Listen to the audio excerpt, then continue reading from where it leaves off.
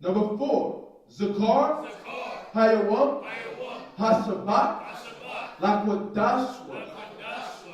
Remember the Sabbath day to keep it holy. Number 5, Kabad, Abaka, Wa, Amaka.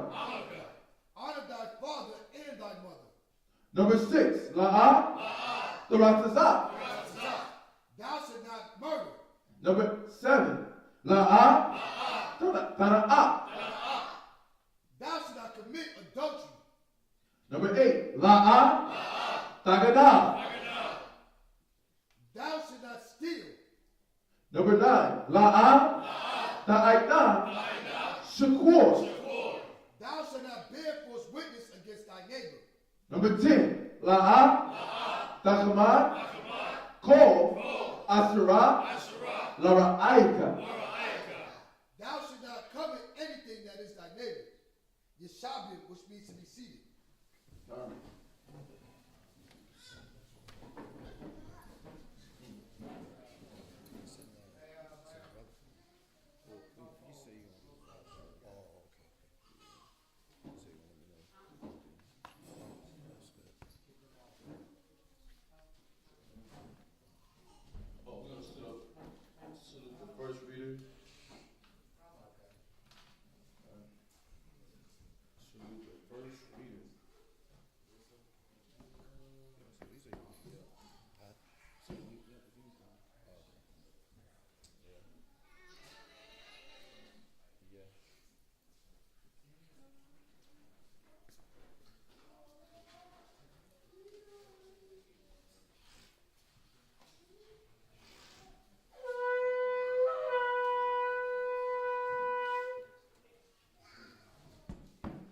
Lakatakan, Sabbath Rabban, Ban Yashala. Lakatakan, Sabbath Rabban, Ban Yashala. Men of Israel, imagine. Barak. Yahweh Hashem Yahushai Barakatam. Yahweh Hashem Yahushai Barakatam.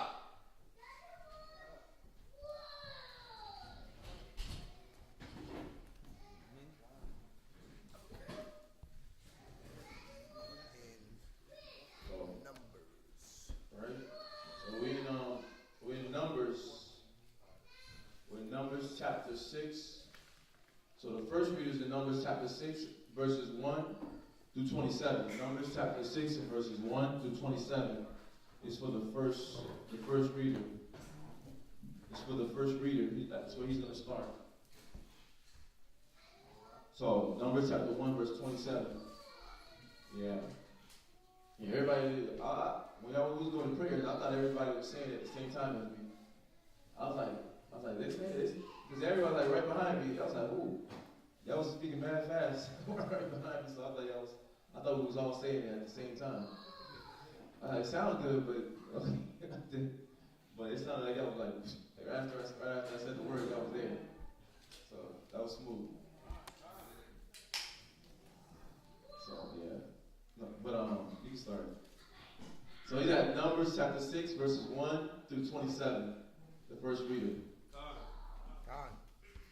Numbers chapter 6 and verse 1. And the Lord spake unto Moses, saying, Speak unto the children of Israel, and say unto them, When either man or woman shall separate themselves to vow a vow of a Nazarite, to separate themselves unto the Lord, he shall separate himself from wine. Right. So basically it's going to give you the instructions, what it is and what they're doing. So just be conscious of it as it goes. What it consists of, basically give you the rules and regulations of what it is to take upon Nazarite vow. So this is what we're reading right now. He says, a vow of a Nazarite to separate themselves unto the Lord. He's going to tell you what he's separating himself from and what he's not doing. Go ahead. Verse 3. He shall separate himself from wine and strong drink, and shall... And think about that though. Think about why that's a part of the vow.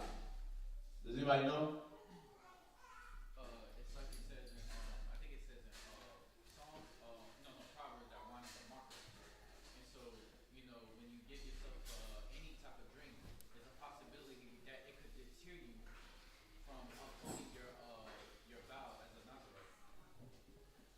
right? That's a good one. That's a good one, but there's another one. That's like I'm thinking it has to do with being sober. boom. Being sober. Because what was the priest not allowed to do in the congregation? Teach while what? Yeah, and then when you think about it as well, it's like, well, what's the thing that can give that can automatically distract you, and you can lose control of it? A drink. Everything else is like it's a ripple effect, slow. But that drink, you drink too much drinks.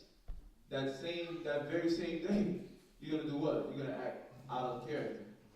You're gonna act out of your normal way of dealing. You're gonna communicate in ways that you don't intend. Now you'll say things and not even remember what you said. You'll do things, not remember what you did, and you'll be lewd. It promotes lewdness when you do it in alcoholism. You see that? When you do it in the sense of being an alcoholic.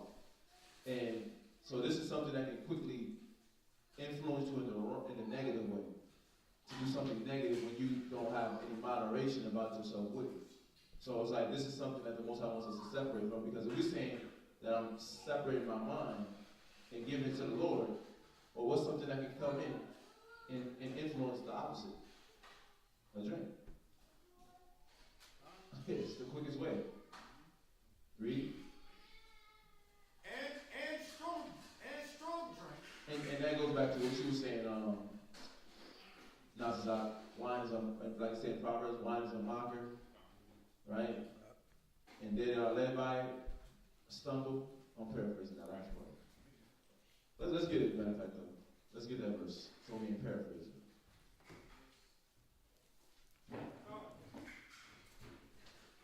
No, it's in Proverbs. But what one you have? What you have? Increasing the rage of the fool.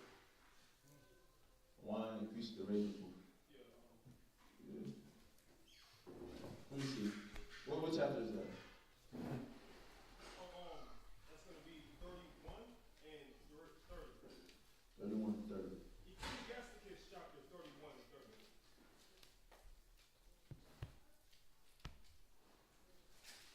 Yeah, you can read that one. Okay. Drunkenness increaseth the rage of a fool till he offend. Right, see that? Because you won't be aware. You're not consciously aware of what you're doing.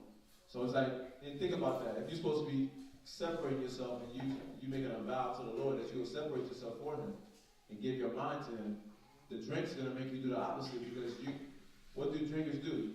They go through the motion of their day. Or they drink their pain away, and then they're what? They're absent-minded. So you're not presently there. So how are you actually meditating on the Lord while you're doing this vow? Because every vow that we did had a spiritual connotation behind it. Because you're supposed to gain from it in the spirit and how to connect more with the Father. But if you let this drink get you to this point where it says, a drunkenness increases the rage of a fool till he offends. Well, it's making you act out of character, because now you're doing it in alcoholism. Go ahead. It diminishes strength. Boom. There's the reason right there. It diminishes your strength. Your mental capabilities, it diminishes your awareness, your spiritual senses, diminishes. Because what really makes us strong? The Spirit. The Word, that will give us life. But those things diminish when you give yourself to that drink. That drink makes you act foolishly, right? When you don't drink it in moderation, when you don't have control over yourself, when you're drinking it because you're trying to take your pain away, that's when it becomes an issue. But this man is separating himself, this woman is separating herself because she wants to hollow her life toward the Lord. Read. And make it wounds. And make it what? Wounds. And make wounds. Right? So, but I like the part when it says it diminishes strength, because that's exactly what it will do if you're trying to focus in, if you're trying to lock more into the Spirit, and you're taking on this natural battle to lock more into the Spirit. Well, what can diminish your strength? The drink, when you don't drink it measurably. So, you got it? I got another one that's important. Go ahead. Oh, what happened? it's over? Oh, hold that. Let me see what he got. What verse is it? What verse? It's 1 Peter chapter 5 and verse 8. All right. Go ahead. Read that. Proverbs chapter 31, we're going to start at verse 4. It says, "It is not for kings, O Lemuel. It is not for kings to drink wine, nor for princes strong drink." Proverbs 31. Verse 5. Proverbs 31 and verse 4. Read that one time. Verse 4. "It is not for kings, O Lemuel. It is not for kings to drink wine, nor for princes strong drink." Is it saying that they can't? It's not saying that they can't do it. It's just that, like the verse that Mazazar read, it diminishes strength. When you give yourself over to it, and now you become an alcoholic. And you deal with your issues through the alcohol. Your alcohol, it deals with your baby mama issue, it deals with your anger issues, it deals with your lust issue, it deals with, you use it for everything. It's your therapist. When the bottle becomes your therapist, it's no good. So it's saying that it's not for kings or princes, because the king and the princess is supposed to guide the people. But he can't do that because his strength is diminished through the drink. Read. Verse 5. "Lest they drink and forget the law." Boom. So the very same reason why you made the vow, you'll forget, because why? You somber in that drink. You connected, you marinated in that drink. And it's causing you to forget what? Forget the law. And you're forgetting about the word of the Most High. You're forgetting about the reason why you made the vow. Read. "And pervert the judgment of any of the afflicted." And that's if your strength is diminished. If you allow your strength and you've been taken over by this drink. But this man was making himself, he was literally hollowing himself to the Lord on all levels. And to the point, drinking. So, was that it? Okay. What's going on? Drinking in the sanctuary. Oh, go ahead. Since we quoted it, so go on. Leviticus chapter 10 and verse 9 Mm. says, "Do not drink wine nor strong drink, thou nor thy sons with thee, when ye go into the tabernacle of the congregation." Because that goes back to his scripture in 1 Peter 5 and 8. Because we were supposed to, the priests, the ministers, just a godly man, an Israelite man and woman, is supposed to always be walking around sober. Right. But when you have influences, right, taking it away from the actual bottle, when you have influences of the world, those things make you drunken, and then you fall into a deep sleep spiritually. And you're not aware of how you come off to people, how you talk to them, right? Your conversations. You can speak brutish, but not even realize you're speaking brutish because you're drunk with that carnal mind, right? Nobody raised you, nobody taught you about etiquette and mannerisms, and so it's like those things is what you can be drunken in spiritually. But just what you're saying, that's why he's saying in the temple, you don't want to do it because then you will cast out the law, or you'll cast out the spirit of the Most High while you're teaching. You won't think about how you're coming on to the people. If you're disrespecting them, how you're making these people feel, are people even receiving the information? You're not thinking about all the things that a sober person would think about. Because a sober person would be considerate. A sober person would be like, dang, well, should I say that? Should I not? They'll think twice before they make a statement. Right? Like that's somebody that's dealing with the word. Obviously, you season with the word. Or even just anybody that's like, have a slight bit of care. They'll think before they speak. Was that it? Wow. Go ahead. It says, "Least ye die. It shall be in statute forever throughout your generation." And it says, "Least ye die." So the Most High is protecting us from ourselves because you can make mistakes. Because I like how that scripture worded it said, it diminishes strength. So the very reason why you did the vow will be null and void. Because you gave yourself to it. So, and we can go to that 1 Peter real quick. Go to 1 Peter 5 minutes. 1 Peter. What you have there? I have Proverbs chapter 20 and verse 1. What's that one? Wine is a mocker. Strong drink is raging. Oh, boom. Because that's what wine does to you when it diminishes your strength. Yeah. Was that it? Whosoever is deceived thereby is not unwise, it'll make you do unwise things, it'll make you say unwise things. And therefore you're unwise. Go ahead, read that real quick. 1 Peter chapter 5 verse 8. Read it loud. Be sober. Be sober. No, okay. Be sober. Be sober. Be vigilant. Be vigilant. Because your adversary, the devil, as a roaring lion, walketh about seeking whom he may devour. Yeah, the most good Tawab precept, man. Yeah, that's right on point, and that's the whole point of why the Most High didn't want us to do that while he was doing the Nazarite vow. Because the whole point is so that you can make yourself holy. You're hollowing yourself, which is you setting yourself apart. And it's so that you can gain strength, so that you can see where the devil is trying to enter in your life. Right. Where the devil is attacking you in your life. Because he'll attack you when you sleep. But what's the quickest way to fall asleep? That Bible. You sleepwalking like a zombie. You sleep on your feet. A dude the other day, what he saying? Take a last breath. Oh! 2 step back. Take a deep breath. Don't touch that. That's my life. There was a brother. He was drunk. He was doing all this weird stuff. He was just jumping back and forth. He talking about killing, and he talking about peace at the same time. He's jumping back and forth between minds. Right. Not a brother in the school. Not a brother in the school. Right. He was everywhere. Yeah. But it's because he wasn't sober-minded. And he didn't realize that bottle, he don't realize that bottle is causing him to say things that ought not to be said. Right? Or acting in a way that he ought not to. Right? Brother from the other night. So,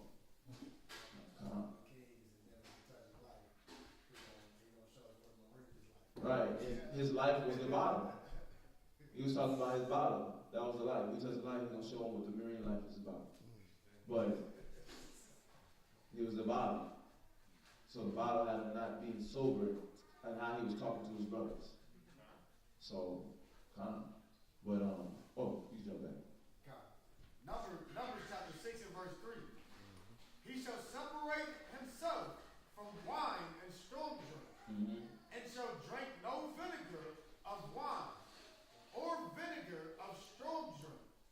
Neither shall he drink any liquor of grapes, nor eat moist grapes, or dry. So let's give you that specific instructions on what he can't do during this vow, this basically like fast. Because he separated himself from certain things. Read. All the days of his separation shall he eat nothing that is made of the vine tree, from the kernels even to the husk. Yeah, I was looking up the things that grow from the vine tree as far as the fruits. And it was like it's like a top 10 list. It says list of fruits that grow on vines. Kiwi, Armenian cucumbers, grapes, we know that, passion fruit, dragon fruit, gooseberries, mouse watermelon, honeydew melon, watermelon, blackberries, muskmelon, hops. That's a fruit I haven't heard that one. That's the hops is what they use. Hops is what they use to make beer. Beer? Yeah. Oh, okay. Yeah, hops up. Oh, okay. Oh, I have heard of that then. Yeah. I heard somebody say that in the mall and not know what it is. Yeah. Okay, so I haven't heard of that. Yeah. They use hops. It says sugar cube cantaloupes, Swiss cheese plant fruit. I haven't heard of that one. Never heard it. Swiss cheese plant fruit. Yeah, I gotta look that up. Chocolate vine. Yeah, that sounds exotic, like one of those exotic fruits. It sounds like avoid eating. Yeah, it sounds like an exotic fruit. Swiss cheese plant fruit. It don't sound tasty though. I'll be good off that one. But then again, who knows? I gotta try it. Y'all never had cottage cheese in a fruit bowl? No. My dad used to eat it like that. I had that. That's what it sounds like. I had fruits and berries. It's pretty much like yogurt though. You say cottage fruit, that's pretty much yogurt. Yeah, it's probably good. Yeah. I don't know about the fruit. I don't know about that Swiss cheese fruit, but what Lakai is saying, that sounds just like yogurt. Yeah. Right? Right. Oh, your dad? Oh, that's a southern style thing? That's a southern thing. It's cottage cheese and fruits? With salt and pepper? Really? I never heard of it. You eat? Oh, y'all eat that? Oh, you eat it? I would buy it, but so I used to work in a nursing home. Mm-hmm. We used to serve it to like the older people. Right. Oh. I used to be like, y'all like, man, I'm not eating that. And they was like, just try it. So I tried it. I'm like, oh, it's good. Okay. So the flavor class is good then. Yeah. Okay. Yeah. Take your word for it. No. You should try it. So you should try it. Oh, no, don't do that one. Cheese and fruits. Oh, is it? I thought it was weird too. It's good. I'll probably try it one day. Just like somebody presented to me, not me going to purchase it. Not a purchase try, but like a try. Does it taste like yogurt or no? Nah, it's No? not taste. It's just like a good mixture of textures and flavors. Okay. Because at first I used to be scooping it up. I was like, ugh, that would be gross. Like, ugh, man. And then come back and then it'd be all gone. Every tray. Everybody, But that was the best thing on the tray. It's like tapioca pudding. Like I thought that was gross. Like I thought that was disgusting. They loved it. Then I tried it. I'm like, oh, this is good. Okay. Oh, yeah. Yeah, hey. 2 or 3. No, go ahead. Jump back. Numbers chapter 6 and verse 5. So basically, verse 4, all of these are the separations. Shall you eat nothing that is made of the vine tree. So that was all the things, we read all the fruits that was made on the vine tree that he couldn't eat. And that was the list that we just went through, the top, I guess the 10. Right? So he couldn't eat those watermelons, those grapes, and it says dried or moist. And so he couldn't eat any of those things. So, or deal with any of those things. So that's what we're figuring out. I just wanted to point that out and make sure that y'all caught that. From the kernels even to the husk. Read. Verse 5. All the days of the vow of his separation, there shall no razor come upon his head, until the days be fulfilled, in the which he separated himself unto the Lord. Right? So he made that commitment. So a part of that vow was, okay, no strong drink, no wine, you can't eat the fruits that come from the vine, and then you can't shave your head. So we're reading the rules and regulations. Until that time, until the days be fulfilled, in which he separated himself unto the Lord.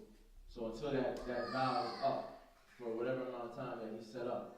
I know that's an idea. I think we looked it up once before, just in case somebody did ask. If there was like a time span, I think it was we found that there was not a number. It was based off of that, probably that person. That vow that person made. I'm going to separate myself to the Lord according to the Nazarite vow for this amount of time. So we had looked it up one time in class. I remember like a year or 2 ago, and we went through all the verses that spoke about a Nazarite, and it didn't speak about a time period. So, come. Well, I got a question. Does anybody know any biblical characters that were Nazarites? Well, I know. Samuel was one. Con, that's on point. Yup. Who else? But, not actually you, so go ahead, say your money.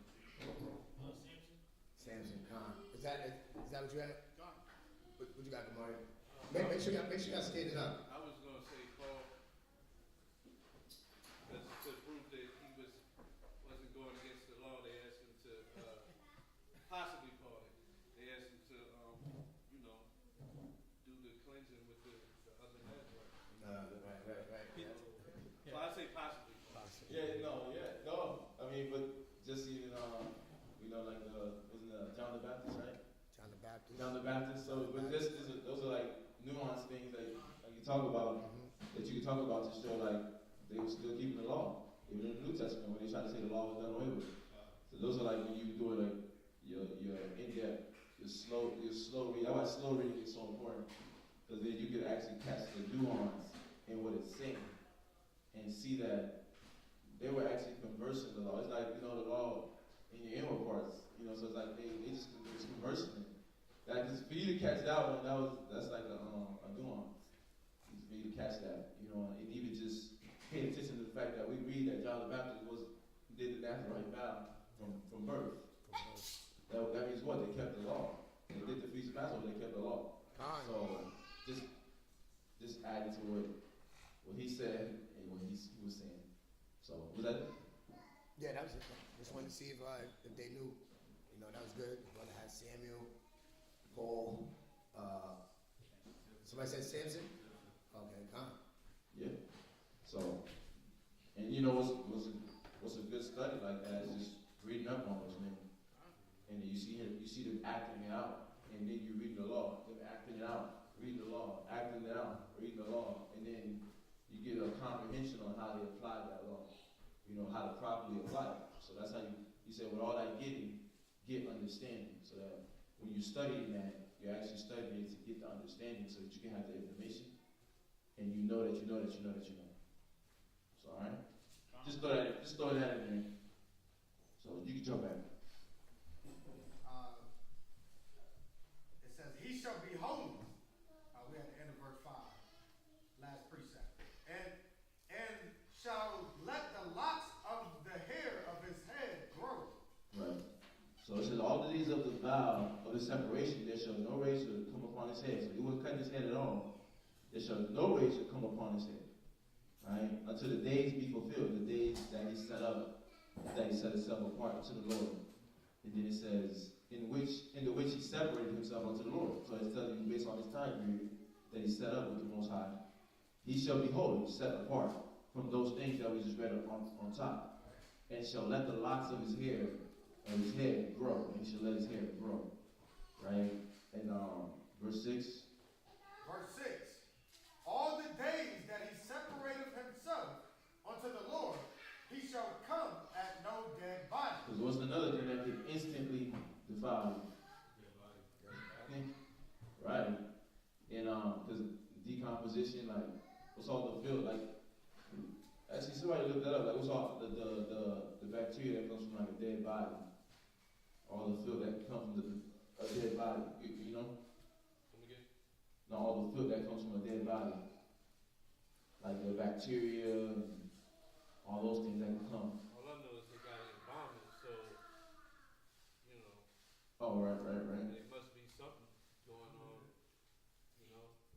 Yeah, gotta be something. Let me see. He gonna, huh? I got possible infection. Possible infections from touching the dead. So you can get infected by touching a dead body. That's all you got? It's a list of them though. Oh, call someone up. Call them out. Tuberculosis. Hepatitis B and C. Hepatitis B and C. HIV/AIDS. Ew. Creutzfeldt Jacob disease. Jacob's disease. Meningococcal disease. So it's you can get basically a bunch of diseases from touching the dead body, being around dead body. So we see why the Most High don't want you around a dead body. I mean, that's clear even without looking that up, but just to actually know the details is even better. Yeah.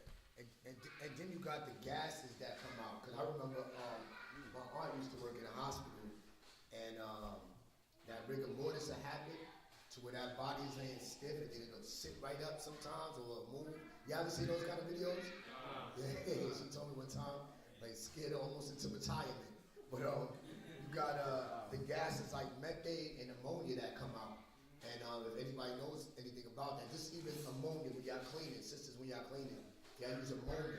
If you expose yourself to ammonia for longer periods of time, that can get into your system. It affects like your spleen, your liver, like your organs. So you want to be careful when you're dealing with ammonia. Ammonia and methane. Methane is that's no joke. Y'all see that? What you got? Hepatitis. What's hepatitis? You said who? What you said what? Inflammation in your liver, of the liver, right? Inflammation of the liver, so your liver get inflamed. Causes pain, right? Like a aching pain. Hepatitis. I know the different B and forms. C. Yeah. Yep. Yeah. I look up the Jacob's disease. It says a degenerative brain disorder that leads to dementia and death. It says Jacob's disease may occur spontaneously. It says be inherited or be transmitted by contact with infected tissue, the dead body, such as during a transplant or from eating contaminated meat. But it's that exposure.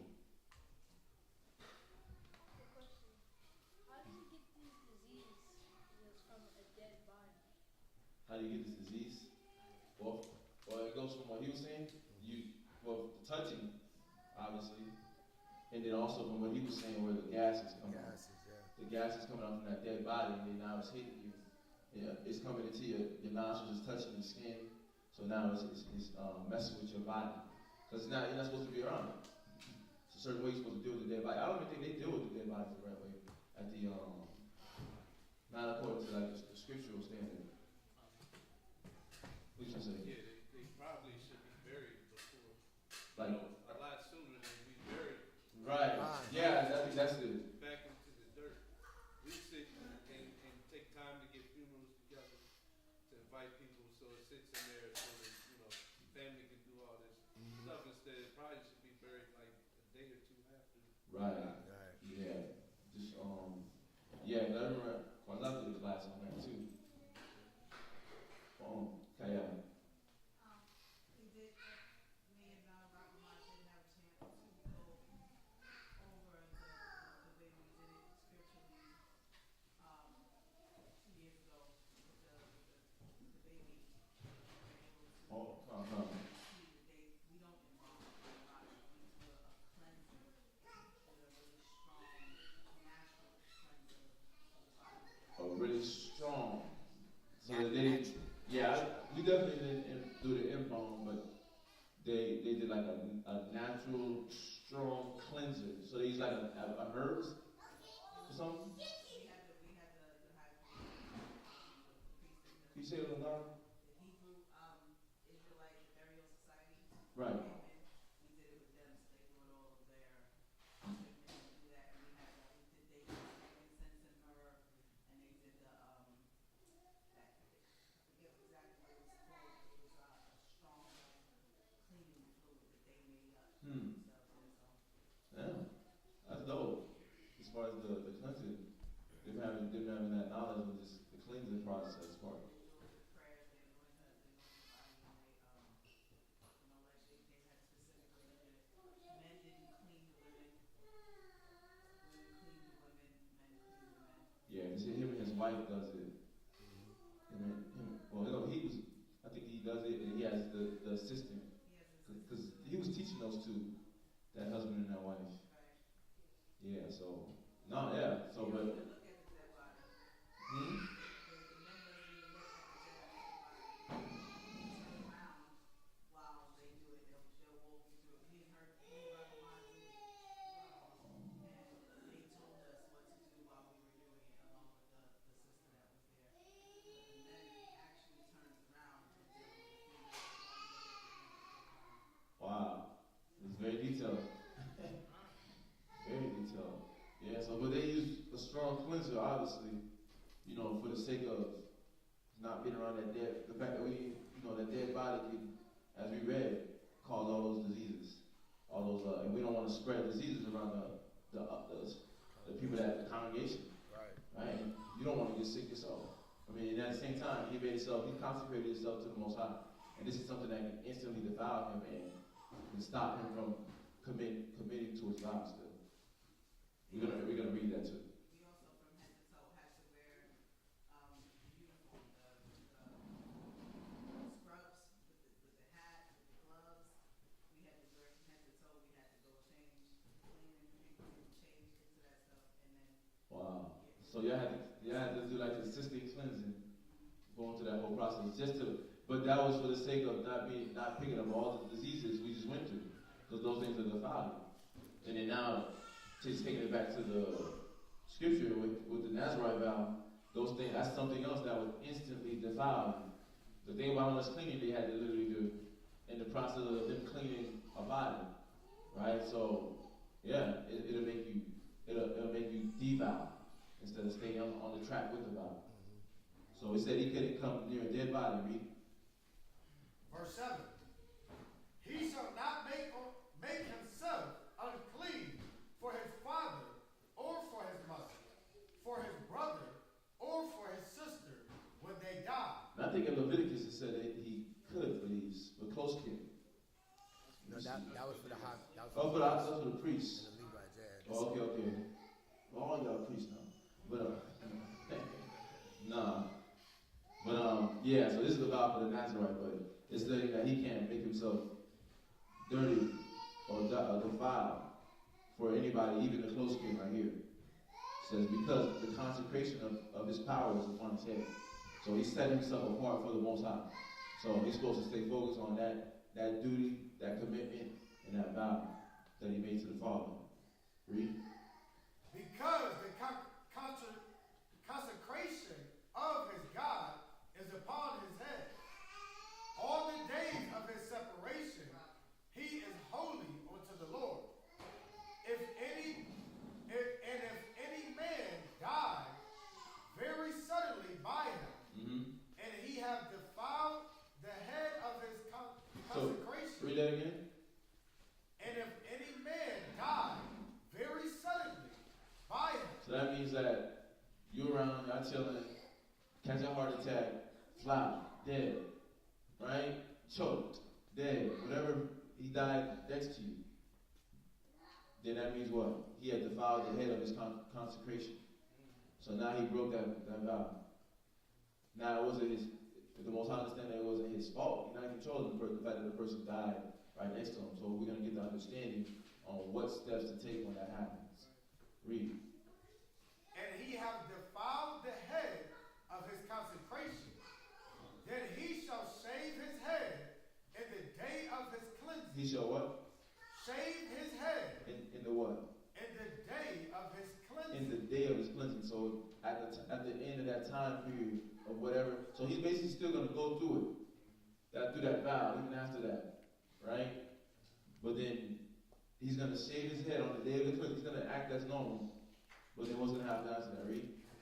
On the seventh day shall he shave it. Right. He shall shave his head on the day of his cleansing. On the seventh day he shall shave it. So the day of his cleansing. Let me read that one more time. Go ahead, read that. It says, and if a man die very suddenly by him, and have defiled the head of his consecration, then he shall shave his head in the day of his cleansing. Right, the day of his cleansing. The day that he gets cleansed from that defilement. Huh? Yeah, that's what I'm yeah. I caught the wording kind of almost tripped me up. But the day that he's cleaned. And Amen. Oh, go ahead. Amen also saying he pretty much his vow is done. He goes into that cleansing, right? Right. Yeah, because y'all remember. It interrupts it. Right, but he's still going to go through it with it. But in that time when he has to get cleaned up, he's got to shave it. Then like grow it again. And he's gonna read on. Oh, I don't want to jump ahead of the. Okay. Yeah. This is a question. Yeah. It's gonna clarify some more. But that wording, I read it earlier, and then the wording kind of just hit me all over again just now. I want you to read that second part again. Then shall he cleanse it. Then shall he shave his head in the day of his cleansing. Right. So when he's about to be cleansed after the fact that he's been defiled, that's what he's saying. Read. On the seventh day shall he shave it. So from the time that he got cleaned, right? Let's say today I got cleaned, right? Then the 7 days pass. Then on that seventh day is when I will shave my head. Because that's allowing the purification process to go through. That's allowing me to be purified and clean. So you only shave your head once? Is that what you're saying? Yes, only once. Because so basically that first part is letting us know that he's going to save it. He's letting us know this is what he's going to do. But then that second part does though. This is the day he does it. Right. And that's what the wording. I read it earlier, and then I thought I caught it, but then I caught it. I really just caught it at this moment. It separated it too. The wording kind of like it catches you. It's quick, but that comma fits into that comma. Says, then shall he shave it in the day of his cleansing, on the seventh day shall he shave it. So from that day that he get cleaned up and purified from being around that dead body, 7 days pass, and on that seventh day, that's when he shaved it. So, Because we see that in a lot of the laws, the Lord gives us like 7 days to be fully clean. Because you see that when the man has an issue with his flesh, they have to bathe for the 7 days. And then they'll be clean on the 7th day. Right. But that's in a couple spots. Right, yeah. And I like that. Yeah, I was just looking at the NIV and it pretty much it goes straight on there. Oh, yeah. They shave their head on the 7th day.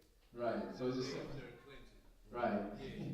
Just So, changes the word. yeah. So it just goes to the very from the day you get clean, 7 days pass, that day. On that 7th day, he shaved it. So we got that.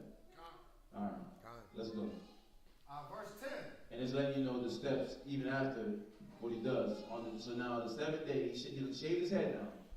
On that 7th day. And this is what he's doing on the 8th day. Read. And on the 8th day, he shall bring 2 turtles or 2 young pigeons to the priest, to the door of the tabernacle of the congregation. So he wasn't even going inside. He was just bringing it to the door.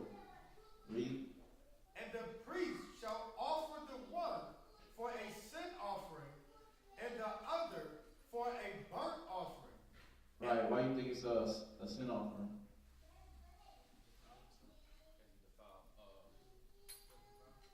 You what? Yeah, remember, you gotta raise your hand, and then you gotta stand up. Remember, you got a new brother. You want to show them the right example. So you gotta stand up, raise your hand. Don't just blurt it out.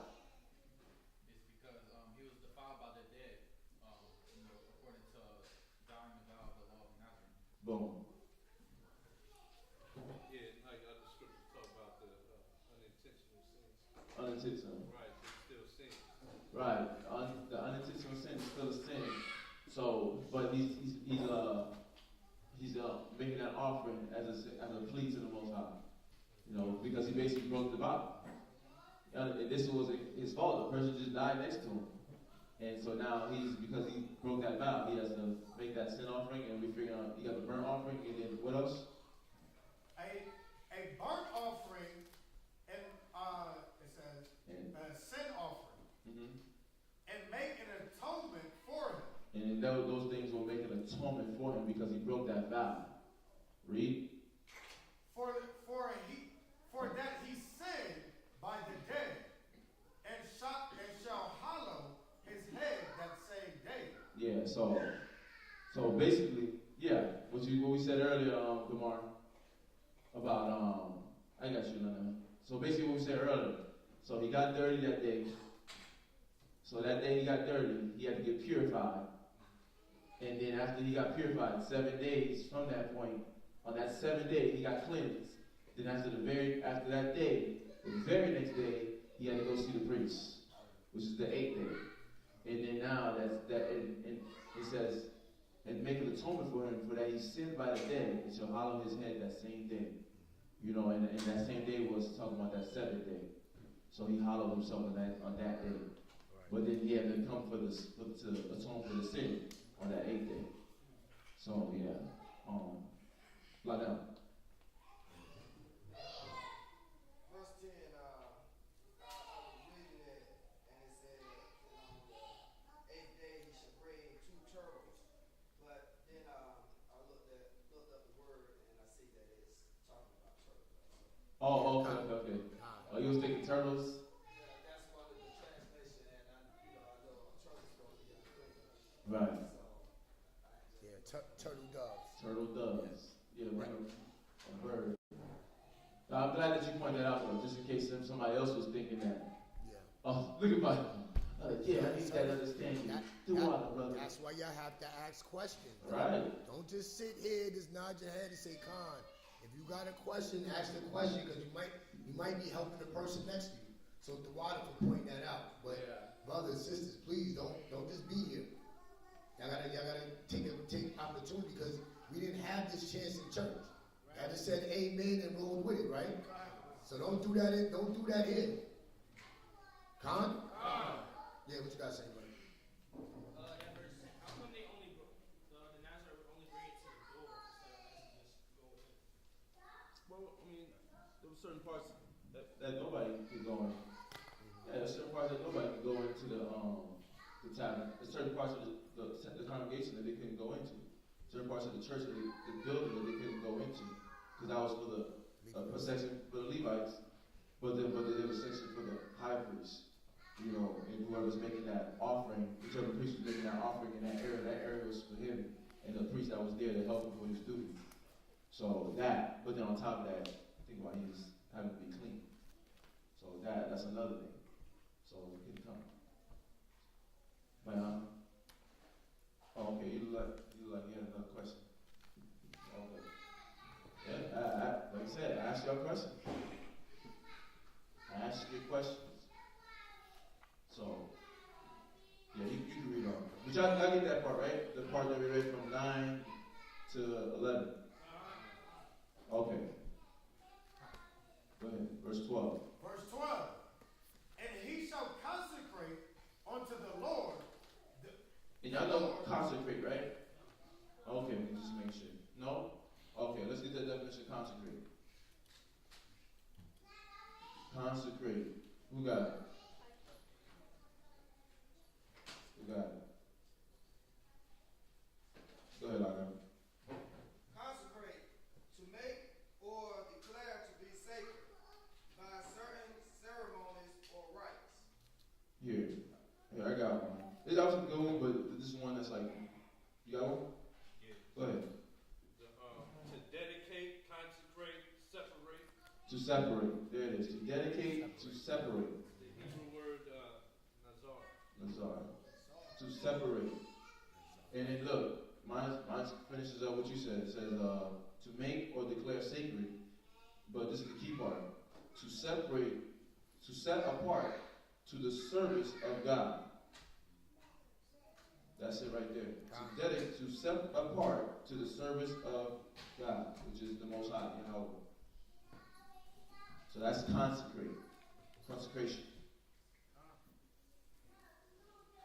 Consecration. To set apart to the service of Yahweh. Alright, so you got that Manatza? Manatza. Manatza. Go ahead. Oh, what's going on? Yeah, this is speaking about rededicate. Hmm? This is speaking, now he's got to rededicate what I was asking earlier, right? Oh, what you was asking? Like, he defiled his separation, now he has to do it again. Okay, yeah. Yeah, because it's worded that way also in the other text. Oh, the definition for No, consecration? like the NIV. But yeah. He has to rededicate himself. Yeah, it's gonna go, I think it's gonna go through that. Yeah, I was asking if you agree. It's Right. Another, now he's got to do the same period again. He has to start over. Yeah. Huh? Yeah. I mean, let's get this, I wanna go through it. I don't wanna just, but I know in some form of fashion it talks about what you're saying, but I wanna just, cause I read it earlier, but I wanna get just the details of it. That's why. But no, what you were alluding to, as far as him doing it over again, that part, yeah. Yeah, that's what I was asking. Yeah. That part. I got a question for verse 11.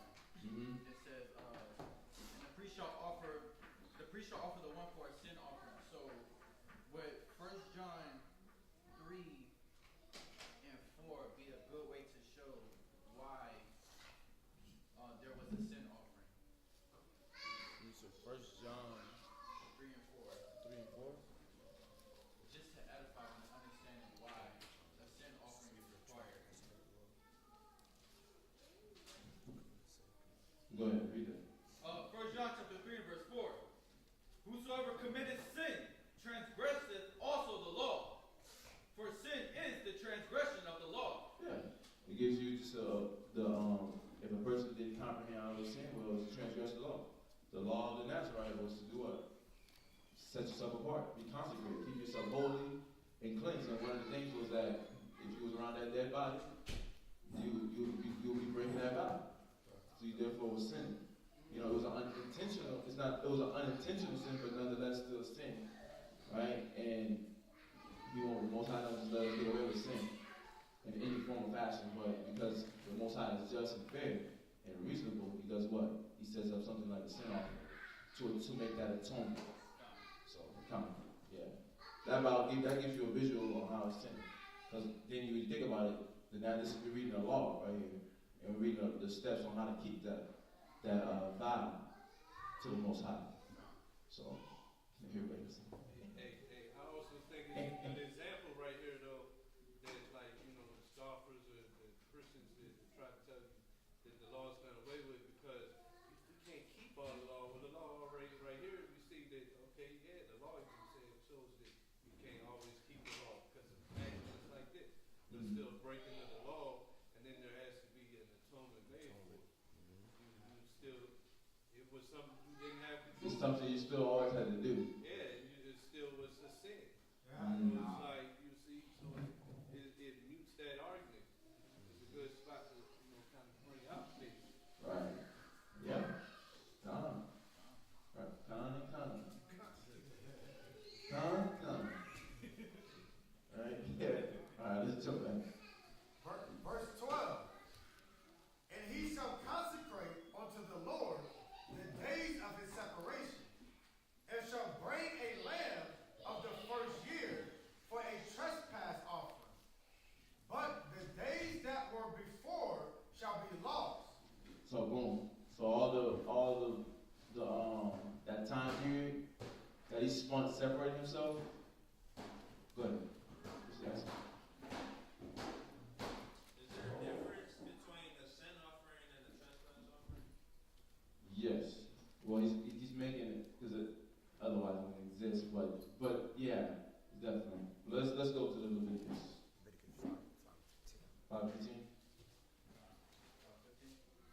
Because he trespasses, it's sin. Right.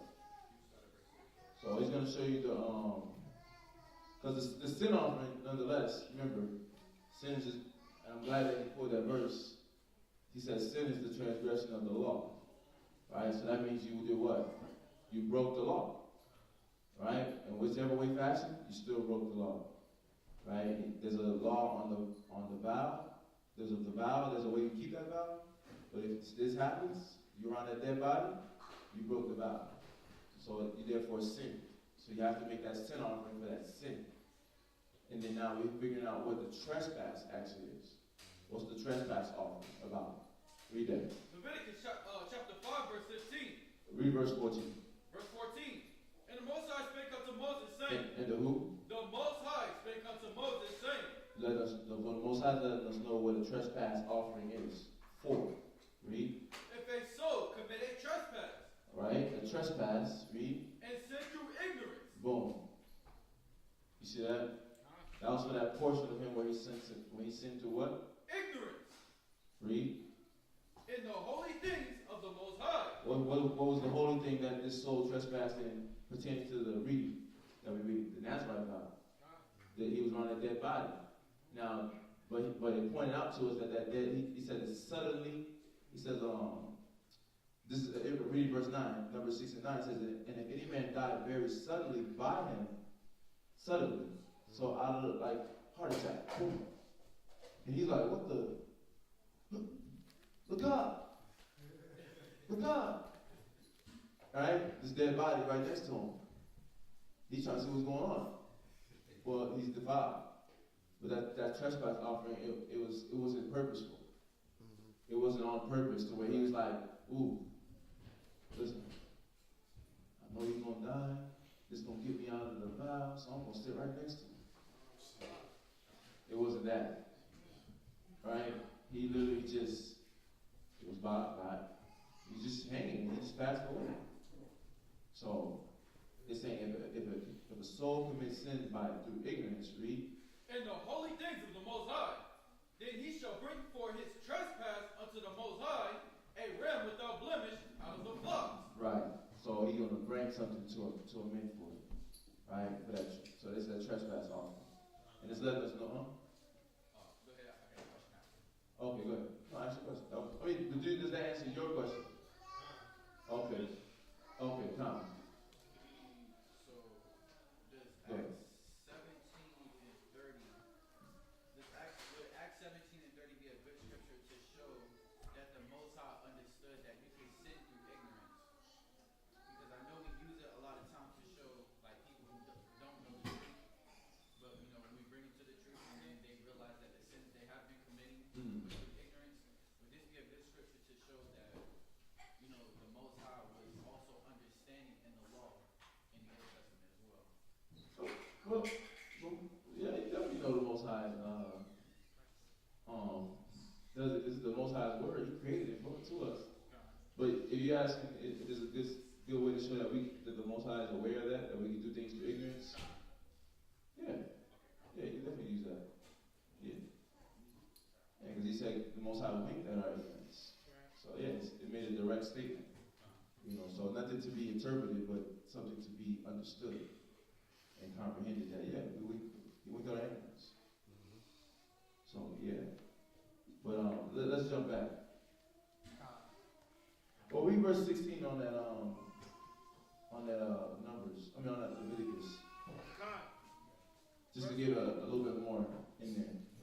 Leviticus 5 and verse 16. And he shall make amends for the harm that he had done in the holy thing. Yeah, because he still did wrong. So he still has to make the amends. The atonement. Right. He still has to make that amends. Right? Read on. And shall add the fifth part thereto, and give it unto the priest.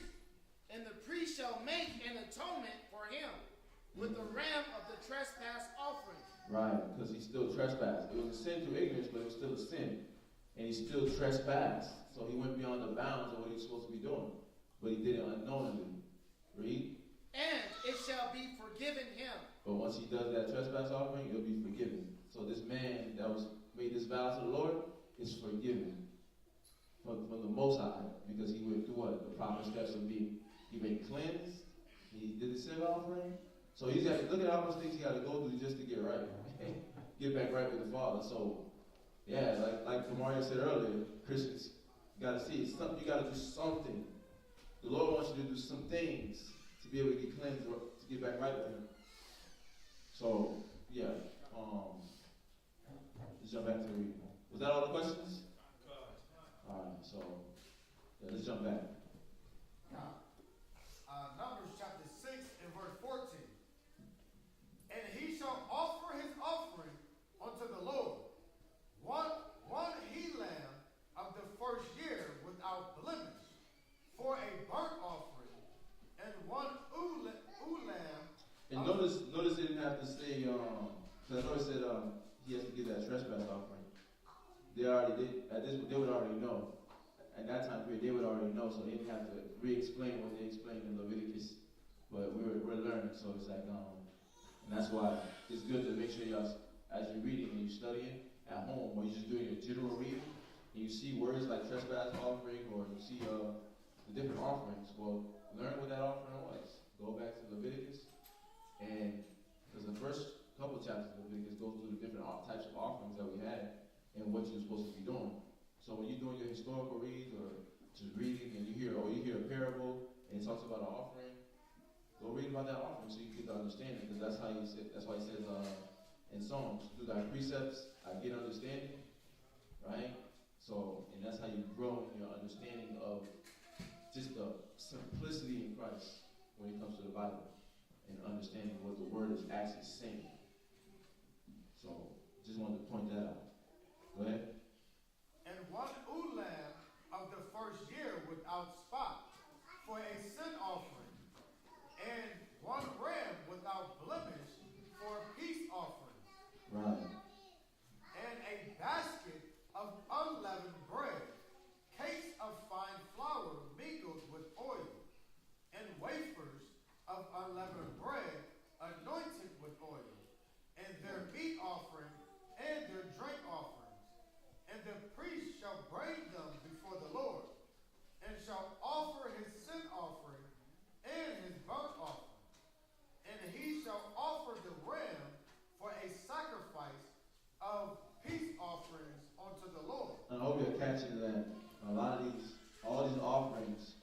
without blemish and unleavened.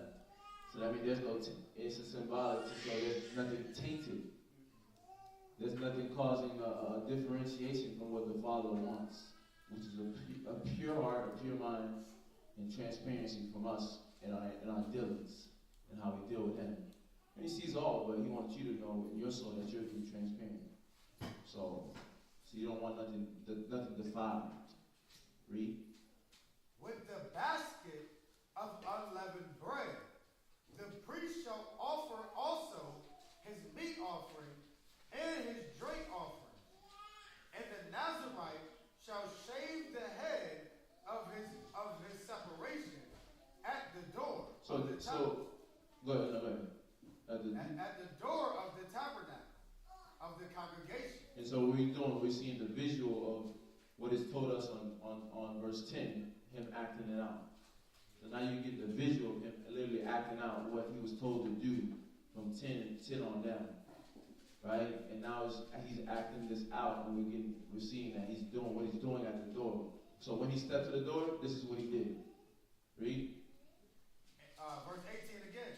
And the Nazarite shall shave the head of his separation at the door of the tabernacle of the congregation, and shall take the hair of the head of his separation, and put it in the fire, which is under the sacrifice of the peace offering.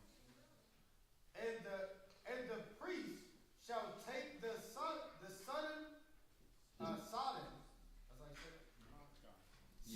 shoulder of the ram and one unleavened cake out of the basket, and one unleavened wafer, and shall put them upon the hands of the Nazarite, after the hair of his separation is shaven. And the priest shall wave them for a wave offering before the Lord. This is holy for the priest, with the waved breast and heave shoulder.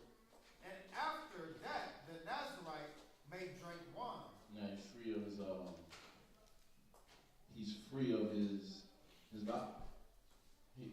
So we're reading that he's free of his vow. And I'm still looking for that part. I thought I read something that said it. Where he's talking about him doing it again. I want to see. Or I hope it was something I just misread, but I think I've seen that though. I'm trying to catch that. Huh? Where did you see that at, Lamar? I think we read the same thing. So, I was saying in verse 12. Verse 12. Where it says, and he shall consecrate unto the Most High the days of his separation. Oh, okay. No. And then it says, but the days that were before, in the same verse, but the days that were before shall be lost, because of his separation was defiled.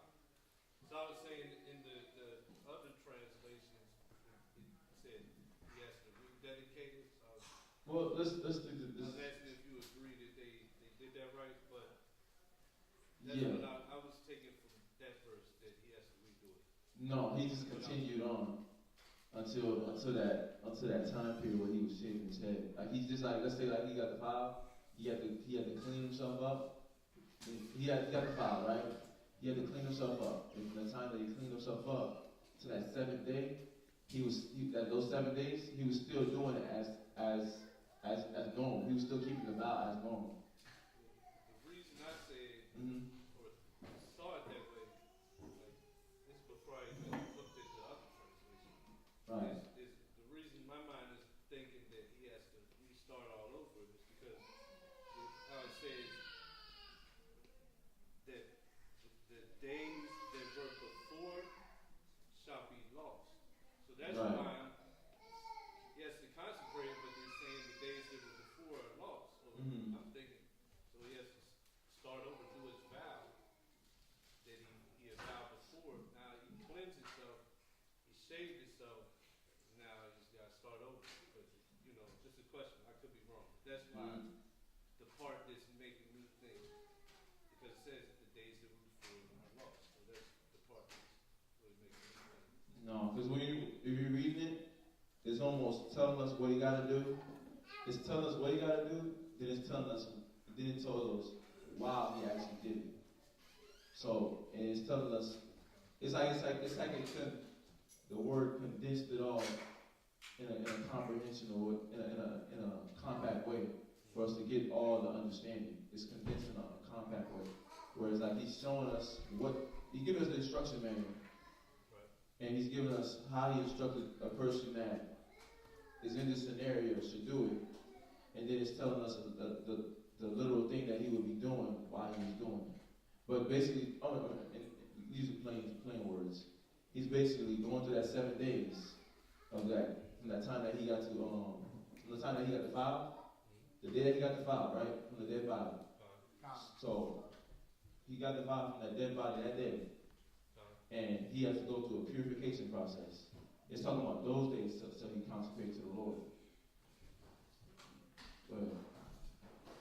Right, but that cleansing period, though, isn't that the cleansing period that you actually go through for the dead body, regardless? Like when you get the dead body, then that's the cleansing period for that, correct? Like maybe I'm wrong. Is there a cleansing? Hey, Tiana. My bad. Hold on. Tiana, could you turn the volume on this mic louder so that the person that's speaking in the back can be heard? Or not speaking in the back, but you know. I can speak louder. That too, but the mic gotta be a little louder too. Yeah.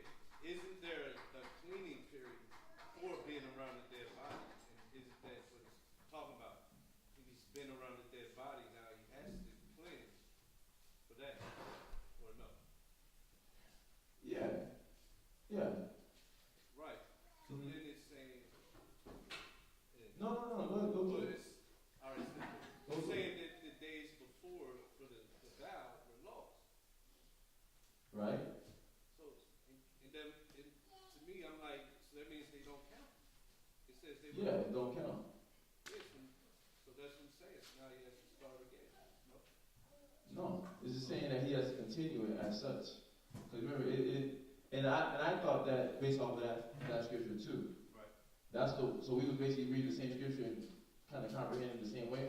Yeah. But as I read it, it's not saying that. He's just saying he's going to consecrate unto the day of the Lord.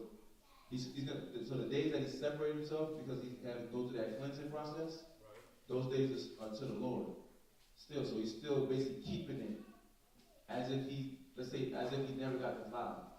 But those days are still lost because the vow has been broken.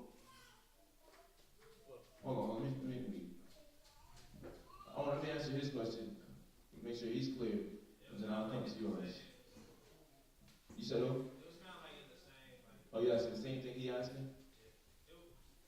Go ahead. So the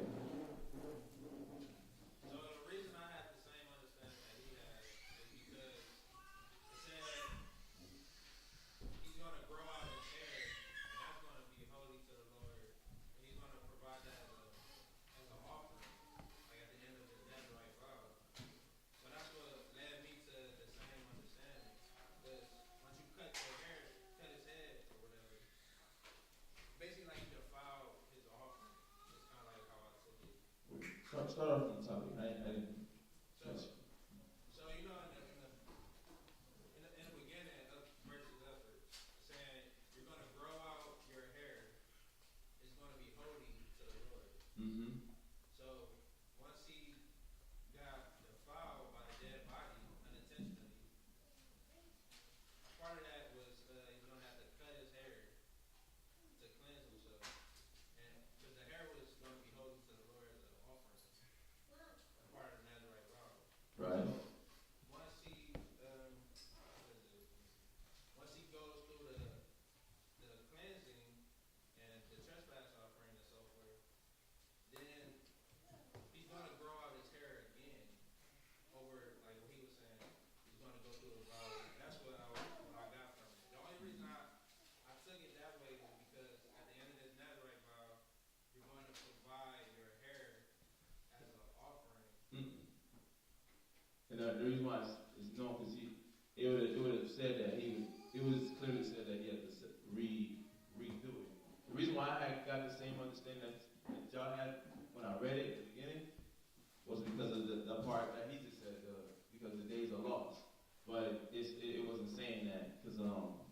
it's saying that he's just going to continue it as such, and he's going to cleanse himself. Because when we jump to verse 19, I read verse 19 again.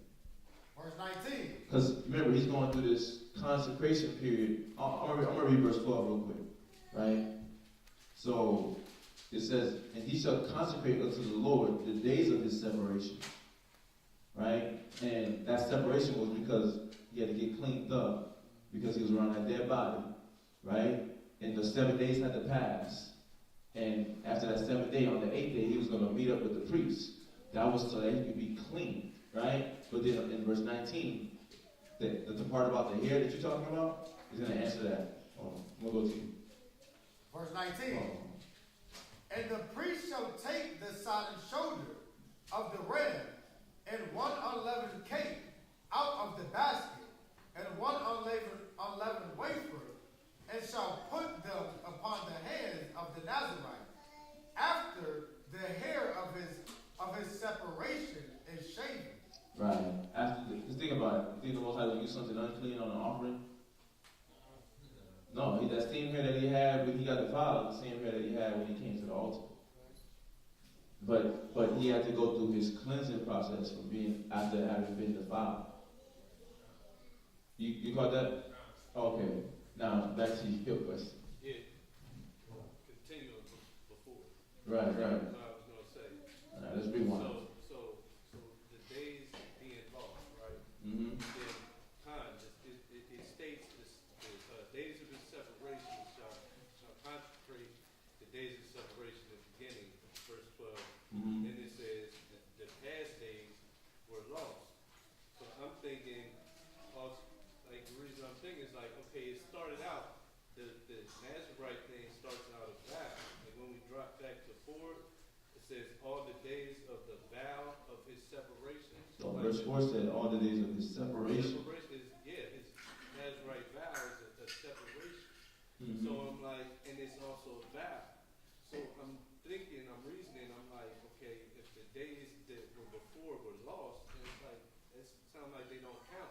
If I don't, like I'm thinking, if I make this vow, right? If I do, and this happens to me, I'm thinking, okay, well, I didn't pay my vow because it was ruined, so now I Can I have to say start this? over because, real quick, I'm almost done. No, wait.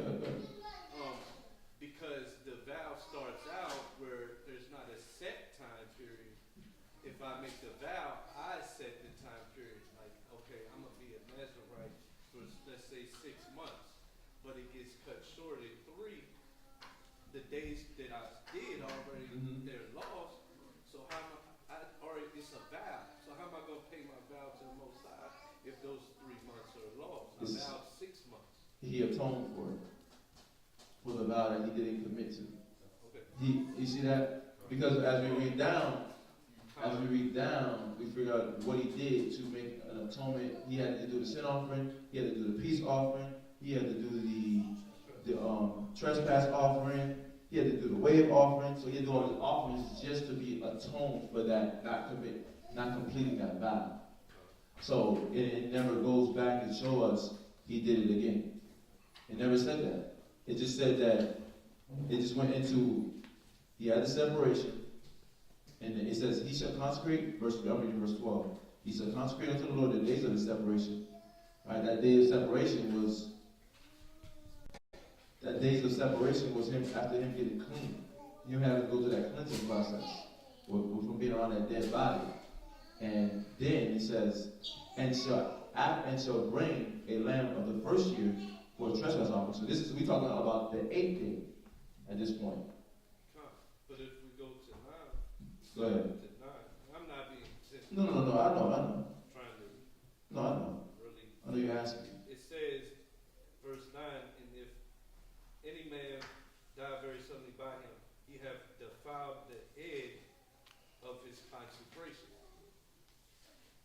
Then he shall save his head in the day of his cleansing. Mm-hmm. 7th day shall he save it, and on the 8th day he shall bring blah. But so, yeah, that's like it's all of it. This got me like thinking.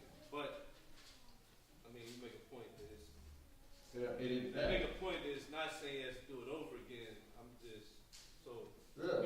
I could be wrong. No, I'm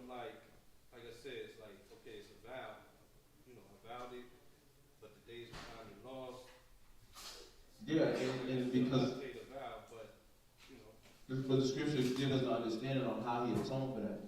Because he wasn't able to complete the vow because somebody died next to him and it wasn't his fault. Right. And that's why, well, I'm glad he went to the Leviticus law about the trespass offering. That was because he did it in ignorance. He didn't do it, like, he didn't know that man was going to die next to him. Right. That was in ignorance. So, okay, so it's not saying he has to do anything. No. It was in ignorance, he atoned for it. He atoned for But it. in the days behind are still lost, so the atonement's for that.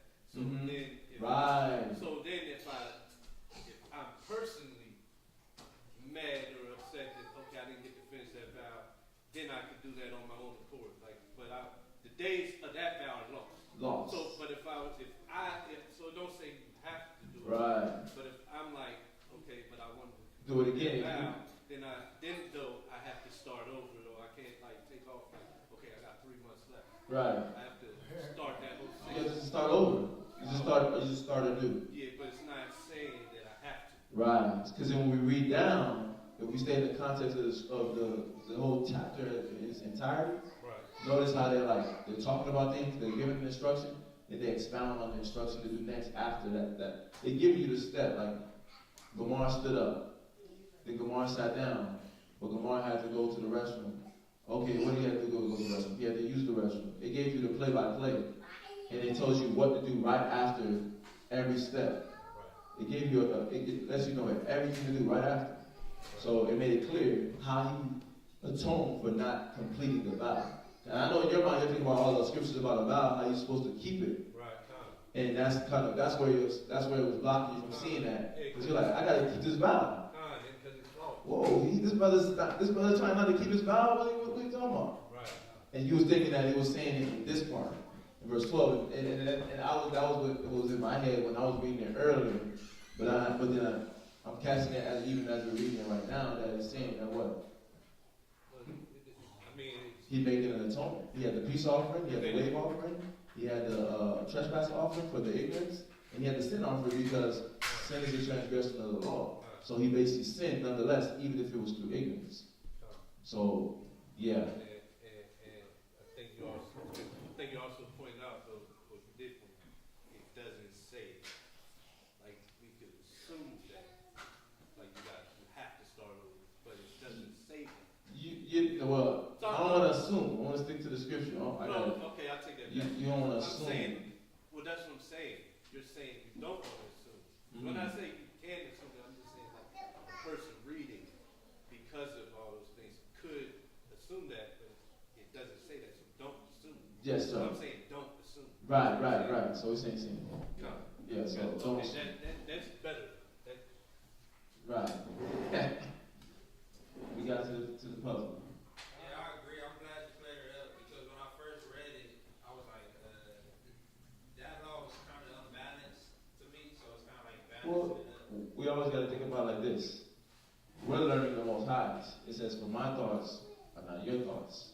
For my ways are not your ways. So the Most High is always clear. But then there's something that I'm lacking in my understanding to understand that, what he's saying. So I have to get the understanding. And that's why earlier I was like, through that precepts I get understanding. But then also and that's why I also said earlier, the simplicity of Christ. When you think about all the things that the Lord set up, he always set up a way for us to not just, like think about it, offerings are there so that you don't just die for the sin that you committed. Right? So that's like your defense. So what am I missing? Every time I'm reading something and I don't understand it, but something else says something, and it's like it seems like they're conflicted, you have to always say, okay, the Most High doesn't contradict himself. He's never has, right? The Most High is clear. He's always been clear. So that's something that I have to grab.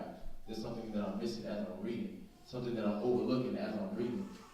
So what were you saying? I haven't read this portion for a minute. Mm-hmm. The way I remembered it was like, all right, you Nazarite vow, then something happens, you get the vow. Then basically like it never ends.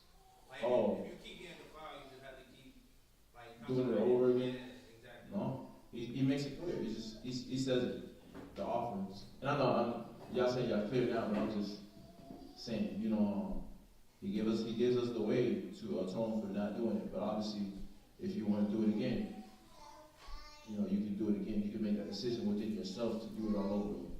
You know, and because when we ended out, because we read everything, it says, now jump into verse 21, read. Oh, all right, I was going to say something when that was verse 20. Well, I was looking at the same thing.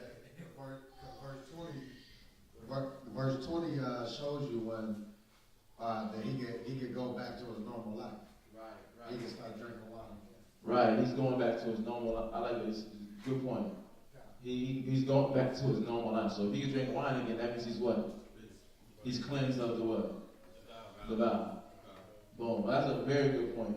So that's a very good point. So yeah, that was a good one. Verse 20. I want to highlight that one. That heat. Verse 20. Okay, good. We're going on. Verse 21. Verse 21. This is the law of the Nazarite who have vowed and of his offering unto the Lord for his separation. Beside that his hand shall get according to the vow which he vowed. So he must do after the law of his separation. Right. So if he did that. If that happened, the death, the body, this is what he's supposed to be doing. And then after that, he's clear. Right? So he's supposed to do, it's letting you know, it's basically saying, verse 21 is basically saying, the things that he said he's committed to in the vow, he got to stay committed to it.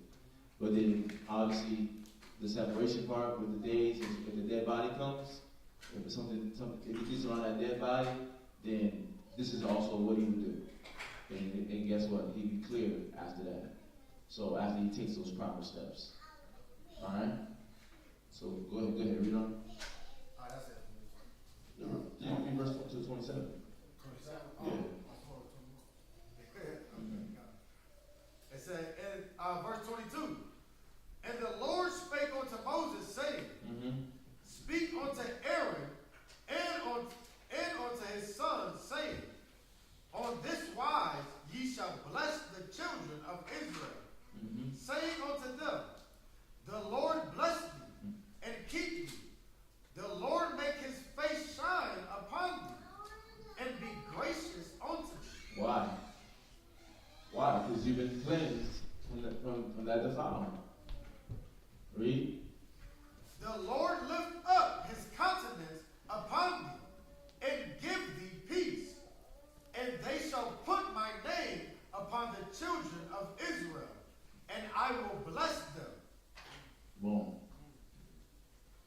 Yeah, so that's the first reading. So, see, right there, that's the anointing prayer that we read when you get anointed after class. So that's from Numbers. So y'all wanted to highlight that just to know about the anointing prayer. Numbers 6. So we'll start at verse 22 all the way to 27. And, you know, that's the anointing prayer. Who's next?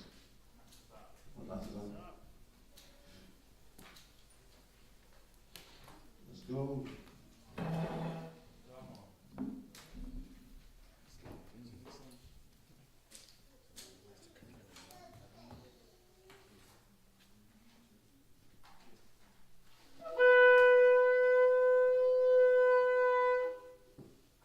Natazak, Chanakah, Shabbat Shol, Yahweh, Ban Yashala. Nazat Kanata, so with the soul, Nazat Kanata, with the soul, Yahweh, Banyashala. The Israel, imagine, Barak. Yahweh Bashim, Yahweh Shabrakatum. Yahweh Hashem Yahshua Barakatah. Is that Nazat Kanata? Should be up.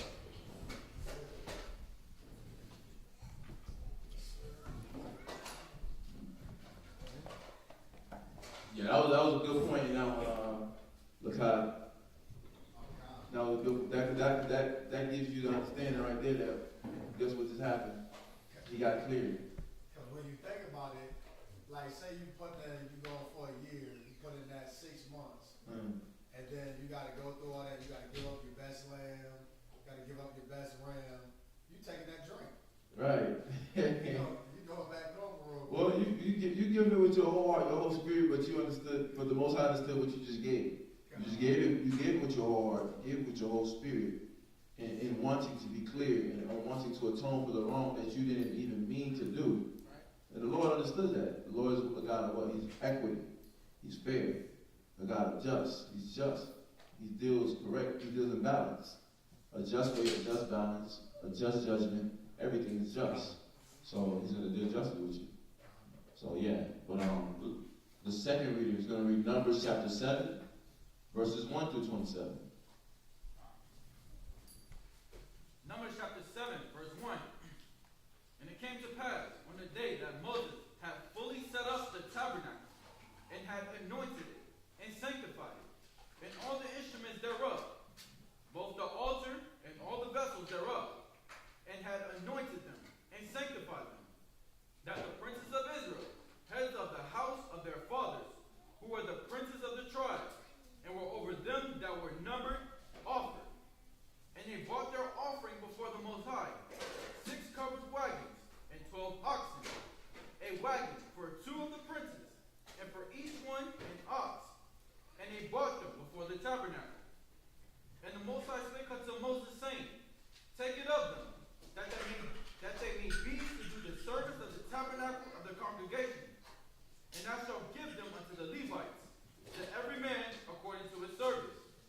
And Moses took the wagons and the oxen, and gave them unto the Levites. Yeah, you got to take care of your Levite.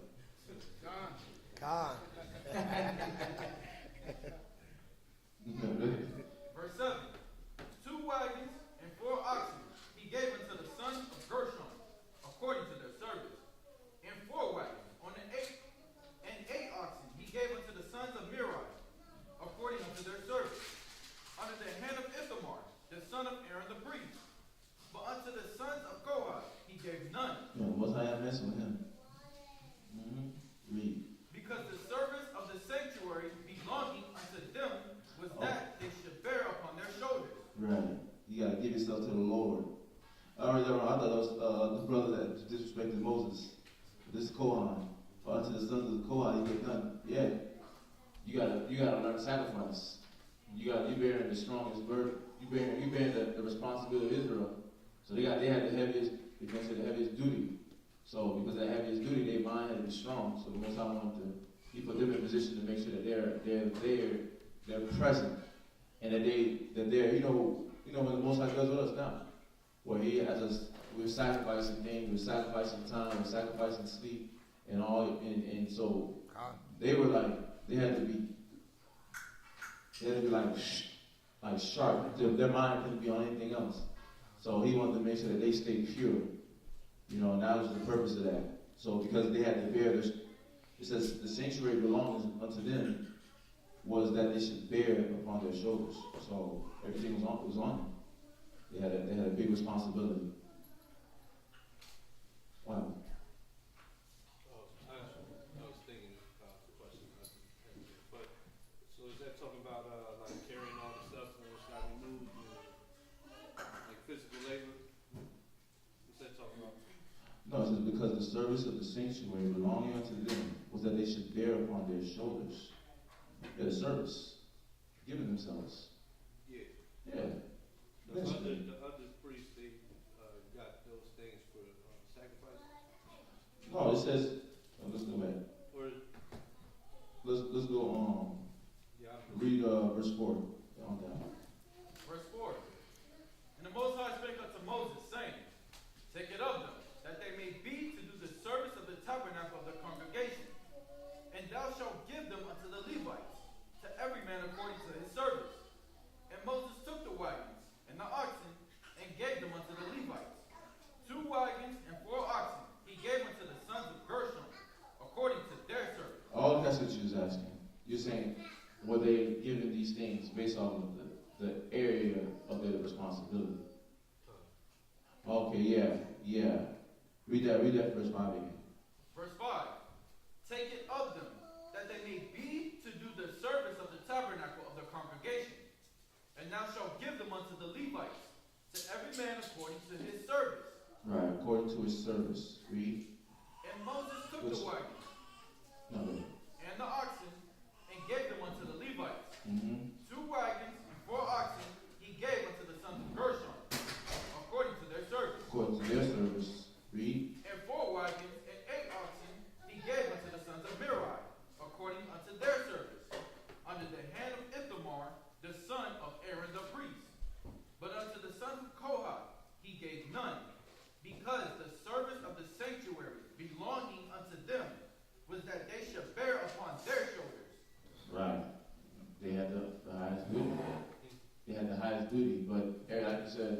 it's giving everybody according to their duty, what they were doing. So it was to the tabernacle.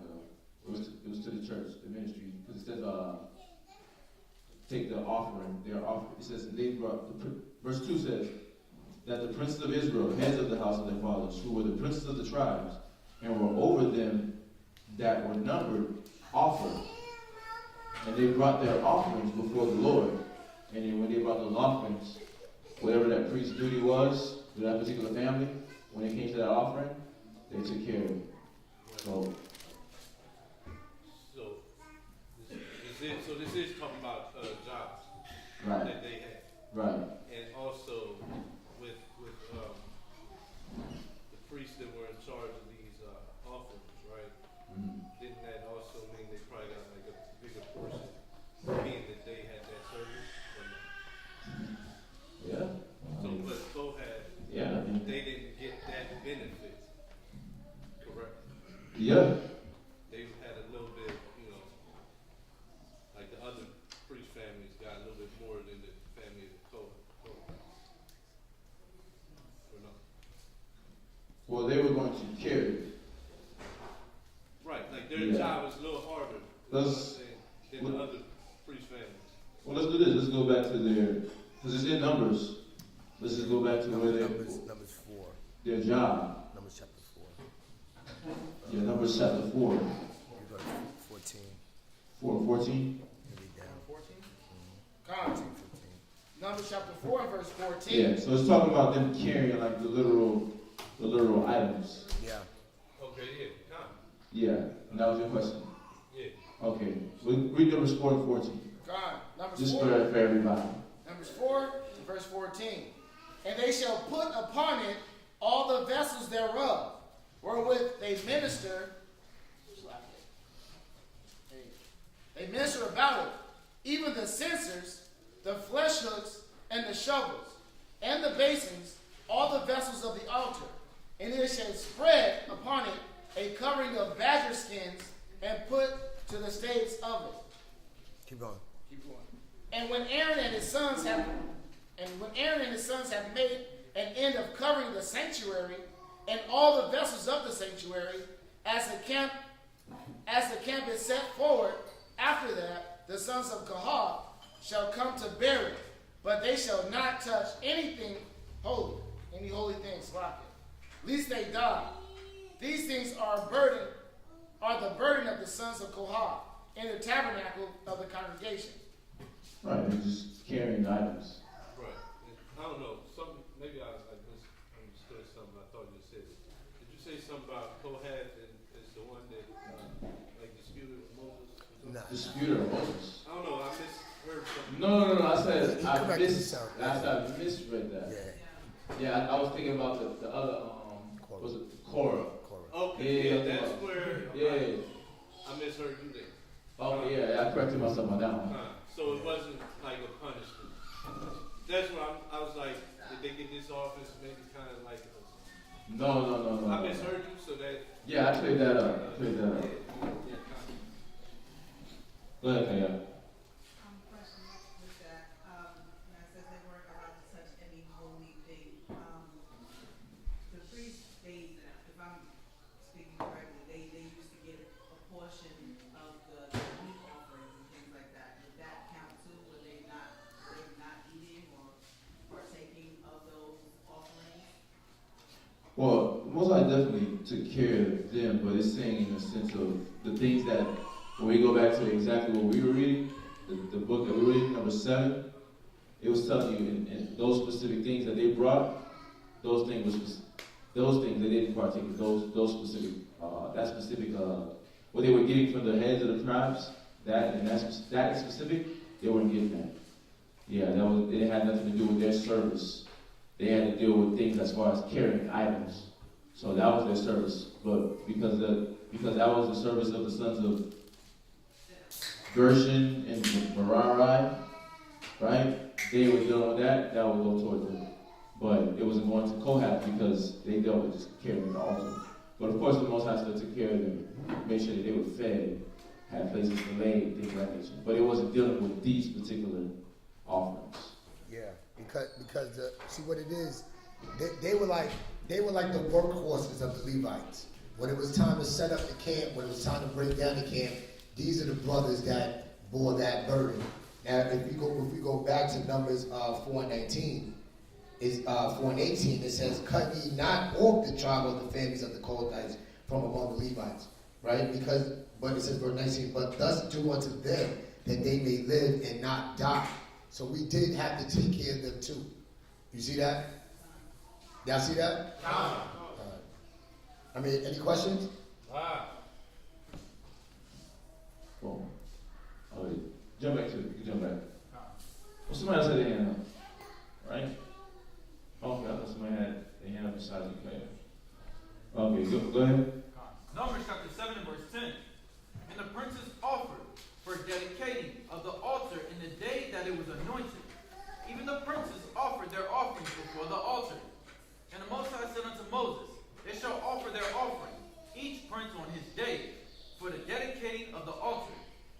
And he that offered his offering the first day was Nahshon, the son of Amminadab, of the tribe of Judah. And his offering was 1 silver charger. The weight thereof was 130 shekels. 1 silver bowl of 70 shekels. After the shekel of the sanctuary, both of them were full of fine flour mingled with oil for a meat offering. 1 spoon of 10 shekels of gold, full of incense. 1 young bullock, 1 ram, 1 lamb of the first year for a burnt offering. 1 kid of the goats for a sin offering. And for a sacrifice of peace offerings, 2 oxen, 5 rams, 5 he-goats, 5 lambs of the first year. This was the offering of Nahshon, the son of Amminadab. Verse 18. On the second day, Nathaniel, the son of Zuar, prince of Issachar, did offer. He offered for his offering 1 silver charger. The weight whereof was 130 shekels. 1 silver bowl of 70 shekels. After the shekel of the sanctuary, both of them of fine flour mingled with oil for a meat offering. Verse 20. 1 spoon of gold of 10 shekels full of incense. 1 young bullock, 1 ram, 1 lamb of the first year for a burnt offering. 1 kid of the goats for a sin offering. And for a sacrifice of peace offerings, 2 oxen, 5 rams, 5 he-goats, 5 lambs of the first year. This was the offering of Nathaniel, the son of Zuar. On the third day, Eliab, the son of Helon, prince of the children of Zebulun, did offer. His offering was 1 silver charger, the weight whereof was 130 shekels. 1 silver bowl of 70 shekels after the shekel of the sanctuary. Both of them full of fine flour mingled with oil for a meat offering. 1 golden spoon of 10 shekels, full of incense. 1 young bullock, 1 ram, 1 lamb of the first year for a burnt offering. That's it. Next read.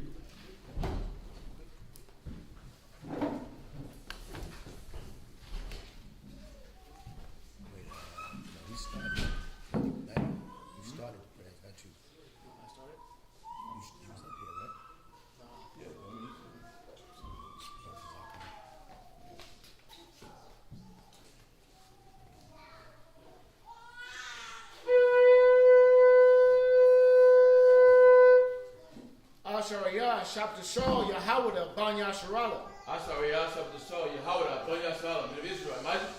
Barak. Yahawah Ba'ashim Yahushai Brakatam. Yahawah Ba'ashim Yahushai Brakatam.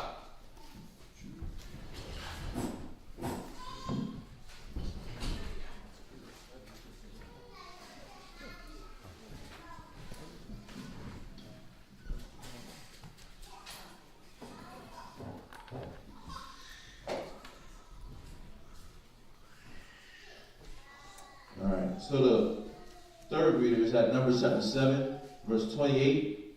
So the third reader is at Numbers chapter 7, verse 28 through 54. Numbers chapter 7, verse 28 through 54. All right.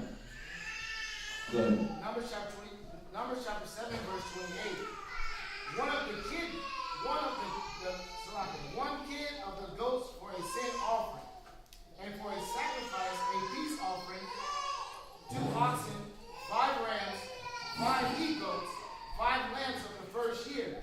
This was the offering of Eliab, the son of Helon. On the 4th day, Eleazar, the son of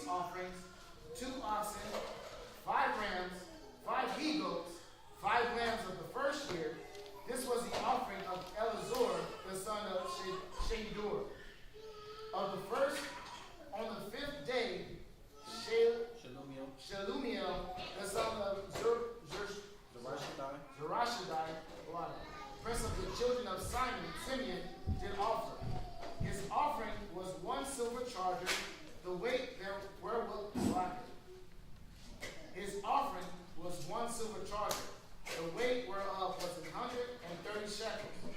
1 silver bowl of 70 shekels, after the shekel of the sanctuary. Both of them full of fine flour, mingled with oil for a meat offering. 1 golden spoon of 10 shekels, full of incense. 1 young bullock, 1 ram, 1 lamb of the first year for a burnt offering. 1 kid of the goats for a sin offering, and for a sacrifice of peace offerings, 2 oxen, 5 rams, 5 he-goats, 5 lambs of the first year. This was the offering of Shelumiel, the son of Zerashadai. On the 6th day, Eliasaph, the son of Duiel, prince of the children of Gad, offered. His offering was 1 silver charger of the weight of 130 shekels, a silver bowl of 70 shekels, and the shekel after the shekel of the sanctuary.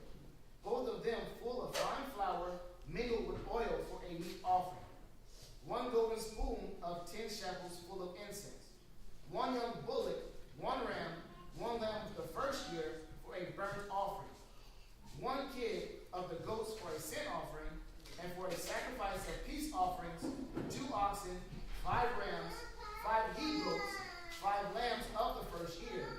This was the offering of Eliasaph, the son of Deuel.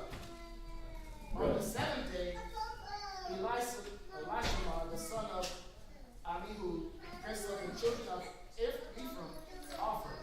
His offering was 1 silver charger, the weight whereof was 130 shekels. 1 silver bowl of 70 shekels, after the shekel of the sanctuary. Both of them full of fine flour, mingled with oil for a meat offering. 1 golden spoon of 10 shekels, full of incense. 1 young bullock, 1 ram, 1 lamb of the first year for a burnt offering. 1 kid of the goats for a sin offering, and for a sacrifice of peace offerings, 2 oxen, 5 rams, 5 he-goats, 5 lambs of the first year.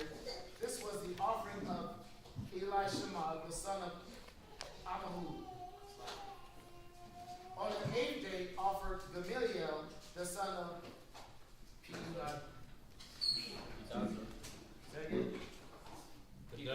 Pedazur, prince of the children of Manasseh. That's it? Yeah, I mean, you just reading the offerings. Literally reading what they actually end up giving. So that's what 1, 2.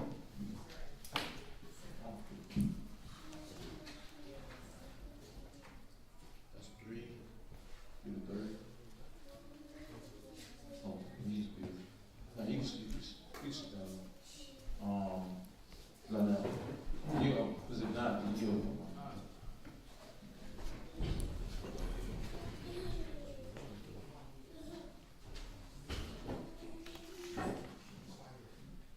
Alright, so the next read. You go better. Oh, so we have the 4th group. Okay.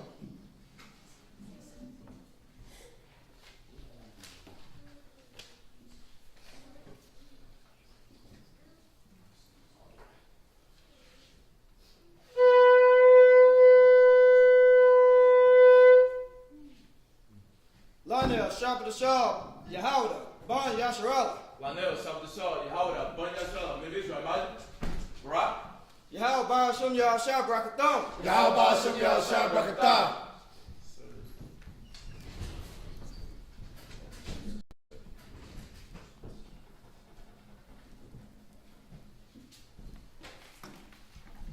So the 4th reader is going to read from Numbers chapter 7 and verse 55. Numbers chapter 7, verse 55 through Numbers chapter, all the way through Numbers chapter 8 and verse 1. Wait, no. Hold on. Yeah, you go. Oh, 81. Oh, my bad. I read that wrong. Numbers chapter 7, verse 55 through Numbers, all the way to Numbers chapter, verse 81. So Numbers chapter 7, verse 55 through 81. Numbers chapter 7, verse 55. His offering was 1 silver charger of the weight of 130 shekels, 1 silver bowl of 70 shekels, after the shekel of the sanctuary, both of them full of fine flour mingled with oil for a meat offering.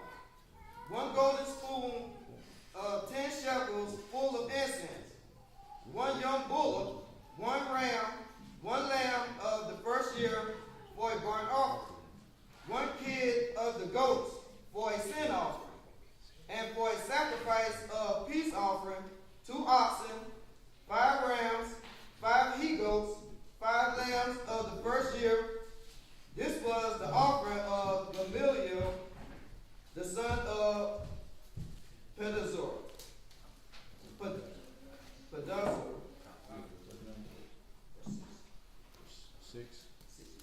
60? Okay. It says, Pedazur, yeah. On the 9th day, Abidan, the son of Gideon, prince of the children of Benjamin, offered. His offering was 1 silver charger, the weight whereof was the weight thereof whereof of fine. The weight whereof. The weight whereof was 130 shekels, 1 silver bowl of 70 shekels, after the shekel of the sanctuary. Both of them full of fine flour mingled with oil for a meat offering. 1 golden spoon of 10 shekels full of incense. 1 young bullock, 1 ram, 1 lamb of the first year for a burnt offering.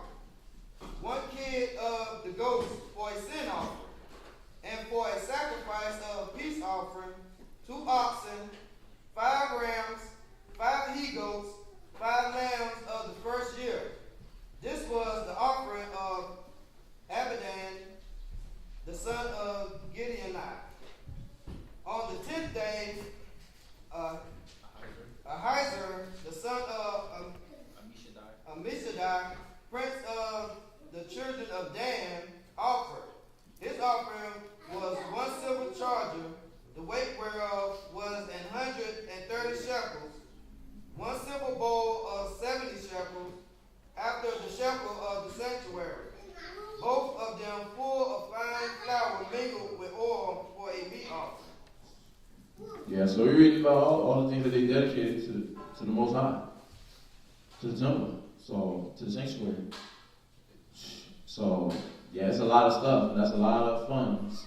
It's a lot of goats, bullocks. Remember, this was their goats, the animals. That was their finance at that time. Remember, this is not that middle of the mall gold that we're reading about. So we're reading about real gold. So this and silk and real silver. So we're reading about they're giving up real valuable things. But what's the lesson we can gain in that the carnality should have more value than the spirit, because look at them, they're giving it up willingly. They're just giving this up because they know what they're giving to. But we don't have any of those things that they have. What's the greatest thing that we always talk about that we have is our spirit. And because we have our spirit, that's the greatest thing you can get. Literally, think about it. And for all these things that they have, you can put pride on the altar, dedicate that to the altar.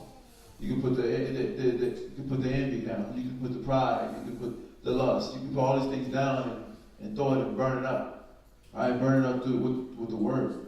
Burn it up by just communicating with your brothers. Burn it up by just being humble.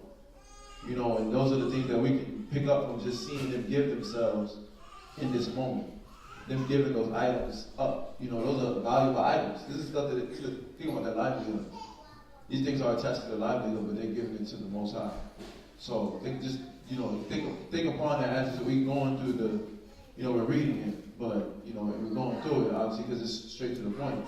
But if you want to take something from it, how can I give myself now, knowing that I don't have those things that they have, right? And they would still have to do what? Because the Most High didn't care that they was giving all that. He cared more about what you was giving when it came to your spirit.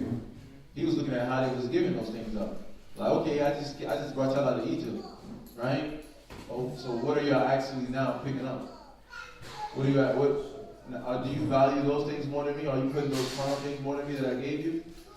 Okay, let me see. Let me put you to the test. Right? Well, what things can he put you to the test with now? Your family, if you have a family, if you're married. Right? Your kids. Right? How you deal with those things. Can you forgive? Can you actually admit? Can you confess? Can you be humble to receive correction? These are things that he challenges us with now. Because we don't have so-called valuable things, right? I say so-called because we know what's the most valuable thing is your spirit. You know, these are these carnal things. These are like things that we just enjoy as human beings. You know, the gold, the jewelry, looking flashy, all those things. Those are just things that humans take joy in. But the Most High don't take value in that. He takes value in your spirit or where you at.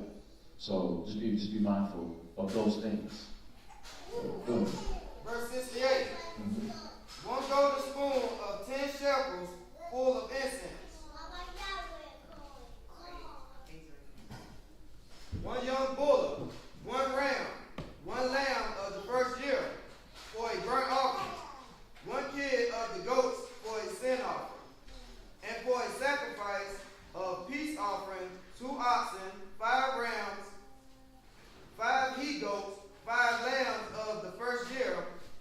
This was the offering of Ahiezer, the son of Ammishaddai.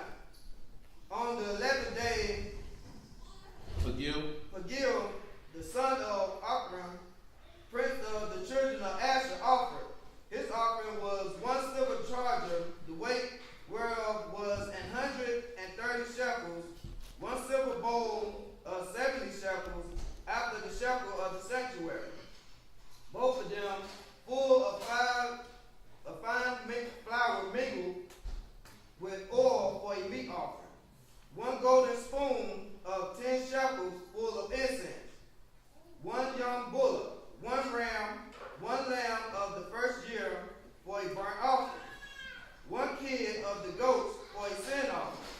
And for a sacrifice of peace offering, 2 oxen, 5 rams, 5 he-goats, 5 lambs of the first year. This was the offering of Pagil, the son of Akram. On the 12th day, Ahara, the son of Enan, prince of the children of Naphtali, offered. His offering was 1 silver charger, the weight whereof was 130 shekels, 1 silver bowl of 70 shekels, after the shekel of the sanctuary.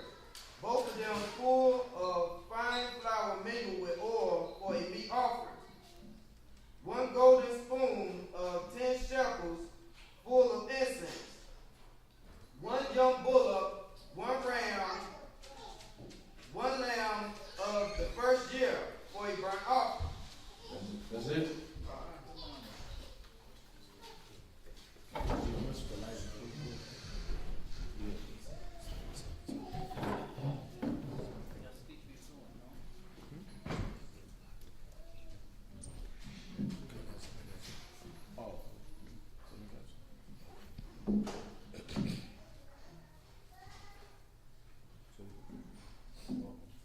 Where do you?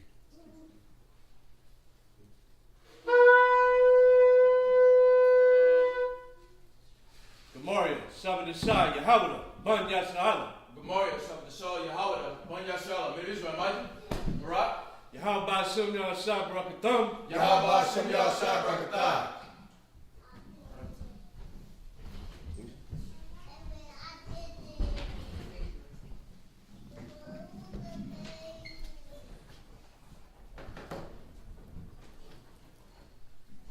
This is the 5th reading.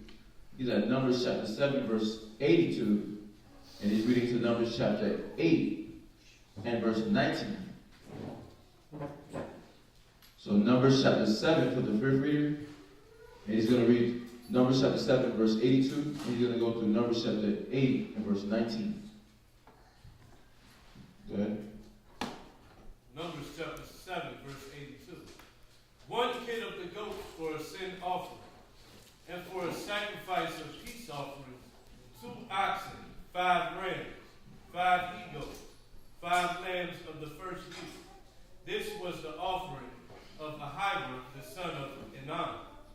This was the dedication of the altar in the day when it was anointed by the princes of Israel. 12 chargers of silver, 12 silver bowls, 12 spoons of gold. Each charger of silver weighed 130 shekels. Each bowl 70. All the silver vessels weighed 2,400 shekels. So this is a sum of everything that was gathered. So look at that though. You say, what's accepted, a willing mind, not according to what you had not, but according to what you had. And they was given what it was given, right? And everybody was given evenly, so that what? Nobody's giving more, nobody's giving less, but by an equality, right? He said, I don't mean for other men to be burdened and others at ease. So everybody's giving what? Something even. The man had a number, they all agreed on that number, and they all given according to that number. And it's accumulating to a lot. It's a lot of money. It's a lot of items, a lot of money, a lot of gold, a lot of silver. And it's this is talking, think about it, we're talking about real gold, real silver. So, go ahead. After the shekel of the sanctuary, the golden spoons were 12, full of incense, weighing 10 shekels apiece, after the shekel of the sanctuary. All the gold of the spoons was 120 shekels. All the oxen for the burnt offering were 12 bullocks, the rams 12, the lambs of the first year 12, with their meat offering, and the kids of the goats were a sin offering 12. And all the oxen for the sacrifice of the peace offerings were 20 and 4 bullocks, the rams 60, the he-goats 60, the lambs of the first year 60. This was the dedication of the altar. After that it was anointed.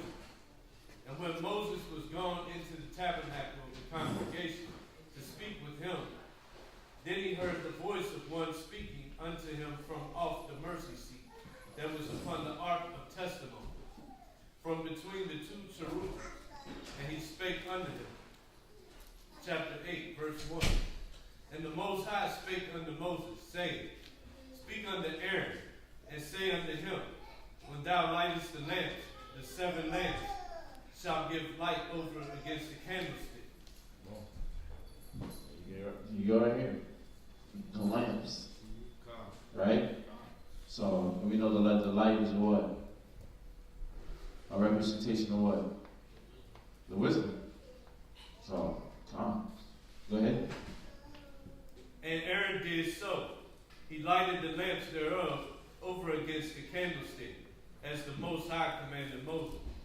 And this work of the candlestick was of beaten gold, unto the shaft thereof, unto the flowers thereof, was beaten work, according unto the pattern which the Most High had showed Moses.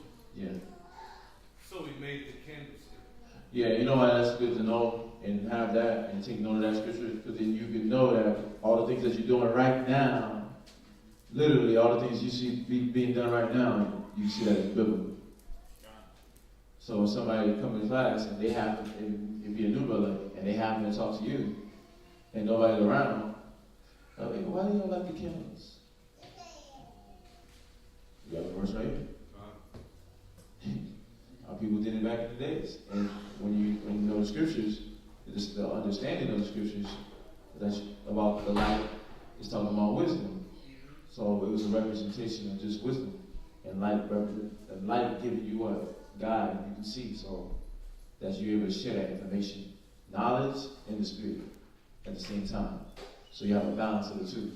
So this is the knowledge, and then you know the spirit behind that knowledge. That act. So get calm. Go read on. And the Most High spake unto Moses, saying, Take the Levites from among the children of Israel, and cleanse them. And thus shalt thou do unto them, to cleanse them. Sprinkle water of purifying upon them, and let them shave all their flesh, and let them wash their clothes, and so make themselves clean. Then let them take a young bullock with his meat offerings, even fine flour mingled with another young bullock shalt thou take for a sin offering. And thou shalt bring the Levites before the tabernacle of the congregation. And thou shalt gather the whole assembly of the children of Israel together. And thou shalt bring the Levites before the Most High. Yeah, but you see how all these things that we did, it was a carnal, it was a physical act, but they had all spiritual connotations behind it, right? And that's important to be conscious of that, because then as you're reading it, you should be examining, okay, I see they're doing these acts. They were doing things at a high level, and they were doing things at a high level, and they had a lot of workload, and they had a lot of details they had to attend to. And imagine, the Most High is gracious with us right now in this time period, but we're not doing all those things that they were doing. Because if they made one mistake, remember the dude touched the Ark of the Covenant. He had a good intention. The Most High told nobody to touch it, and what happened? Drop dead right there in that moment. Right? But now you have grace where you can actually get it right. And what's the most important thing the Most High wants us to be aware of? Go to Matthew 22:25.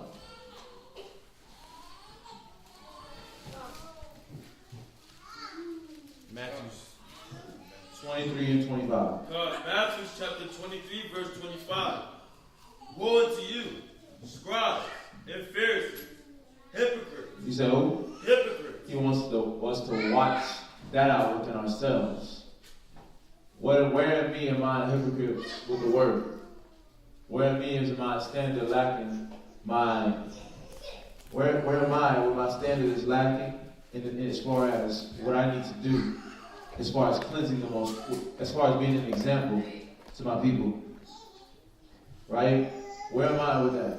And the Most High is trying to get you to examine that within yourself. So he's not just giving us that history of in Numbers where it said they sprinkled water, right? What did it say in that part? In Numbers? Stay where you at. Where it said that Numbers about the sprinkle of water? Verse 7. And thus shalt thou do unto them, to cleanse them. Sprinkle water of purifying upon them.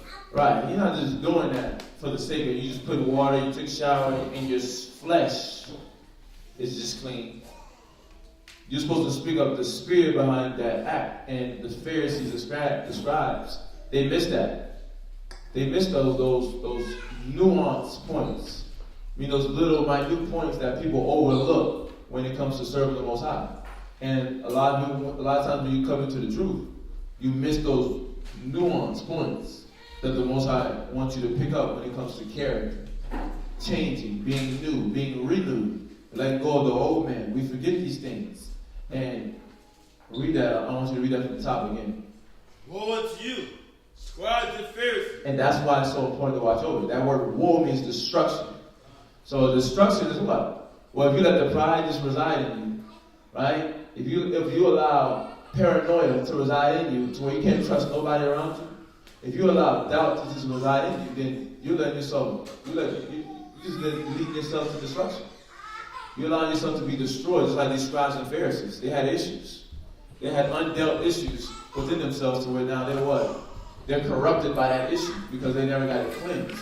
And now they're looking at life. They're looking at the service and duty to the Most High in the wrong way, in the wrong light. And they're missing the fact that they were supposed to be cleansing their spirit. Read.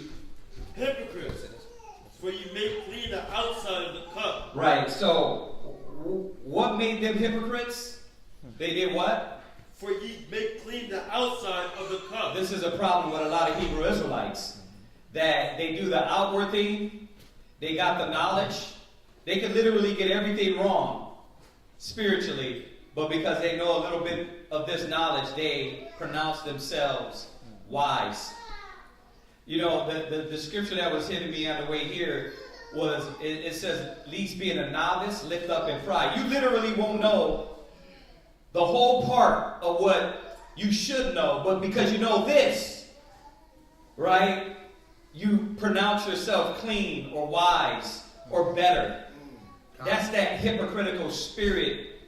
Israelites really have to watch that spirit. Because you get knowledge, you figure, I'm studying. Who you studying with? Where'd you learn that from? Oh, I didn't need to learn it from nobody. I learned it from myself. Oh, yeah? Well, Yahweh Shai himself was even under tutors and governors and taught. So why is it you are better or different?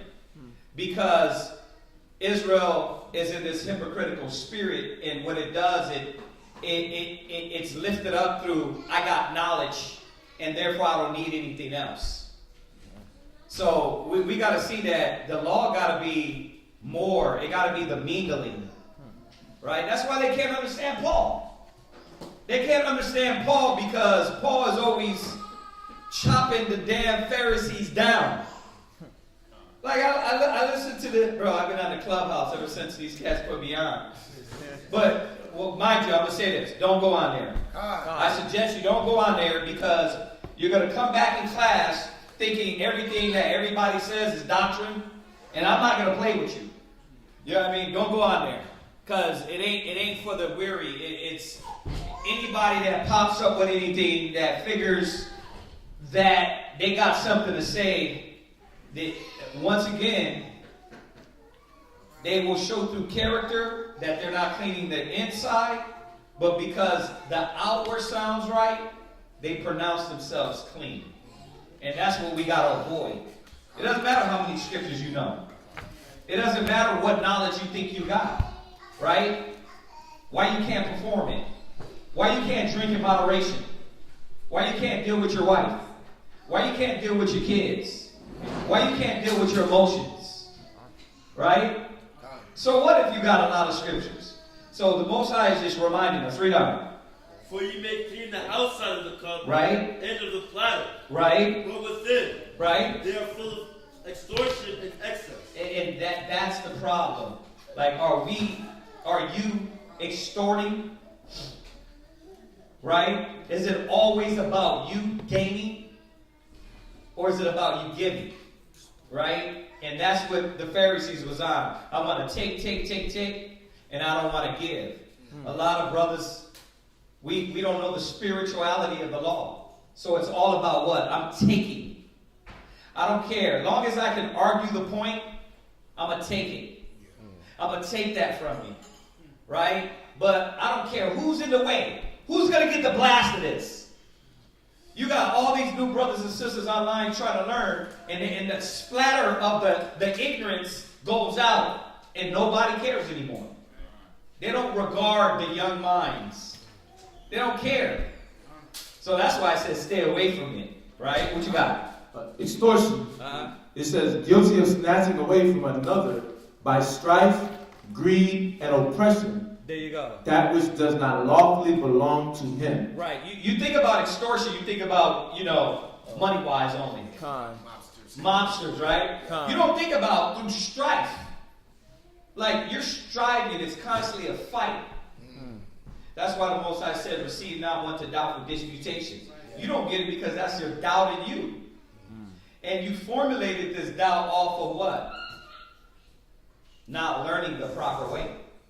So this is something we got to understand that, what we're reading about the givings and all they were giving and doing, but Israel didn't know.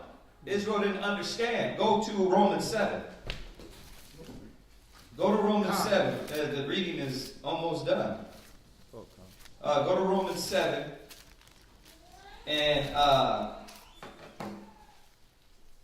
think the point that he's trying to make, verse 14. Go ahead. Romans chapter 7, verse 14.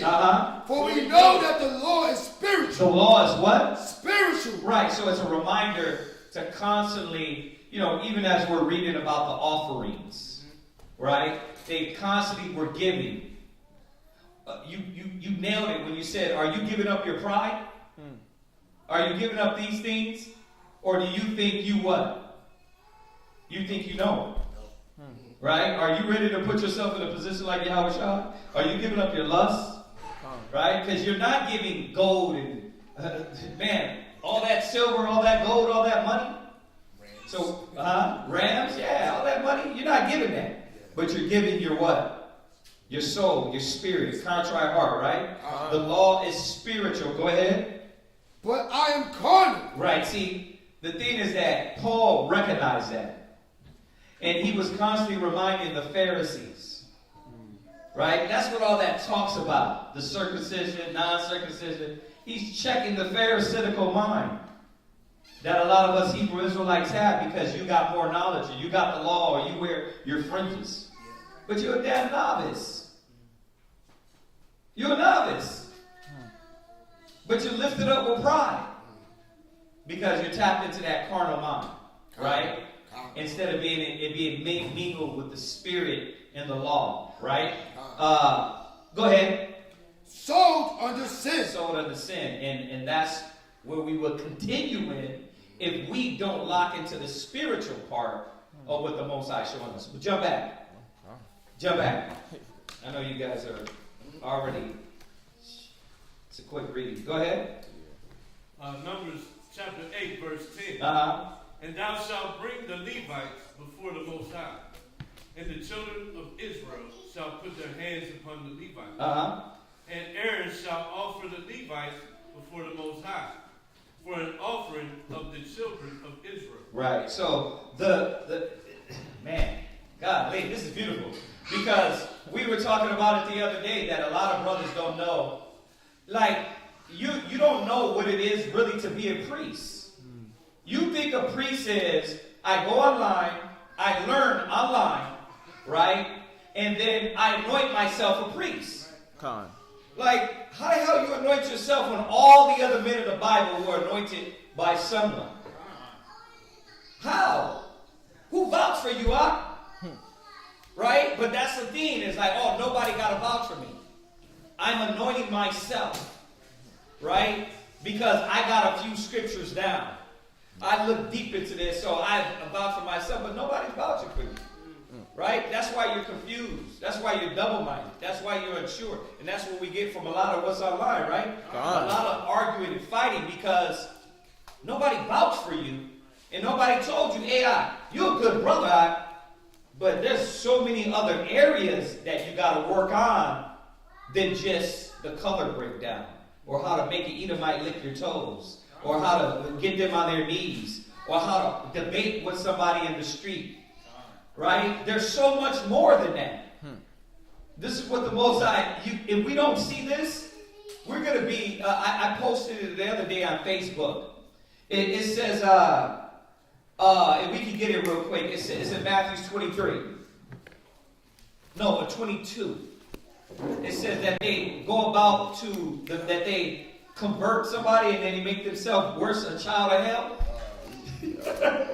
Bro, that's all that what this generation reminds me of. There's no more standard. And then you get on there and you say what you want to say, not worried about everybody else. Right? It says, but they make themselves, I thought it was 22 when he's going in on the Pharisees. I could be wrong, though. I could be wrong. We get that. But go ahead and read out while we look for that. Numbers chapter 8, verse 11. That they may execute the service of the Most High. Yeah, the priests were chosen, were anointed, were vouched for. Every time we go to the damn rank scriptures, right? It says, go look up men, go get men that were what? Known. Known by what? Themselves? Wow. Hell no, you had to be known for the characteristic. So when the word says, know them that labor among you, the funny thing, me and Delvon was talking about it yesterday, about the congregation. He was saying that this is what's needed. Because it's needed because now you got somebody to vouch. Everybody can vouch and say, no, that's a good brother. We can speak for him. That's a good sister. We can speak for them. Right? He's not a drunkard. He's not a woman abuser. Right? What are you vouching for? You're not going to say, oh, damn, that's a good brother. He got all the breakdowns. Right? He knows how to go through the scriptures, man. Chop up white people. He's dope, huh? But then he cuts around the congregation and he's an asshole. You get a lot of Israelite assholes online. Disrespectful. right? Just argumentative, just to argue. Nobody wants to even consider that they could be wrong in the moment, right? That they don't know, that they don't even have the tenure to say, you know what, wait a minute. I haven't been around that long, so maybe I might not know. I got to go back and look at that. They don't do that. It's no show of humility. No show of humility. Because their vouching is all of what? The outward appearance. And, hey, he can chop somebody up. And then nobody tells them, hey, but this is not the character of the Most High. Right. See, we cannot do this. We cannot be like this. You got that scripture? No. You got it? Where's that? Read that. Matthew chapter 23 and verse 15. 23. Go ahead. It says, woe unto you, scribes and Pharisees. Go ahead. Hypocrites. What? For ye compass sea and land right. to make one proselyte. Yeah, you'll go from door to door, house to house, street corner to street corner. Bro, you be on the conversion tip. Right? Go ahead. And when he is made, you make him twofold more the child of hell than yourselves. Is that what we're trying to do? Well then, instead of boasting in knowledge, where's your character at? That's the child of hell ain't through knowledge, because you got the knowledge. It's through your character, your shitty character. That's what it's about. And that's what we don't want to see. And then you got a camp full of gremlins. A camp full of thugs. This school ain't for everybody. It ain't for everybody. Yeah, it ain't for everybody. Because y'all don't carry yourself after the character of a priest. Like, quit with all that. Like, we're blazing our own lane. You're blazing a damn lane that's not biblical. What are we promoting? Are we promoting the gospel, the word, the character of the Yahweh Shai? Or some guy's thug mentality? Some brother's damn wicked mentality. And it always been about it. So you see the high level of the priesthood, the requirement, the standard, the office, the commitment, the love, the dedication, right? Those specific orders that you have to go through. Now we don't care about none of these standards while boasting of the law. That's what Paul was on. He said, thou makest thy boast in the law while breaking the law. That's why they can't get Paul. They'd rather say Paul what? Well, he wasn't really speaking in the spirit. That was an epistle. That was like, what are you talking about? Like, you don't even sound like a Hebrew no more. But this is the problem with us. We don't want to become statistics like that. You understand? That's not going to lead us into the kingdom. He's telling us here, we're making more demons. If we're moving like this, you're making more demons than children of the Most High. So we gotta require from ourselves the high standard of the inward man, right? Go ahead, read on in Numbers. Numbers 8 and 12. And the Levites shall lay their hands upon the heads of the bullocks. Right. And thou shalt offer the one for a sin offering, and the other for a burnt offering. Go ahead. Unto the Most High. Unto the Most High, all these offerings. Everything we're doing, we were supposed to be doing conscious toward the Father. So let's reiterate it again. No, you don't got the offering of a bullock, but you got the offering of a good conscience towards the Father. Right? You listen to these guys, man, I'm like, why won't you tell this brother that he's wrong? Right? I was listening to one of these things on that thing, and it's like, the brother was like this brother gets on here and he's just disrespectful as hell. And they refuse to correct the brother because they're riding together with the brother. Like, it's like what they're promoting is not Yahweh Shai. I don't care what the hell they say. I don't care how many men they got. You got to promote Christ. If you're wrong, you're wrong. If you out of character, you act a fool online, you think we're going to vouch for you? No, sir. That ain't no, like, these guys are really in some they're really in some thug mentality.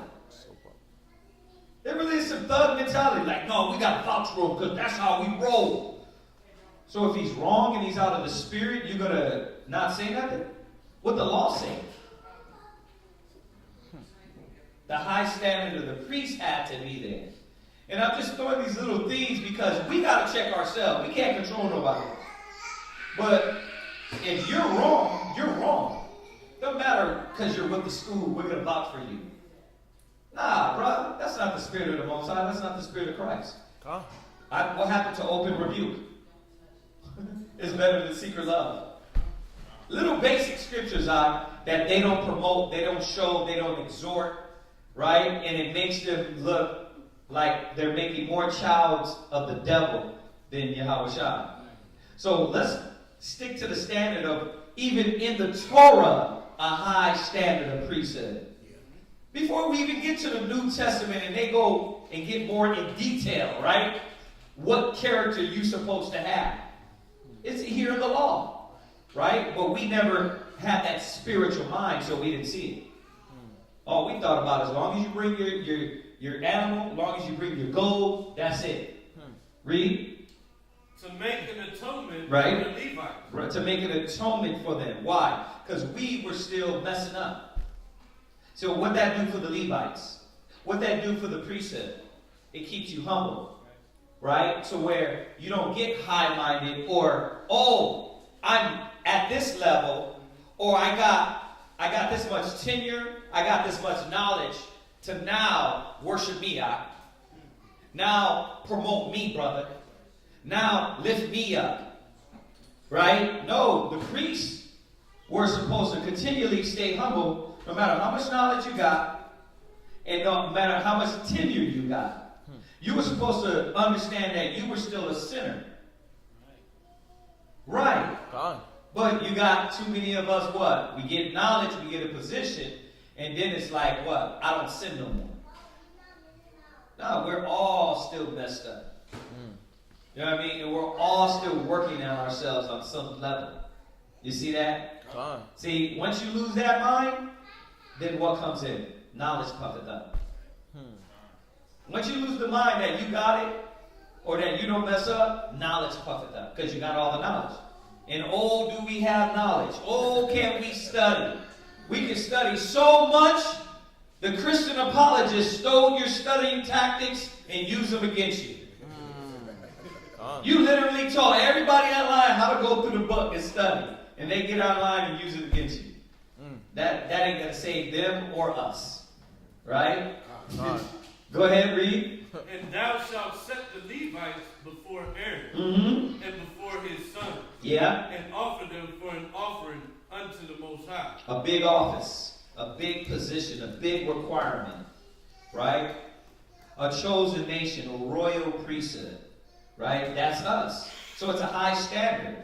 So you got to say to yourself, damn, as I step into this bishopship, where am I at? You got to require from yourself before a brother. It says, let a man examine himself whether he be in the faith.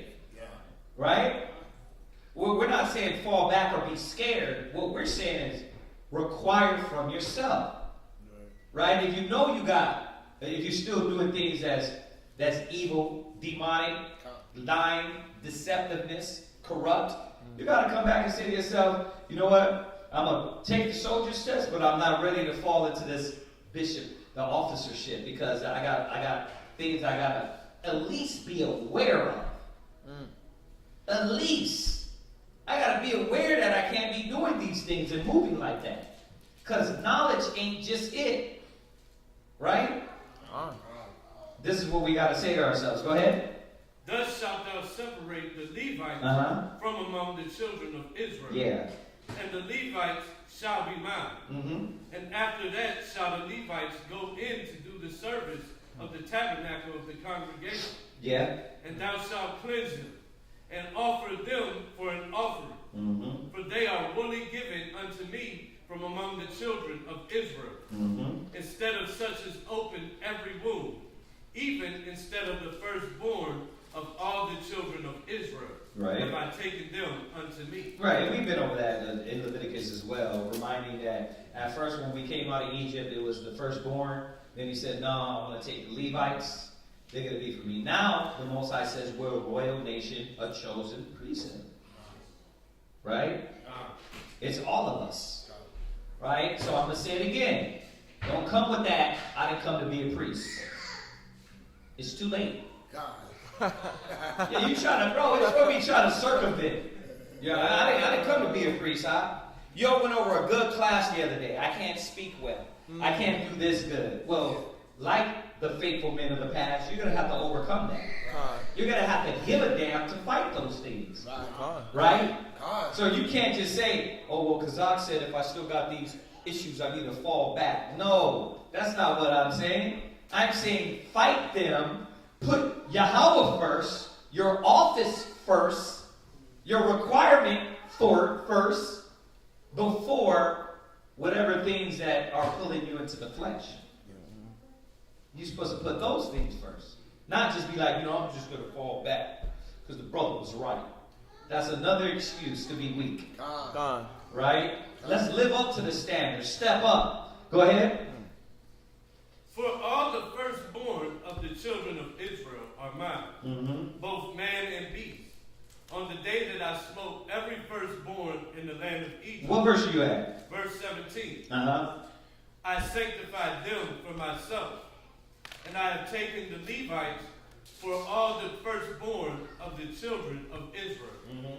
And I have given the Levites as a gift to Aaron and to his sons from among the children of Israel, to do the service of the children of Israel in the tabernacle of the congregation, and to make an atonement for the children of Israel, that there be no plague among the children of Israel, when the children of Israel come nigh unto the sanctuary. And Moses and Aaron and all the congregation of the children of Israel did to the Levites according unto all that the Most High commanded Moses concerning the Levites. So did the children of Israel unto them. That's it? That's it. Yes, sir. All right, next brother.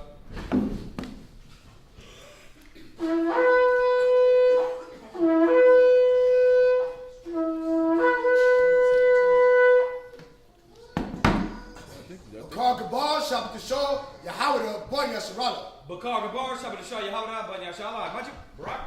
Yahweh Shem Yahshai Brakatham. Yahweh Shem Yahshai Brakatham. What? He was the fifth one, right? Yeah. Oh, yeah, but Yeah. the officer's supposed to come back up. Makes sense. Okay, so number six, and then I'll come back in at Ecclesiasticus 34. Ooh, we ain't been this. Well, it ain't over yet, right? Right. We always start. Be like, it's gonna be in early. Ecclesiasticus. Right. We're definitely gonna get into that. Right. Go ahead. Numbers chapter 8 and verse 20. And Moses. You're number 5, though. But we already hit 5. Well, we already hit 5. He was number 5. He's 6. Yeah. Go ahead. Numbers chapter 8, verse 20. And Moses and Aaron and all the congregation of the children of Israel did to the Levites according unto all that the Lord commanded Moses concerning the Levites. So did the children of Israel unto them. And the Levites were purified, and they washed. They were what? Purified. See, not with the washing of the water about the word, right? Or was it? It was. Right. Or was it just the water? The word. What purified them? The word. Well, they literally went through the washing too. The physical washing. But it was never about the washing of the physical water. You see, that's the problem with us, that we never looked at it spiritual. So we go do this, and brothers do it nowadays. Even Yahushua coming, right? It is not baptizing. They'll still say, well, you need the baptism. Well then, why are we not following John instead of Yahushua? Who we here to follow? Yahushua. We were waiting this whole time for who? The Messiah. Like, why would we keep following John when he said it? No, this is not it. There's one after me, right? So it was always about the spiritual. Go ahead. Come. And the Levites were purified. And they washed their clothes. Right. And Aaron offered them as an offering before the Lord. Right. So when you look at the scriptures, there was no law, literally like technical law. Thou shalt baptize. It was just always written within the fabric of the law. Cleanliness. You go into the front of the temple, you wash your hands, right? The priests were clean all the time. So where do we get this? You got to look like we were talking about the other day. You got to look like a bum or beaten down or destroyed. The priests were clean, right? Because that brought a whole spirit around you, right? Remind y'all, as you young men, I say that because you teenagers, as you're coming up to be young priests, your room can't be dirty. Your house can't be dirty. Your breath can't stink. You can't put the t-shirt, bring it right out the hamper, wrinkled up, throw it on. Stains on it from last week. Right. You can't smell like muss, smell like dirt, right? You gotta wash them.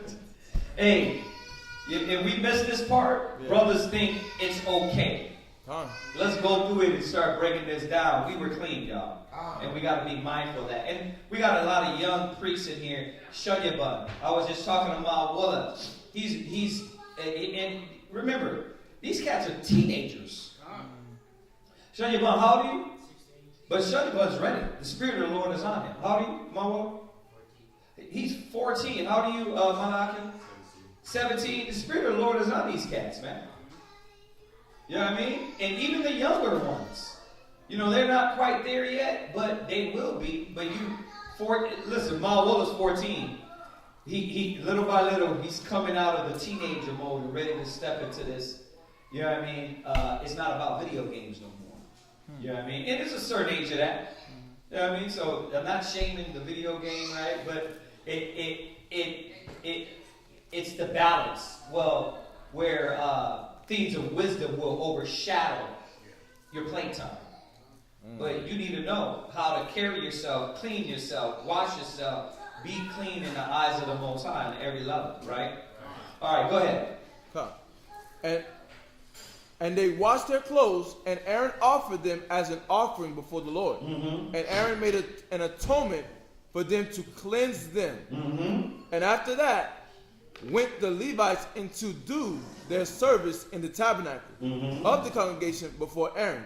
And before his sons. Then they went in. Then. You see how we got to go through the process? Be under tutors and governors. That's why that Hebrews 5. Go there real quick. That Hebrews 5 is my favorite. Should be your favorite too, y'all. Because this is it reminds us that no, I gotta do it right. Hebrews 5 and 12. No, we're gonna start at 5 and 1. Hebrews chapter 5 verse 1. Oh yeah. Go ahead. For every high priest taken from among men. Go ahead. Is ordained for men. Is ordained what? For men. I am at the service of the nation. I am at the service of my people. Right? We're taken from among men for men. We can't forget that. Right? As you was freely received, don't come in here with that, I'm just going to take. No. You got to be in the mindset, wait, I'm being poured in all this wisdom, knowledge, and understanding. I'm sorry, you already knew that before you got here, all the wisdom, knowledge, and understanding. You're being poured into you what? The character of how to apply the wisdom, knowledge, and understanding. Right? Well, then, I got to be able to give that back. Right? Go ahead. In things pertaining to God. In things pertaining to the Most High. Like all these things we're learning in the Old Testament. Right? Go ahead. That he may offer both gifts and sacrifices. What are you doing for your brother? You're offering the gifts and sacrifices. You're there for him. Now, check this out. You're not offering lambs and cattle and these things. We just said it. You're offering up your outward example, your inward example for that next brother to what? Iron sharpen iron. I'm looking at you, that's going to sharpen me. I'm seeing the character, the standard, the work ethic, the dedication and the love in you, right? And the exemplification of that. And that's what I'm following. And we know this is, don't forget, those high priests are following Yahushua, right? Okay. I don't want to miss that. But this point is literally talking about the priesthood and the high standard we come into. Go ahead. Verse 2. Uh-huh. Who can have compassion on the ignorant? Yeah, the ignorant is dumb as hell. No, read it again. Who can have compassion on the ignorant? Yeah, it's not about the ignorant is dumb as hell. You're stupid, you're slow, you're wicked as hell. Right? It's about, okay, I keep asking this question. And I want y'all to answer this. How many Israelites you think nowadays, like Stephen, I ain't even going to bring up Yahushua, because we know he's the highest level, right? But Stephen, getting stoned and say, Father, lay this not to their charge. I'm like, this ain't even Yahushua. What type of man was this to be getting stoned and to come back and still have compassion on the ignorant?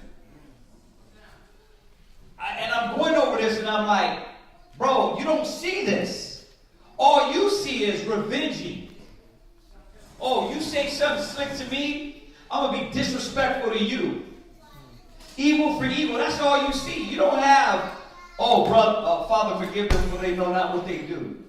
It ain't in the context of like, okay, hey, let's walk through it. It's like, no, we got to go to war now. Right? You don't have that spirit behind. And I'm still talking about standing bold. You can stand bold and still be in the spirit of the Father to have compassion and not be, oh, what? I just want to argue with you, fight with you, disrespect you. There's a high standard we got to come to. Right? And every time I look at Stephen, I'm like, he's not Yahushua, and he said it. That blows my mind. That shows us, me, how far back I am and how much I need to reach to. Go ahead. Who can have compassion on the ignorant? Go ahead. And on them that are out of the way. Yeah. You know what? I get it, bro. You don't know. You don't know. You don't understand. It's okay. Let's walk through it. Right? Let's go through it, Go ahead. For that he himself also is compassed with infirmity. See, why is he compassionate? Because remember what we just read in the law? About these high standards, these high men. They had to be washed as well. There's always in the back of your mind a reminder that you are compassed with infirmities. That you don't got it. You don't got it. You don't got everything. Right? So you're reminded, okay, damn, I was there. Let me help the brother through that. Let me help the sister through that. Y'all get that? Go ahead. And by reason hereof he ought. Right. As for the people. Right. So also for himself. See, we just read that in the law. As for the people, as for himself. There was no point where you didn't sacrifice and offer the offering for yourself. See, that was a conscience to say to yourself, to us believers, that, well, I got to continually work on myself. Right? Go ahead. So offer for sin. Right? And no man taketh his honor unto himself. And no man, wait a minute. This is the point. No man taketh the honor unto himself. Right? You didn't read that in the Bible. You didn't say, oh, well, I studied myself and I already know. Who did you bounce that off of, Because when you bounce it off of somebody's going to say, well, bro, this is what you forgot. That's why where 2 or 3 is, there is Christ. Right? You think about it. How about if the FBI put that online and you picked it up? Yeah, it's funny, but this is when I be like, I'm like, bro, where you coming with that? Right? Well, how about if the FBI did it? He sent terrorists in, right? Okay. He sent men to spy out, right? So which one is the Most High and which one is is the FBI. You wouldn't know because you don't give a damn. All you know is that it goes to your narrative, right? You can literally have half of the Bible and not know. But it goes to your narrative. So you go with it. Yeah. See, we can do this. You want to play games, we can play games.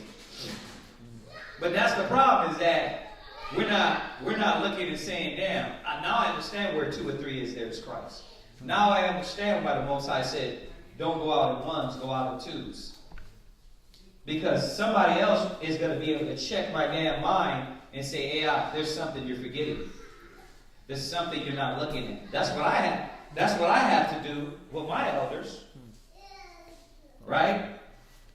Not with you, because you're learning. Well, my elders, I do that. Right? You don't get that. So if you thought, well, yeah, I was trying to check you in. No, you're not my elder, brother. You're not my peer. I go to my elders and I'm like, hey, what do you think about this? I do that. Do you do that?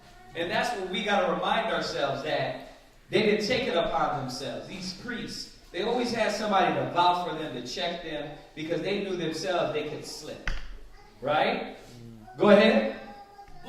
But he that is called of Yahweh. But he that is what? Is called of Yahweh. How do you know if they're called of the Most High? They will do this process. So why all these brothers that shitted on their elders online, that broke off from their elders that taught them, how could you call them an elder? How could you speak to them in honor? And then how could you take the knowledge from them if you don't honor your elder? Wait a minute. So I'm going to take the rank, I'm going to take the position while shitting on my elder, talking about my elder, but I'm going to take the knowledge. Well, it tells you if the root is evil, then the lump must be evil then, right? So why do you get to shit on your elder, but take what he taught you and... Somebody, please tell me, make sense to me. The proper way is like the scriptures are saying. You didn't take it upon yourself. So what happened? There was something their elder did that was wrong, right? And they didn't like it. There's some they didn't agree with and they didn't like it, right? But did they go the proper way, like the scriptures say? What did David do? What did David do? What did Solomon do? I ain't going to give you the answer. I want y'all to think. What did they do? And you start to see, the difference between a wicked person and a righteous person. What did Absalom do? Right? These guys didn't honor. They had no honor. But David had honor. You see that? And Saul was trying to kill him. Thank you. That's honor. I don't see that honor no more. I don't see that character. So ask yourself. Judge yourself. Go through the Bible yourself and you'll start to see, there's something that don't match. What do I want to exert? What do I want to be like? Yahweh Shai? Or do I want to be like this generation that's breeding evil priests? We don't want to be that. We don't want to be that. Hold yourself to a standard. That's all it's saying here. Hold yourself accountable, right? Wash you, make you clean. Put away the evil you're doing. Hold to a standard. Hold to a commitment. Let someone hold you accountable. So when you do get in a position, you can say, someone held me accountable. Like I said, I take pride in doing push-ups, being ripped into, being checked, right? Not taking rank and then making myself a priest. I take pride in that. Why? Because you don't got no more of that. You understand?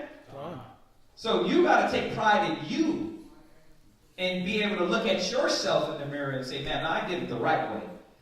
You know what I mean? I had somebody checking me, holding me accountable, and at least balancing my mind out so I won't go to the right hand, to the left, and I can go back and be like, you know what? Obviously, he's telling me for a reason. Let me go back. Y'all get this? Look at these priests. Go ahead. As was Aaron. As was Aaron. Go ahead. So also Christ glorified. So wait. So also who? Christ. So Yahushua himself didn't take the honor on himself. Check that out. That is beautiful, brother. These priests didn't take the honor on themselves. They were put aside. They were anointed. Right? Now, let me ask you this. If those priests was wicked and all, what would happen to them? We already know. What happened to Aaron's sons? They were burnt the hell up. What happened to Korah and Dathan? You see that? Go ahead. So also Christ glorified not himself. Wait a minute. Yahushua didn't glorify himself. So who are we? Go ahead. To be made an high priest. Read. But he that said unto him, Thou art my son. Today have I begotten thee.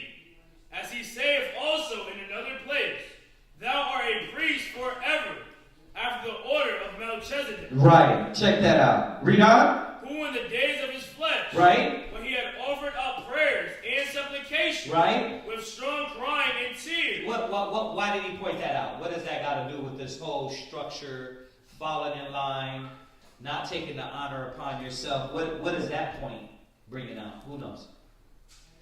Like out of nowhere, it kind of switched to this point a little bit. What was that point? What?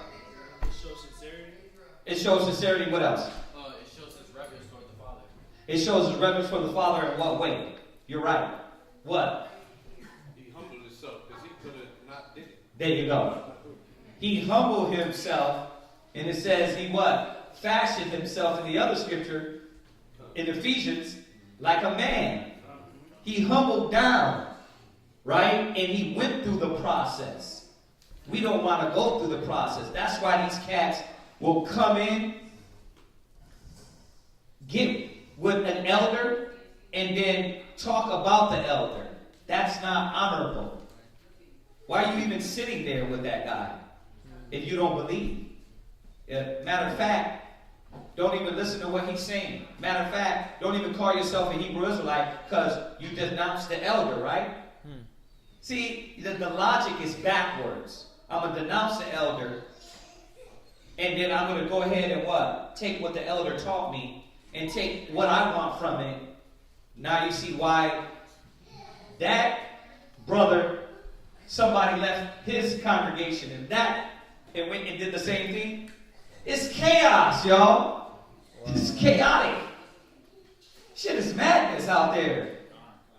Because nobody wants to follow the honorable way. If you disagree, you were supposed to go to your elder. You're supposed to go say, Shalom, you know what I mean? I don't understand. I don't get it. Oh, well, then let's walk through it.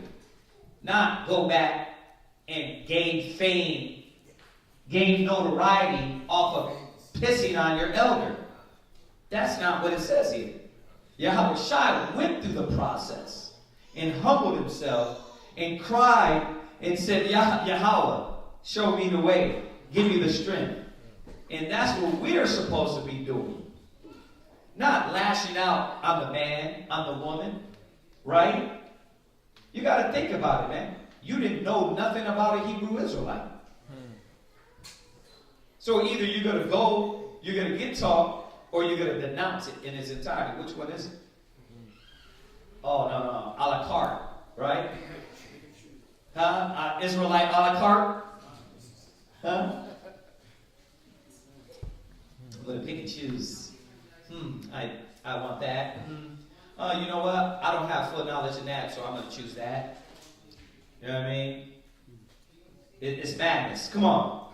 When he had offered up prayers and supplications with strong crying and tears unto him, right, that was able to save him from death, right, read, and was heard in that he feared, right, read, though he were a son, though he were what? Were a son. Go ahead. Yet learned he obedience. Let her learn he what? Obedience. Is that the example that we're shown?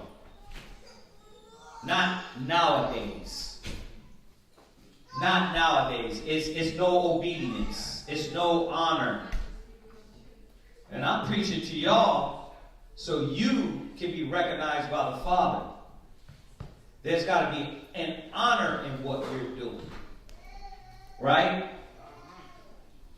And the first way you're going to gain that honor is looking into yourself. In the perfect law of life, checking yourself. Right? Knowing what's in you. Fearing the Most High. Go ahead. Yet he learned obedience right. by the things which he suffered. Check that out. Read. And being made perfect, he became the author of eternal salvation unto all that obey him. Right. Read. Lord of Yahweh, and high priest after the order of Melchizedek. A high priest forever. That's the example, y'all. That's the example. Yahweh, the Most High. We will fall short in areas. So, as that brother does fall short, you still have a way to look on. And you got to be able to what? Forgive your brother. Look past his mistake. Right? And we know he has to repent. He has to fix it. Right? Go ahead. Verse 11. Of whom we have many things to say, and hard to be uttered, seeing ye are dull of hearing. Go ahead. For when the time ye ought to be teachers, ye have need that one teach you again, which be the first principles of the oracles of Yahweh. See, you see how the chapter starts, though? It starts about the true priesthood. How we became priests. So you didn't read, oh, they sat down and learned. Technically, he filled the gap for you. They literally had to learn the process. Well, I mean, if you're picking it up, all the semantics and the technicalities of what you were going to do in the law and your office and what you had to stick through, you had to learn that. Right? We had to learn. We had to be taught. And then taught what? Again. Go ahead. And are become such as need. And are become such as have need of milk. Right. Why? Why is milk the process?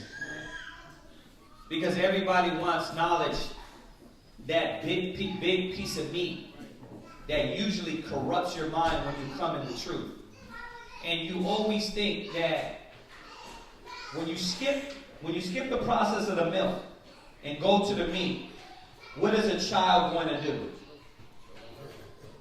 They're going to choke. And that's why you see a lot of brothers and sisters choking. On the standard, on the character, on the what exemplifies Yahweh Shai. Yeah. And you can see it. It's like a lot of these brothers are coming into the truth, wanting to be famous. They want to be known. They want to be YouTube stars.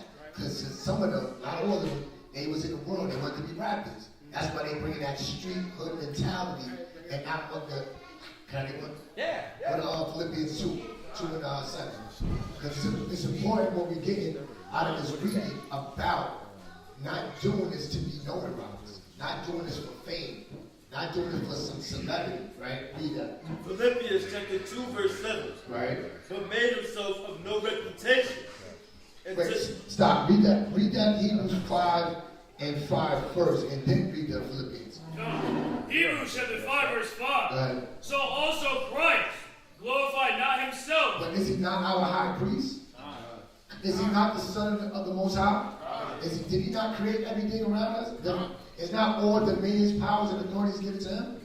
Could he not stick his chest out like, yeah, I did this? He could. That's what a lot of brothers sadly do.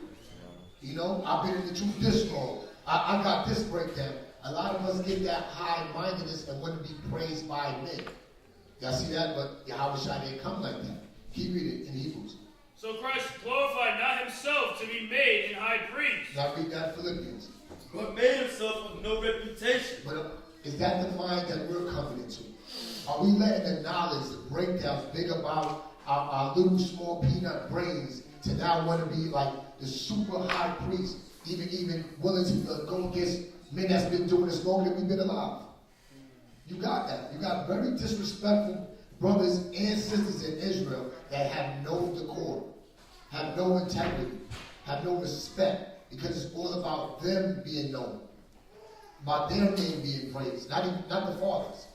Y'all see that? Keep reading. and took upon him the form of a servant. How many of y'all want to serve? A servant is humble. But this knowledge makes you up to you don't even want to sweep the floor that's your building. You don't even want to minister to your own children that you birthed, that you created. You don't want to deal with your rib. That's somebody else's job. That's the priest's job. You want to pass that on, but you know something. You got breakdowns. I can teach you something. But then where's that example in your own life? Where's that example when you come around the congregation? How you deal? How you're really short with your words? How you disrespect brothers? You cut them off. But Yahushua, him knowing everything, creating everything, did he move like that? Keep reading. It was made in the likeness of men. This is the likeness in our flesh, that same temptation that we go through, but Yahushua understood. It wasn't about him. It wasn't about him bigging up himself. It was about him doing the will of the Father, so that we have a perfect example of what to follow. Y'all see that? That was Philippians, right? Right. All right, let's jump back. Oh, no. Let's finish that Hebrew. I mean, we read the whole chapter. Come on. All right, Hebrews chapter 5 and verse 12. Uh-huh. Second last precept. Yeah. And are become such as have need of milk. Right. And this is, I was talking to it with the brother yesterday. It's like, if you don't get the milk process, what happens is that milk and that meat mix, and you start to choke on things because there's no foundation, no basics. So that's the process. I'm not making. Come on, y'all. This is not made up. Right? But why is it that when we come in the truth, all we want is the meat? Like literally your foundation is not even built properly because the nourishment and what the milk does, you didn't go through that process. And eventually, how do you know? Because you leave more destroyed than you came. Right? And that's what we got to prevent. We're trying to prevent that. So I'm not just lashing out or talking about brothers. I'm saying because we're not following Christ's example, Yahushai's example, you do yourself more hurt. We're doing more hurt to the people and making them more of a demon than a follower of Christ. And shame on us if we're doing that. Right? That's what we should be saying. Y'all get this? Go ahead. And not of strong meat. Right, and not of strong meats. Right? You want all the great, big, grand knowledge, but knowledge puffeth up, brother. Let's start with the basics. Right? Go ahead. For everyone that uses milk is unskillful in the word of righteousness. No, you can't tell them that. For everyone No, brother, you can't tell me that. I know as much as you. I'm not unskillful. But then why are you asking the question? I don't get Israel. I don't get Israel. Nobody but I get it. You know what it is, y'all? You never changed from the world. The black man, the Hispanic man, the Native American man, you know everything before you even got there. Yeah, I knew that. Oh, I knew that. Yeah, I knew that. Yeah, I knew that. Oh, let me add something to that. I knew that. Like, you know every damn thing, but don't know nothing. Right? If we was mean men, I'd be asking you questions the whole time. And then when you can't answer, I'll come back and say, how come you don't know that, huh? If I was a mean man, I could answer this question. When you paused and you stuttered and you said some weird stuff, I'd come back and be like, how come you don't know that? And kept doing that to you. You'd be discouraged like a monk. You'd be like, what is up with this brother? Keeping you humble, huh? Y'all gotta understand that how many of us come in this mode of they're unskillful? You don't even want that messes with your like black pride, right? I'm skillful. I'm not unskillful. I know the truth. I know the word. Right? So what you do, you go and study more and more and more and more. and you don't get it. Knowledge puffeth up. You're studying, but your application is not there because you never let anybody hold you accountable like Yahweh Shai. Nobody never showed you like, hey, there's something you're missing. The scriptures say all things cannot be in the Son of Man. You know what that means? That this is why we got to be our brother's keeper. This is why your rib has a husband. Because you are there to hold her accountable. This is why you got the brotherhood, to hold you accountable.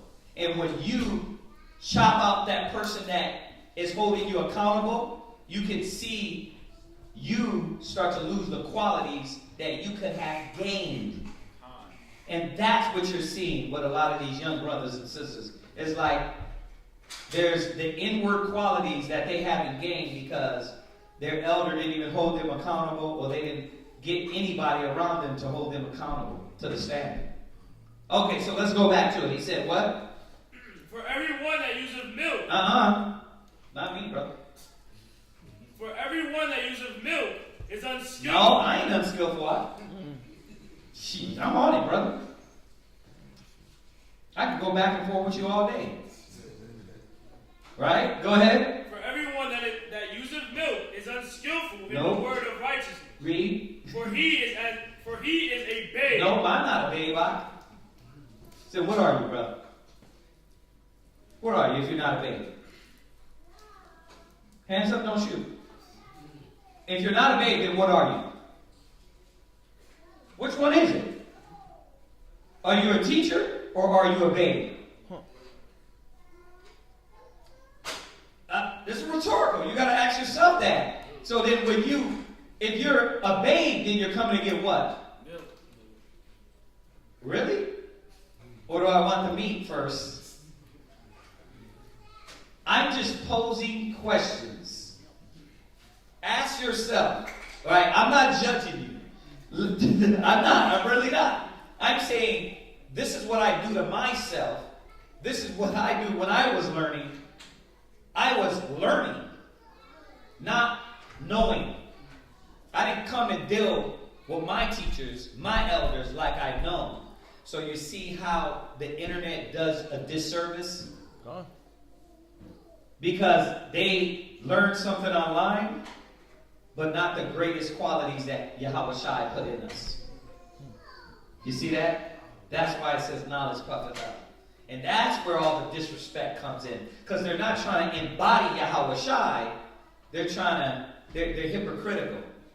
They're doing the same thing they was doing in the hood. Right? You want to be the rap battler, and you what? I outdo you.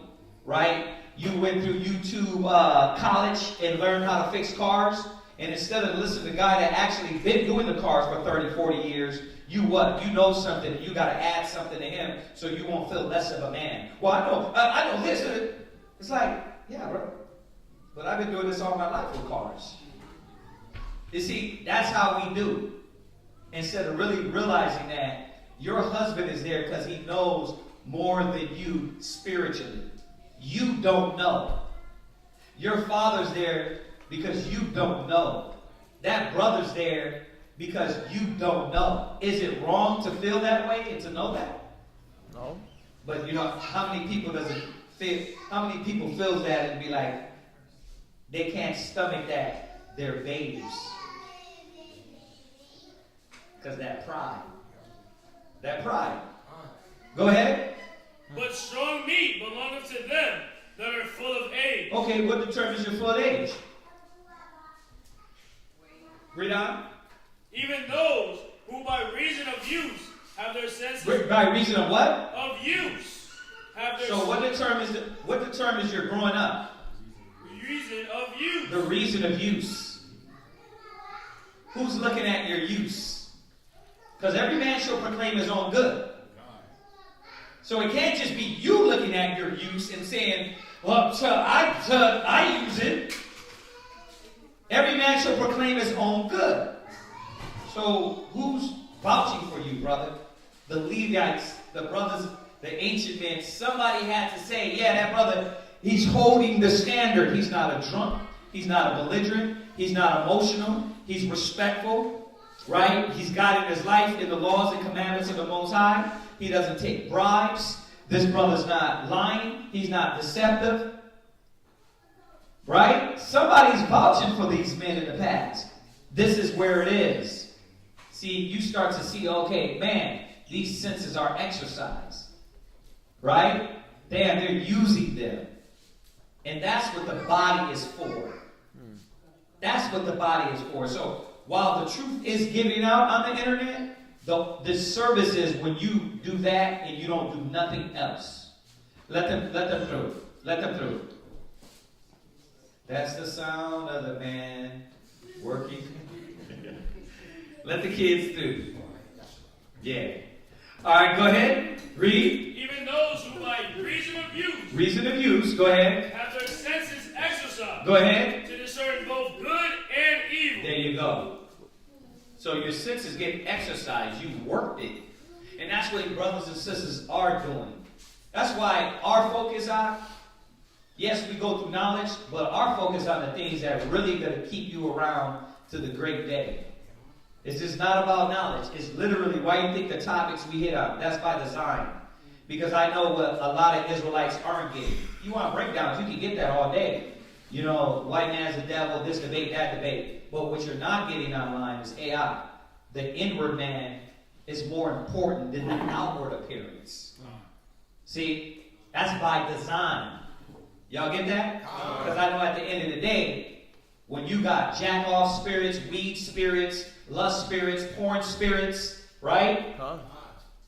You're killing yourself, but you got all the breakdowns. So what good was the breakdown when you got all these things killing your inward man? Y'all see that? So that's the things that we got to see is important. Go ahead. Right. 14. Read it again. But strong meat belongeth to them that are full of age. Go ahead. Even those who by reason of use have their senses exercised to discern both good and evil. Y'all get that, right? Yeah, beautiful chapter. All right, jump back. Let's finish it up. Numbers chapter 8 and verse 22. What is he supposed to? He's supposed to just go to 21. Yeah. That was it then. No, I'm at verse chapter 8. Oh, 8. I'm sorry. Okay. Numbers chapter 8, verse 22. And after that went the Levites in to do their service in the tabernacle of the congregation before Aaron and before his sons, as the Most High had commanded Moses concerning the Levites. So did they unto them. Verse 23. And the Most High spake unto Moses, saying, Is it that belongeth unto the Levites from 20 and 5 years old and upward? 25-year-old and upward. Go ahead. They shall go into wait upon the service of the tabernacle of the congregation.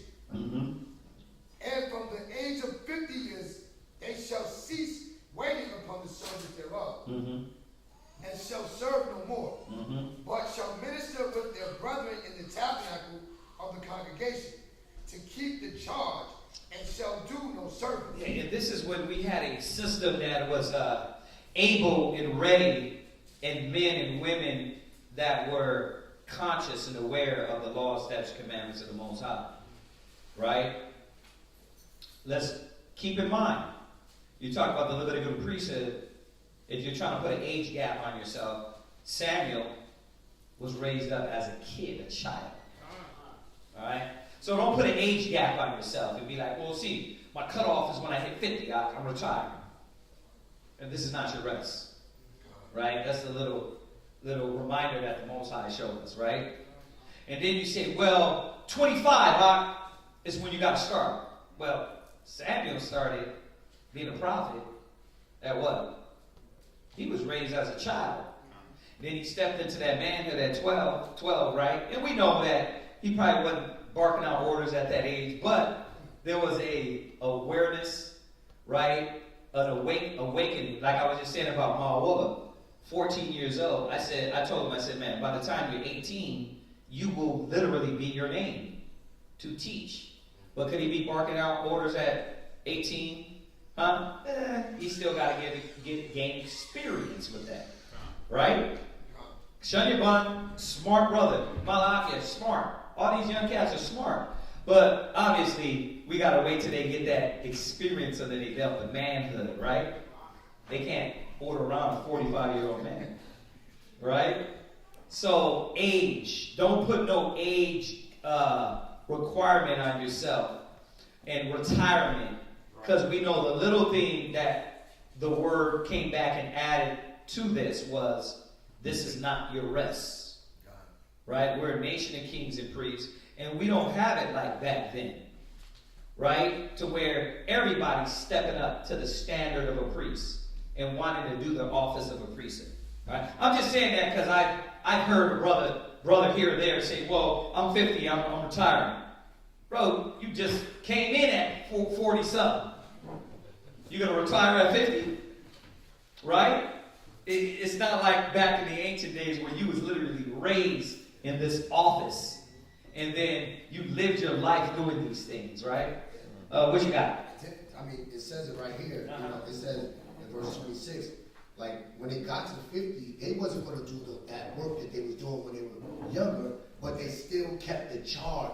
Right. They still was around. They still was elders. Yeah. It wasn't like, I'm done with I'm done with everything now. No, I'm glad you brought that out, but I'm talking about where brother's mind is on this. No, I'm literally done. Yeah, they're going to retire. That's not, we don't go to retirement. How old are you? 42. Yeah, there you go. And you got the truth, what, how many years ago?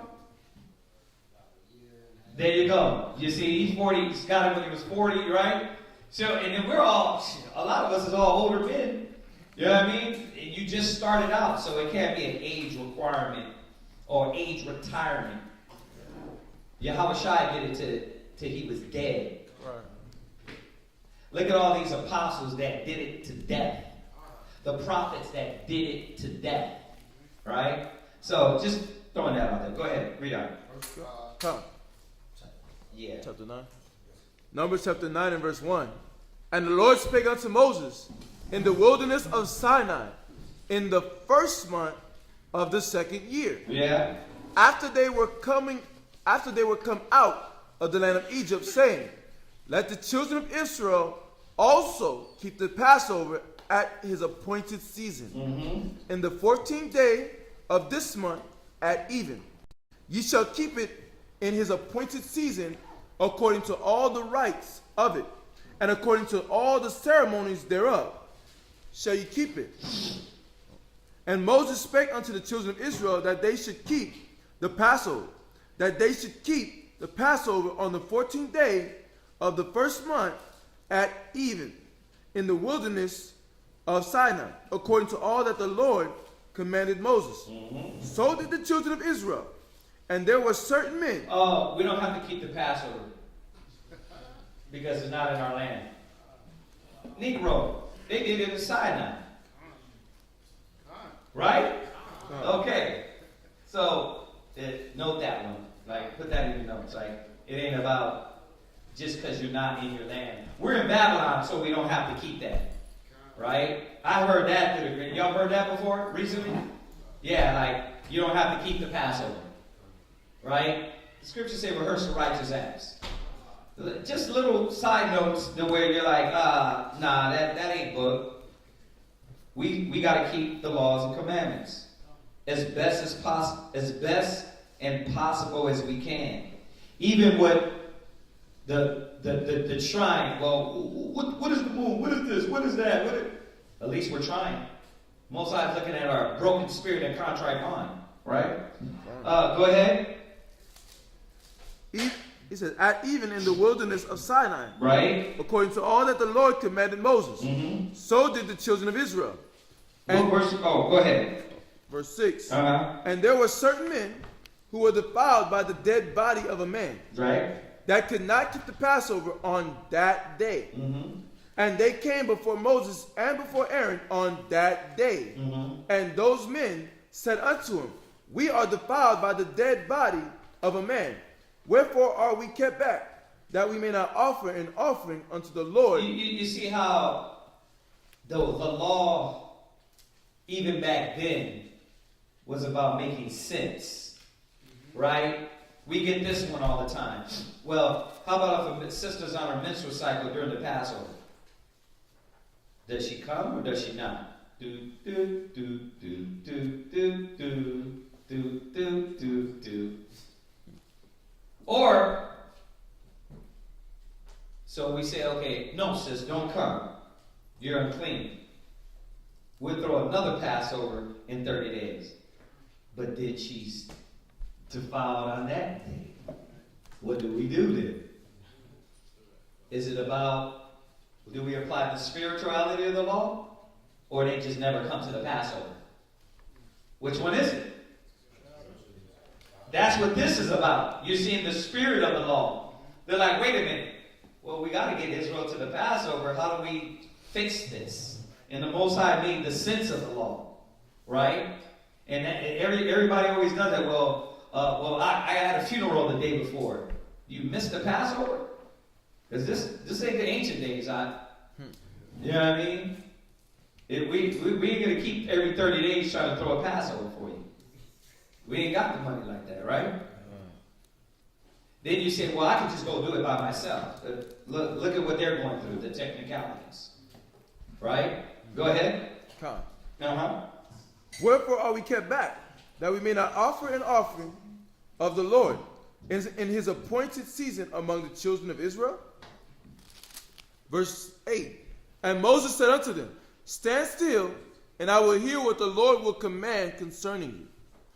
And the Lord spake unto Moses, saying, speak unto the children of Israel, saying, if any man of you or of your posterity shall be unclean by reason of a dead body, or be in a journey afar off, yet he shall keep the Passover unto the Lord, the 14th day of the second month at even. Yeah, San Antonio just did that. There was a lot of brothers, a lot of sisters that weren't able to come out. So they did a second one for everybody that had come out. All right? Go ahead. At even they shall keep it, and eat it with unleavened bread and bitter herbs. And they shall leave none of it until the morning, nor break any bone of it. Same process. Same process. Go ahead. According to all the ordinances of the Passover, they shall keep it. But the man that is clean and is not in a journey. So who's getting their lamb fully and not bones broken? You know what I mean? Who's roasting the whole lamb like that? See, you gotta be careful with the hypocrisy. In one area you're breaking, you're not fulfilling the law to its full potential, but then you're better in another area, and then you're judging yourself off of the area you're good in, but then making your boast. Like, we can't be hypocrites. We have to know this, that if you break one law, you break them all. That our justification is through who? Because if it was the law, you wouldn't be justified. Because the law says you break one, you break them all. So we got to keep in mind that, okay, we're still keeping the law and striving for perfection, but we might fall short in certain areas, and the Most High understands that, right? Because all these, you got the sect of the Sabbath. They literally, the whole law is on the Sabbath. Everything's just on one day. It's like, bro, we got so much more you got to obtain to. Why didn't you lay everything on the Sabbath day and make yourself righteous because you're doing, and most of them don't even serve the Sabbath right. It's like, I seen the picture online, it's like, it said Sabbath day and the guy's laying on a couch. I'm like, that's not the Sabbath. The Sabbath said it's a holy convocation. Convocation means a gathering, a summons. So what you're putting that in cat's heads. You know what I mean? That you could just lay on the damn couch and play video games all day. That's not the Sabbath. What? I know when I first learned about the Sabbath, there was a Sabbath rule sheet floating around. Sabbath rule sheet? Yeah, it's like a Sabbath day rule sheet. You know, the basics. No cooking, no this, no that, no that. You know. Right. It's like the rules right here. Didn't say on there, like, not to have strife on the Sabbath day. Right. They can do that though. They didn't say nothing. It's funny though, when you be online and they try to argue with you on the Sabbath, all you gotta say is, hold on, it's the Sabbath day, brother. Why are you trying to fight over me? They shut down real quick. Come on. Right, because they put all one thing on the Shabbat, right? It's like the churches, right? That's their Sunday, and they're pure only because they serve that day. But every other time, you can act a damn fool, right? You don't have to keep the law to the same requirements, the potential. It's like, man, come on, man. We got to stop this, Israel. We got to really stop it, man, because we're going to be, above all, we are accountable. All this knowledge we got, we're accountable. I know y'all know that. I know that. I'm scared. If you don't fear, just know that you're accountable more than anybody, then you're missing something. Right? Go ahead. Come. Verse 13. Third precept. Yeah. And forbear to keep the Passover, even the same soul shall be. Oh, let me read from. Yeah. But the man that is clean and is not in a journey, and forbear to keep the Passover, right? Even the same soul shall be cut off from among his people. Once again, it's like the Sabbath. The gentleman person picking up the sticks. It wasn't the sticks. It was you're doing something outside of what everybody else is doing. Christ showed that by picking the corn. Right? They took that one moment and said, oh, he wasn't supposed to pick up anything. Right? You weren't supposed to pick up anything. Like, okay, then why did Yahushua pick the corn? Right? That would have been the same. Well, actually, I was told, sticks and corn are not the same. Like, brother, come on, man. It's you picking up the sticks, you picking the corn. Yahushua showed us what? It wasn't about the sticks. It was about they weren't wholly convocating. They weren't doing what everybody else was doing. Why? Everybody else is serving the Sabbath. You want to be the individual. I want to do what I want to do. Right? And this is what the scriptures is reminding us. Like, no, you cannot forbear. Oh, I'm good. I'm going to do me. No, you were supposed to keep the law. Go ahead. Because he brought not the offering of the Lord in his appointed season. That man shall bear his sin. Yeah. Verse 14. And if a stranger shall sojourn among you, and will keep the Passover unto the Lord, according to the ordinance of the Passover, according to the manner thereof, so shall he do. Ye shall have one ordinance, both for the stranger and for him that was born in the land. Oh, your brothers say, well, what stranger is this? It didn't matter. If it was a stranger of Israel or whoever, right? When we came out of Egypt with the mixed multitude, who had to submit? Whoever was around us. Let's make the sense of it. When we get into the kingdom of the Most High, is the law only given for the Israelites? All nations were going to do what? So why we got to argue or argue over what stranger was it? Right? Whoever comes around us, all of a sudden, you going to let them what? Come in with the Christmas tree? Hell no. You're going to be like, nah. You're going to have to submit to this. Right? That's when we talk about households that are ruled by the one that doesn't believe. Are you going to let your rib come in and be like, I don't believe that, and have pork in one side of the freezer? Well, some brothers do that. I can't, I'm good. The pork's in one side of the freezer. That's her. Or the Christmas tree is in the attic waiting for Christmas Day. Right? A house divided against itself not stand. So whoever comes among us, they were going to submit to the laws, the statutes, commandments. Whoever in the future is on this earth, it doesn't matter. Jews or Gentiles, they are going to submit. Right? People get it twisted. We know that the law was supposed to be for Israel first, because we don't got the dang law. We're lawless. But all of a sudden, the Gentiles are not going to serve? Hell yeah, they're going to bow. See, we like, what are we arguing this for? Why? You want to argue the point that they're not going to submit? Oh, they're going to submit. Every knee shall bow and every tongue shall confess. We know that, right? Yeah. Like, I think it was like the politics or whatever. Yeah.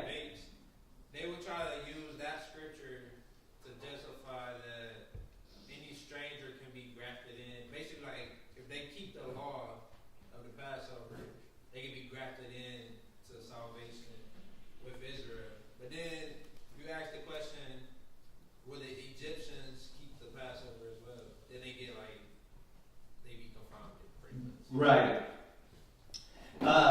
It goes back to Isaiah 60. That's how I would answer that. I would answer and said, their entering into the kingdom is what? It's servitude. And then they argue that point, right? Everything's an argument on that point. Trust me, I done heard it all too, right? Because they're going to argue that point. Well, that already happened. Like, no, that didn't already happen. So this is why it's pointless to get out there and argue with them. It's like, because they're just arguing to argue. It's not even really to understand. But yeah, you're right. They use that. But we know, according to the laws and commandments of the Most High, when it says in Isaiah 2 that their swords will be beaten to plowshares, and the law shall go forth from Zion, that Isaiah 14:1, they're going to be servants. Isaiah 60, they're going to be servants. So, the point is, going back, that whatever stranger, we know, above all, the Hebrew Israelites that came around us, you were going to follow the laws.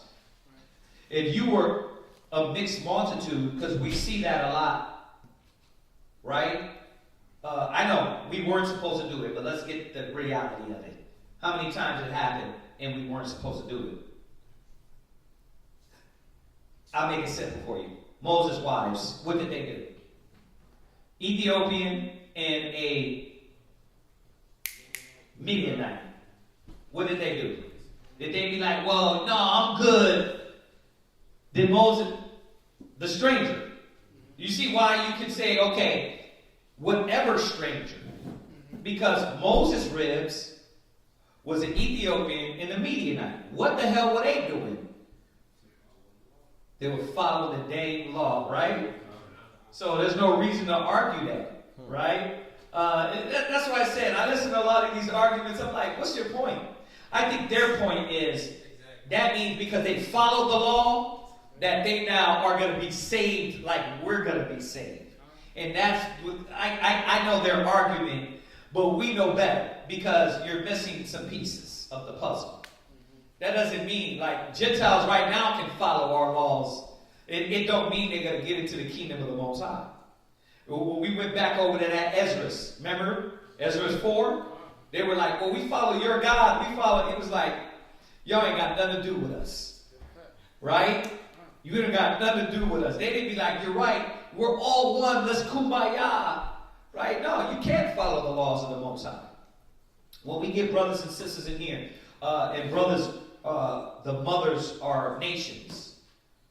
She comes in, the brother comes in, and his rib is a nation. What is she going to do? She's going to follow the laws. Right? That's that mixed multitude. Right? They're going to have to follow these laws of the Most High. So y'all get that, right? Okay. And I could have just went direct and said what? Well, let's look up stranger. What stranger is this? Right? And then go through what stranger it was, right? But why I applied it to both, because in reality, you're going to have both situations. You're going to have foreigners from Israel, right, that come in, right? Then you're going to have foreigners from other nations, from what we see in Egypt, and what we see with Moses' rib, what we see with these other men that were dealing with women of the other nations, right? And we see where Solomon went off. We know everybody got to submit. It don't matter, right? But I don't think we're oblivious to these laws commandments were meant for who? For Israel, right? The Most High gave it to us first to be a light to the nations, right? This is your wisdom inside of the nations. Deuteronomy 4 and 6, right? Right. Go ahead. Read on. Come. You shall have one ordinance both for the stranger and for him that was born in the land. Go ahead. Verse 15. And on the day that the tabernacle was reared up, the cloud covered the tabernacle, namely the tent of the testimony. And at even there was upon the tabernacle as it were the appearance of fire. Right. Now we know this was a what? This was a chariot. This was the angels. The angels were leading them fire by day, right? Fire by night, cloud by day, right? Okay, go ahead. Until the morning, so it was always. The cloud covered it by day, and the appearance of fire by night. And when the cloud was taken up from the tabernacle, then after that the children of Israel journeyed. Right. And in the place where the cloud abode, there the children of Israel pitched their tents. At the commandment of the Lord, the children of Israel journeyed. And at the commandment of the Lord, they pitched. As long as the cloud abode upon... I don't know how these guys can come against Moses when you see that. Like, brother, Moses wasn't... He's like, this, you come up you go to the mountains, thundering and firing, like, you obviously are seeing that this man is led by something supernatural. But you still don't recognize that the Most High is running this? You got a chariot leading you? Let's use their word, a UFO leading you. Right? A fire by night, cloud by day. You know what I mean? You should know, I don't got nothing to say. But it didn't matter what was happening. Our people's eyes wasn't still open. Right? They still didn't recognize that the Most High was with them. Go ahead. Come. Verse 19. I should say some of them. Go ahead. Come. As long as the cloud abode upon the tabernacle, they rested in their tents. Verse 19. And when the cloud tarried long upon the tabernacle many days, then the children of Israel kept the charge of the Lord and journeyed not. And so it was, when the cloud was a few days upon the tabernacle, according to the commandment of the Lord, they abode in their tents, and according to the commandment of the Lord, they journeyed. And so it was, when the cloud abode from even unto the morning, and that the cloud was taken up in the morning, then they journeyed whither it was by day or by night that the cloud was taken up. They journeyed. Man, what nation was like our nation, being led by angels, right? Show me that in history, right, where angels popped up. When you look through Maccabees, when you go back to what was the prophet said? Behold, there's more of us than them. Elijah. Or Elisha? Both. It was Elisha. Yeah. Think about that. Show me who was writing, what nation had angels fighting for them. We are great people when we lock into the spirit of the Most High. All right, Ecclesiasticus 34. Does anybody got anything on what we read? I mean, a lot of that was self-explanatory. Anything else on that? Okay, Ecclesiasticus, the 34th chapter. Ecclesiasticus 34th chapter. And the funny thing is, we actually touched over this yesterday, a little bit of it. We didn't know. It just, questions popped up. This is the reading today. What do we got online? It says, Shalom, I just need a little understanding with Numbers 31, verse 1, 2, and 3, and 15, 16, and 17. 31? We're not even over there yet, but let's go there.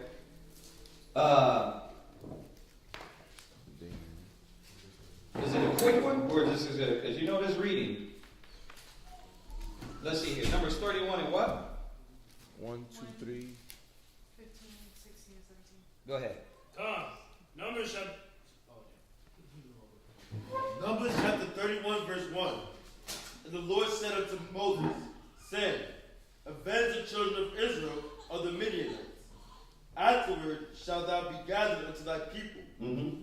And Moses spake unto the people, saying, arm some of yourselves unto the war, and let them go against the Midianites, and avenge the Lord of Midian. Of every tribe, 1,000, throughout all the tribes of Israel shall ye send to the war. Oh yeah, just because Israel was Midian, that didn't mean they were going to get it. They came up against Israel, right, and tried to deceive Israel, right, through Balaam. Remember the story? Y'all remember the story? Yeah. They were. We went into Josephus on this, and they tell you they used the young men. They started to use the women of the Midianites. Yeah. Remember the story? So the thing is that, the Most High wasn't having that, and we still went to war with them. Okay? So I'm trying to figure out what part they want here, but because this is kind of self-explanatory. But 1 to 4, go ahead. Of every tribe 1,000 throughout the tribes of Israel shall ye send to the war. Right. I don't understand. What is the question? It's not set. They just need understanding on. Okay. Yeah. 15 to 17 talks about what you just talked about. I'm assuming, maybe you should ask him. But I'm assuming. Hold on. How you assuming? That's the question. You don't even know that? Come on. Moses' wife was a Midianite. Yeah, but bro, you can't read minds. I can't read minds. So let them ask their question. That's why. I don't know what when y'all ask questions, you gotta be a little specific so I won't, and we won't what? Shoot around trying to figure your question out. What is your specific question in Numbers 31, verse 1 to 4? So, I've done it before. I start along this whole train track, and that's why I'm saying that. And it'd be like, well, that's not my question. Okay, well, what is your question? So we can touch on it. 31, 1 to 4. What is your question on that? Hurry up, because we got to jump over to this Ecclesiasticus 34. I'll give you a few seconds. What's the question? Oh, it was 15 and 17? 15, 16, and 17. Okay, jump over there too. Numbers chapter 31, verse 15. And Moses said unto them, have ye saved all the women alive? Behold, these caused the children of Israel through the counsel of Balaam to commit trespass against the Lord. Right. So, if you know the story, they used the women to seduce the young men, the simple-minded young men, right? And the Most High wasn't having that, right? Oh, we went over a good class on this one. Go ahead. In the matter of pure. And there was a plague among the congregation of the Lord. Now therefore, kill every male among the little ones, and kill every woman that have known man by lying with them. All right. So once again, what's your question on that? What is it that you don't understand, so we can address that point? Because in my head, this is clear. He's telling them, go to war with them, put them to death, and kill them. Right? So come back and ask your question. Damien, we're waiting on you. So what's your question? You still there? Still there, bro? What's your question? Okay, we'll let him ask his question and move on until he asks his question, all right? Let's go over to Ecclesiastes 34 chapter.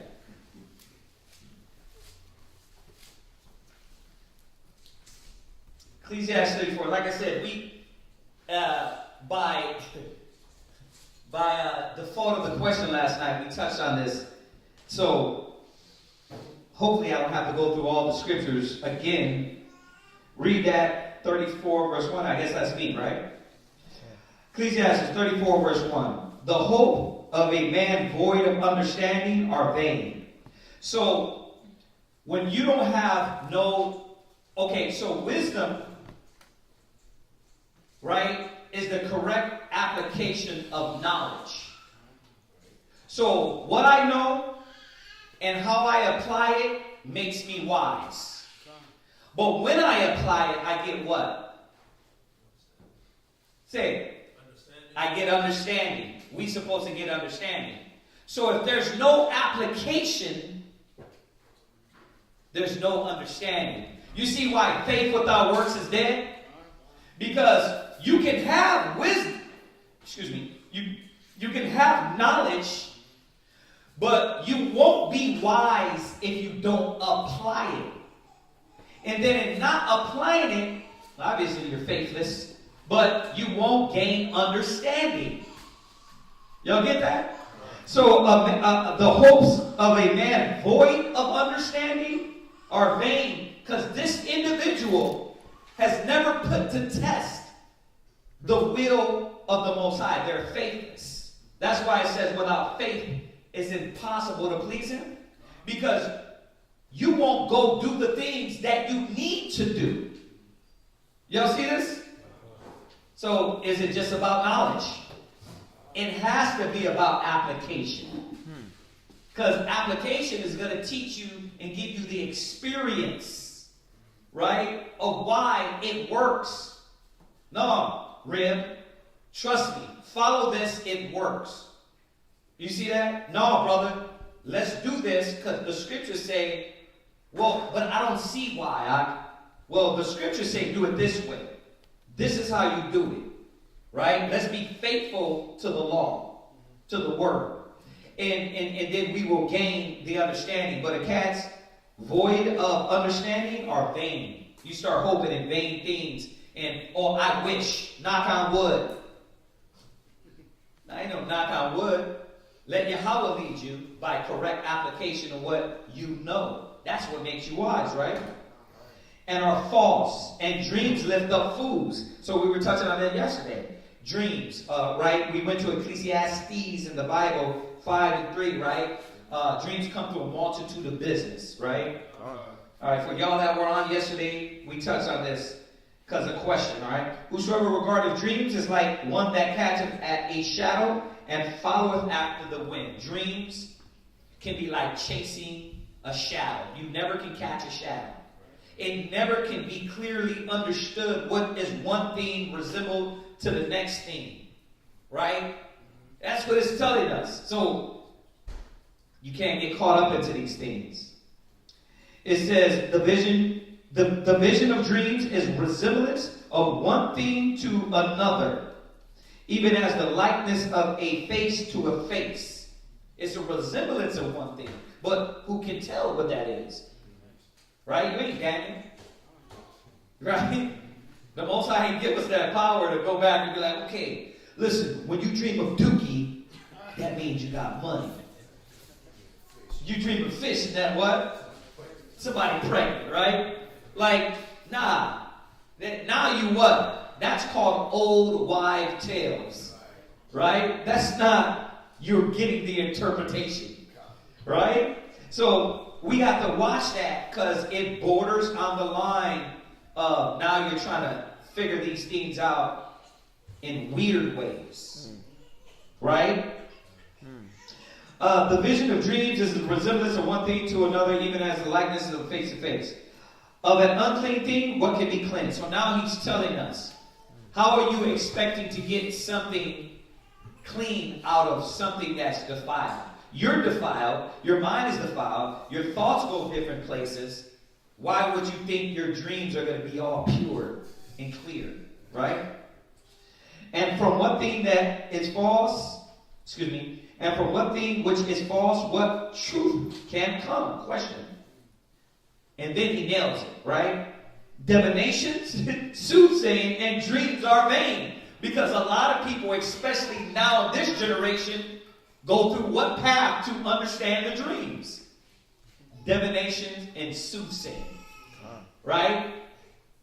Divination and soothsaying. Now you really want to understand this, so you got to go to what? A card reader. You got to go to the little, the little ladies. They call them the mediums. They're usually what though?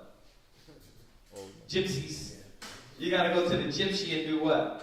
Get your cards read. You got to go to Esau's now you can Google it, right? That's why I made it clear like yesterday. Now we're not about signs and all that, just wondering, right? But cats get books, right? You start getting the book. Well, what's a Gemini with a Sagittarius? What is what is his moon? What is her moon? And then now you're looking to those things that should try to guide you because you want to understand these things, right? Watch dreams. Be careful, right? Are vain.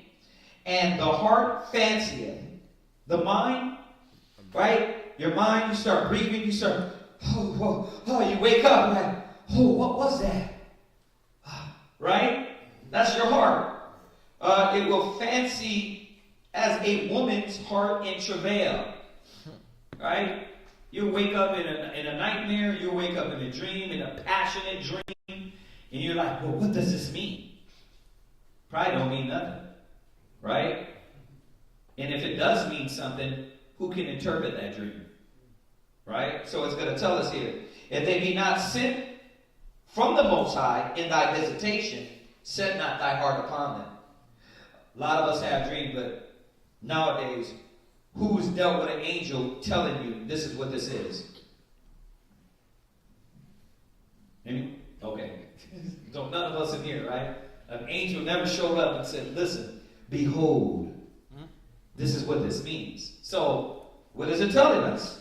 If they be not sent for the Most High in thy visitation, set not thy heart upon them. But it was a dream. It really felt real, brother. What is the Bible saying? You start hanging on to that. Well, you just don't understand. Yeah, we do understand. It was a vivid dream. You're passionate about it. Your heart was beating. You woke up scared as hell. But the scriptures say, do what? Don't put your heart into it. Right. If they speak not according to this law, there's no light in them. So, this is a big one. Y'all, a lot of us might not be into that, but there's a lot of old men and women that come from the Christian community, and they get caught up into this dreams and visions, and they do it so much that they want to go to the prophetess or the person that can reveal to them the dreams. Right. And that prophetess ain't going to that Bible. You know where they're going to? They sound just like a tarot card reader. They sound just like a tarot card reader. Nothing different. What, you got something? No, I was just thinking about when Saul went so far to the being soothsayer, to where he wanted to get the interpretation of what he had going on, and he then raised Samuel from the dead. Yep. So he went the opposite route just to get the answer from what he was dealing with. Right. So. Yeah, and that's we gotta avoid that. We gotta watch out for that. If it be not said of the Most High, all right. We gotta get through this. The law shall be found perfect, without lies. It's not that the law is wrong. You said it earlier. It's that you have to relook and realize you don't understand it correctly. The law, the word is true, right? It's not that the Christian apologist is right. It's not that every Israelite is always right. We got to go there to the scripture and see your understanding might be off. We know what was written. And it was written the way it was written for a reason, right? That they may what? Fall back and stumble upon them. Right? A lot of this is meant for people to get in the precepts, and the precepts will make them stumble. That's part of it too. So it's not that the law is wrong, it's that a lot of times we don't understand it. It says, and wisdom is the perfection to a faithful mouth. You want wisdom? Where's your faith at? You know why a lot of people can't understand it? And a lot of these Christian apologists and a lot of people just don't get it, the Egyptologist community, because they're not faithful. They don't believe in the Most High. So they can't look past the words and look deeper under the layers of the words, they're not led by the Holy Spirit, so they're never going to get it. A man that hath traveled knoweth many things, and he that hath much experience, we just talked about that. A lot of brothers and sisters, you need experience in things. A lot of times you don't know because you haven't experienced certain things in life, right? And mind you, this is not saying that a young man can't be wise. This is just saying experience adds and helps, even from edification, right? Your leadership, your counsel. It's not saying that young man can't be wise. Well, brother, you ain't got no experience. You ain't been through it yourself, so you don't know. You gotta remind yourself of that, because is everybody? You got how many kids? 3. Okay, so the brother that has 1 kid, he hasn't experienced 3 kids. Is he not going to have the experience yet? He's got the experience still. If he's looking into the perfect law of light and the wisdom, he's going to take it from the 1 kid and be able to understand all these other qualities, right? So it ain't that because he didn't have 3 kids. All right, the brother don't got no kids. Because you say, well, brother, you don't really understand because you ain't got no kids.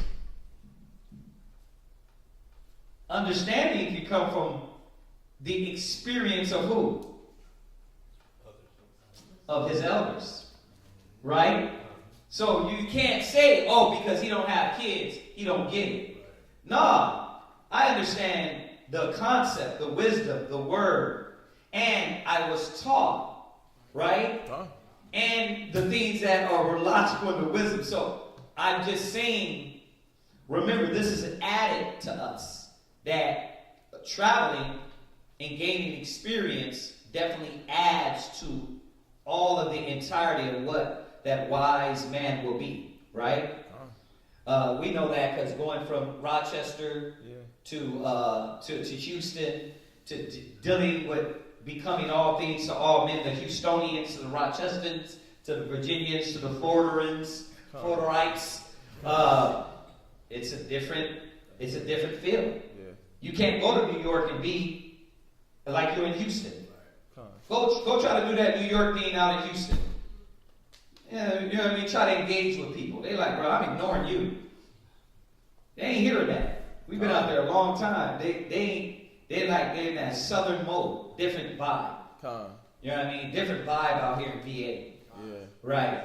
Even when you try to engage and talk, it's a different vibe. So, once again, experience can teach you that things. How to be better at becoming all things to all men. Right? And he that hath much experience will declare wisdom. He that hath no experience knoweth little. Right? So, are you ready to be taught? Because you don't know, but you can learn from others. Right? But he that hath traveled is full of prudence. When I traveled, I saw many things and understood more than I can express. I was oftentimes in danger of death, and yet I was delivered because of these things. The spirit of those that fear the Lord shall live, for their hope is in him that saveth them. Right? And you wouldn't know that unless you were put in situations and predicaments. Right? Why do you lack faith? Because you never trusted in the Most High in experience of getting out of situations. Trusting in the Most High. This is the point why a faithless person can never please the Most High. Because they never will step into the shoes of a Joseph, of a Daniel. They never do that. Because why? They're scared and reluctant. Right?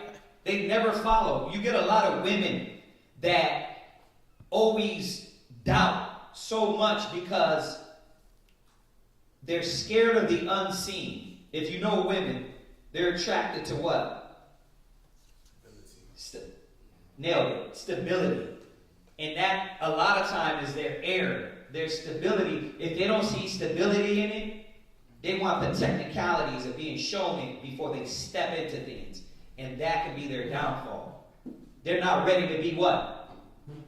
Faithful. I don't see it. I don't see it. You got to tell me A, B, C, D, E, F, G. You got to write it down for me and everything. And yes, a wise man looketh well to his goings. But there's still a faith in that. Right? Huh? Starting a business. Who's ever started their own business? Right? You started your own business, right?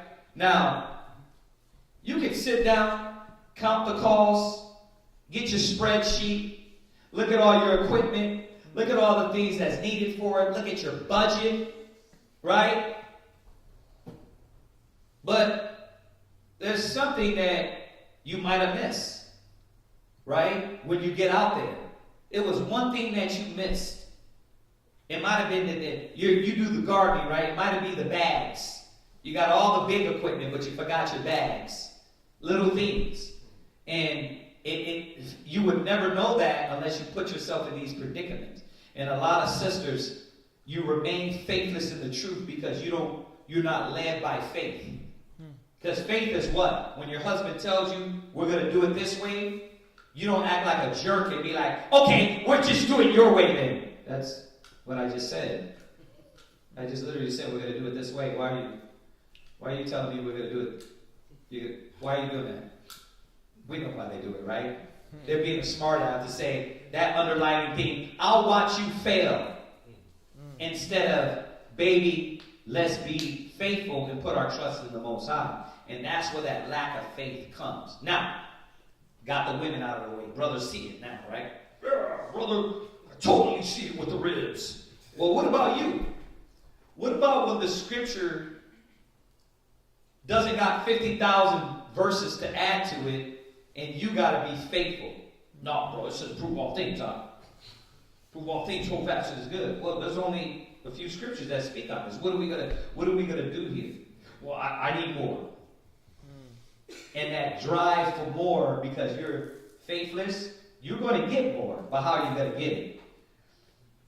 Right? How are you going to get it? And where's that mind going to put you? Is it going to put you in a double mind? Being faithless and having no hope, that's why you a lot of understanding that it doesn't come to you. Because you don't trust in the Most High. Right? What verse? 14? Okay, 15. Blessed is the soul. I read 14. Oh. Right? Blessed is the soul of him that feareth the Lord, to whom doeth he look. There you go. Like, in essence, all we can do starting that business, say, okay, I got everything planned out, but he that regardeth the day regardeth it unto the Lord. The Most High bring high and low. Right? I set everything up. A wise man looketh well to his going. He sit down and count the cost. I did all that. But most of all, we got to put our trust in the Most High. Right? It was like we were talking about the prepping. The doomsday preppers. Right, yeah. Let's get the guns. We got the food. Right, you got all the equipment. But if you don't got Yahweh first, it doesn't matter. What's the one rapper that had the clip and it jammed on him? That's the Chicago. Yeah, it's like he had the big ass from 30 round and what? It jammed on him and they killed him. But he was ready, right? He wasn't ready for Yahweh to jam that damn clip. Oh, FBG Duck. He said FB what? FBG Duck. Okay, whatever. FBG Duck, whatever, right?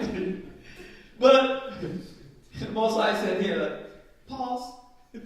In that clip, it didn't matter. It was war ready. And then the other time, they home invasion on you and you weren't ready. But guess what? It turned out your way. We got to have the Most High with us above all in all your preparation, right? Because it might be your time. You see that? So, blessed is the soul of him that feareth the Lord, to whom doeth he look. And who is his strength? Is it the guns that's your strength? Is it the food that's your strength, or is Yahweh your strength? Yeah, some trust in chariots. Get that one real quick. Psalm 37. Or is it Psalms? Is it 37 or 71? Yeah.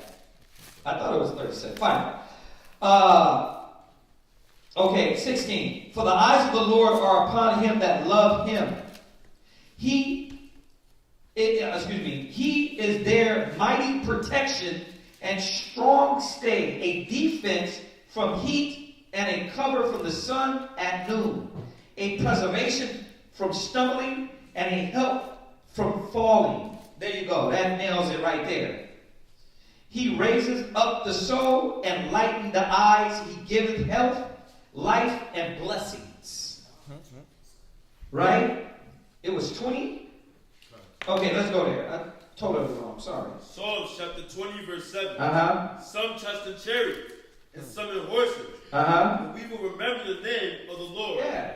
You can't trust in the chariots. You can't trust in the horses. You can't trust in the guns. You can't trust in the night. And that don't mean you don't got it. That just means that the Most High got to be on our side. Come?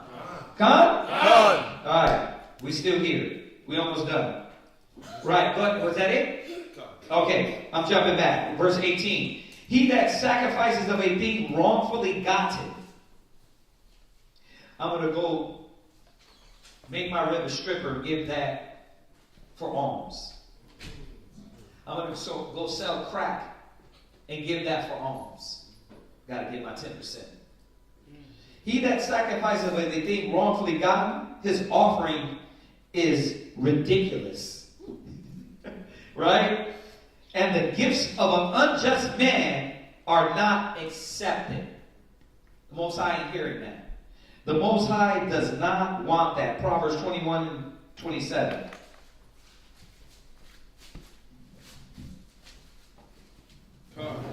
Proverbs chapter 21, verse 27.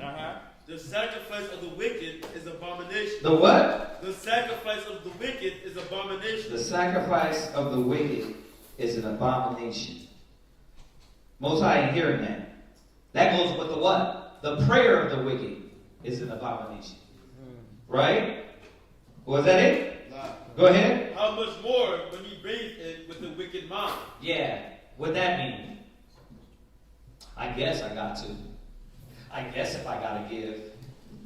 I guess if I have to do that. The Most High don't want that. You hear that, young men, young women? The Most High doesn't want a sacrifice with an unwilling mind. He don't want you to give anything. We don't want anything from you that you don't want to give. I'm making that clear. Why? Because it's always going to come back on us anyway. They forced me. This is what they did. You keep that till you believe. Seriously. I've learned that throughout the years. We would rather not take anything from you so you can understand why you're giving and really it be from the heart of the Most High. Or else you're going to do like you did in church. Yeah, I did all this and then, bruh, whatever you did in church, the Most High seen. That's why you got the truth. Wake the hell up. Right? Verse 19, the Most High is not pleased with the offering of the wicked, neither is he pacified for the sins by the multitude of his sacrifices. See, that's that destroying that wicked mind that what? I can keep doing negative and then face the east. I can keep being negative and I'm going to pay my way out of this. That's not how it works, y'all. Repentance is needed. Repentance is needed. See, that shows you right there. It's not about what the priesthood, the offerings and all that. And that's the mind state we were in. We were giving, but our mind and our heart wasn't changing. Y'all see that, right? This is cold because this is Old Testament.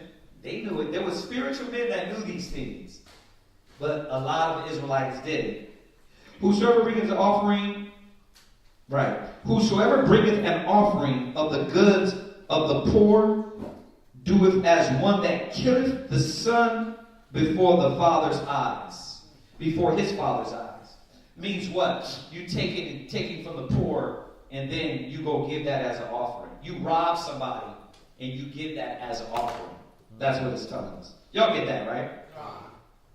The bread of the needy is their life. But you stole that bread. You stole that bread to go give that bread to somebody else. Right? And that's why he says what? He that defraudeth him thereof is a man of blood. You stole that to give that to somebody else. To pay your debt. Right? It's like you killing the child in front of the father. I think these are basic. He that taketh away his neighbor's living slayeth him. And he that defraudeth the labor of his hire is as a blood shedder. Pay what is due. Give what is owed. Right? You said it's going to be this. Let it be that. Be a man of your word. Right? When one buildeth, oh my Lord, one of my favorite ones. When one buildeth and another pulleth down, what profit they have then but labor? We were talking about that, right? You're trying to build, but what is your rib doing? Or your rib is being built, but you're putting doubt in her. What are you going to do? You're going to destroy that conscience, right? You got to watch how you build. Because you can be building against yourself. You can be destroying yourself. Right? So you got to understand how to correctly build. Right? When one buildeth and another pulleth down, what profit do they have then but labor? All you're doing is work. That's why a lot of times you get in these relationships and the next you know, they fail. Because what did you do to pull these things down? It's all of us recognizing in ourselves, like, damn, I sabotaged my own self. Right? Y'all get that, right? And that scripture is applicable in how many arenas? Whether the house, whether the body, whether the brotherhood, whatever it is, that's applicable in anything in our life. When one prayeth and another curses, whose voice will the Lord hear? That's the question. Right? You cursing that brother or you praying for him? Who's the Most High going to hear? The brother that's angry with his brother and cursing him, right? Or the brother that says, you know what, Father, forgive him, for he knows not what they do. He knows not what he do. Forgive her, strengthen her, be with her, right? He that washeth himself after the touching of a dead body, if he touch it again, what availeth his washing? You went on a fast, you fasted. Huh? What brothers used to do? Man, I'm gonna go on a diet. I'm gonna go on a fast, man, because I gotta clean my body. Then right after the fast, you eat crappy. What was the point? Bro, man, I'm gonna go on a drinking fast. I need some discipline. But the whole time, you thinking, wait till this 30-day fast is up, man. I'm finna. Then you drunk as hell again. What's the point? You didn't learn nothing from the fast. Right? Well, one building for another. What are you doing? You building, you pulling down. Or are you trying to build something in you? Are you cleansing yourself? Or are you just doing it for show? Right? A lot of us do that. It's like, you're doing that for show. Because what were you supposed to learn from what you were being cleansed in? Doesn't that make sense? So is it with a man that fasteth for his sins and go again and doeth the same? Who will hear his prayer? Or what doeth his humbling profit? You literally got to do, the Most High knows you're unstable in all your ways. You're going to go back and do the same thing. So what does the Most High got to do? He's like, this cat's a joke. Right? You're really not in a repentive heart. You're really not willing to let this thing go. Because if you were, you would work on it and be conscious. That's why go to 2 Corinthians 7. One of our favorite scriptures. 2 Corinthians 7 and verse 10. 2 Corinthians chapter 7 verse 10. Just about this washing and then going right back to it. Go ahead. For godly sorrow worketh repentance to No. Read it again clearer, a little bit clearer. Go ahead. For godly sorrow worketh repentance to salvation. See? For godly sorrow worketh. It's a work. So if you wash yourself, if you know your problem is with studying, and you don't got the rivers of living water bursting out of you, and your mind always goes to a negative place, right? Well, how are you working that within your life to study? If your problem is with liquor, right, and every time you drink you do something stupid, then you got to do what? You have to do what? You have to abstain. But what about if you fasted and you go and you didn't understand what really is supposed to be instilled in you? You think it's about the liquor. The liquor is not the problem. The wine is not the problem. You know what the problem is? Your mind state behind drinking. Right? And the way you drink. You swallowing damn cups. You're not paying attention to like, if I throw them back like that. And then, wait a minute. I was alky at one time in Israel. And not alky like you think, like I drank daily. It wasn't that alky. It was when I drank, I would throw them back so hard, by the time I skipped buzz and went to food. I skipped buzz. You skip the buzz. Because you don't even know how to drink in moderation. You got to drink slow, sip slow, so that it won't punch you in the face out of nowhere. So you're not conscious of what you're doing. You're not working. And it takes some work. Or else you're going to be what? I fasted and I got drunk right after the fast. I ate and I killed my diet right after the diet. Y'all see this? Go ahead, read on. For godly sorrow worketh repentance. It worketh what? Repentance. It worketh what? Repentance. So godly sorrow works repentance. Go ahead. To salvation. To what? To salvation. What does that mean? What does that mean? Godly sorrow worketh repentance to salvation. What does that mean? Go that way. What does that mean? What? Talk louder so they can hear you online.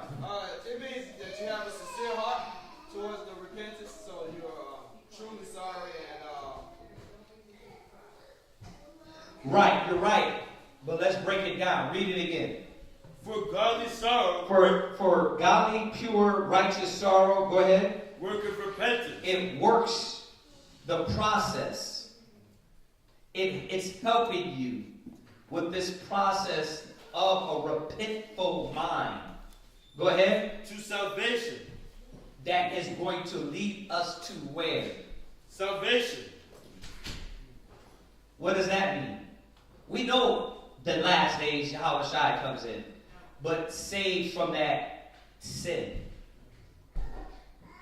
That's what godly sorrow does. So you won't wash and then go right back and do the same thing you've done. So the question is, are you correctly repenting? Are you correctly washing from the thing that you've done wrong? We will only know by if you keep falling into that sin. Y'all see that? So this is what the Most High showing us. This is what Christianity don't know. This is what a lot of us Israelites don't know. How to really repent from the heart. And step-by-step method, if you don't know what it is to truly repent from the heart. He literally gives us the process here. So you won't wash, then go right back and touch the thing that is filthy. It takes work. Right? But that work in the end, if it's true, it will lead you to what? Not do that again. Y'all get that? Right. I mean, you can read on. Go ahead. Not to be repented of. Not to be going back on it. Now I'm falling back on it because you didn't work the repentance. You made a plan, you got to stick to the plan. And you got to keep doing that plan repetitively. And then you'll see you can conquer that. It's all through your will, through your desire, and fearing the Most High, what we just read down in the last verses. Go ahead. But the sorrow of the world worketh death. See, but the sorrow of the world, how they repent, you what? Crucify Christ afresh and afresh. And you what? Oh, I messed up and I'm wrong. I ain't going to do it no more. But you keep doing the same thing, the same steps that's going to lead you to the same folly. Y'all get this? That's what it means by what's the benefit if you wash, you cleanse, you fast, and go right back and do the same thing. So you got to, with wisdom, properly understand what it takes to repent, amend, and fix it. Y'all get that, right? Okay, all right, that's it on that. All right, that is the reading. Any questions? What's that? Talk loud, sis, because... How does Moses killing a man... I'm sorry for question here. How does Moses killing a man from speaking against him differ from the nations speaking against Israel today? What allowed him to do so? Somebody read that for me, because I can't. How does Moses killing a man for speaking against him differ from the nations speaking against Israel today? What allows him to do so? How does... Read it again? How does Moses killing a man for speaking against him? Oh, okay. There. Okay, Moses didn't kill the man. Okay, that's the little tweak that you got wrong. Moses didn't kill the man. Who killed him? Let's get the scripture. Alright? You can get the one in the New Testament or the Old Testament. He said the Most High slew. The Most High slew 20,000 men. Alright, we get it though. Okay, so read it again.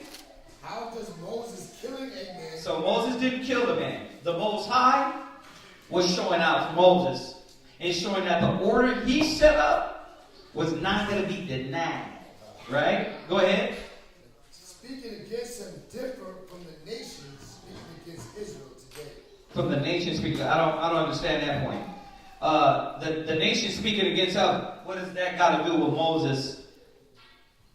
I'm slow, so you got to show me how what's that point got to do with what your last question was. Moses didn't kill anybody. The Most High did that. The nations, what they're doing, speaking and lying and destroying Israel, do we go out and kill them? Who are we waiting on?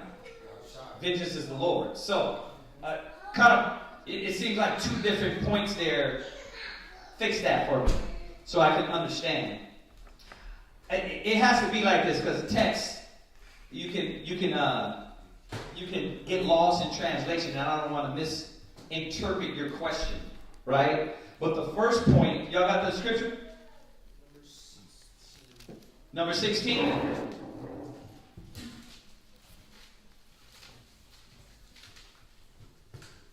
Right. You can get the number 16. Get the one in Corinthians as well.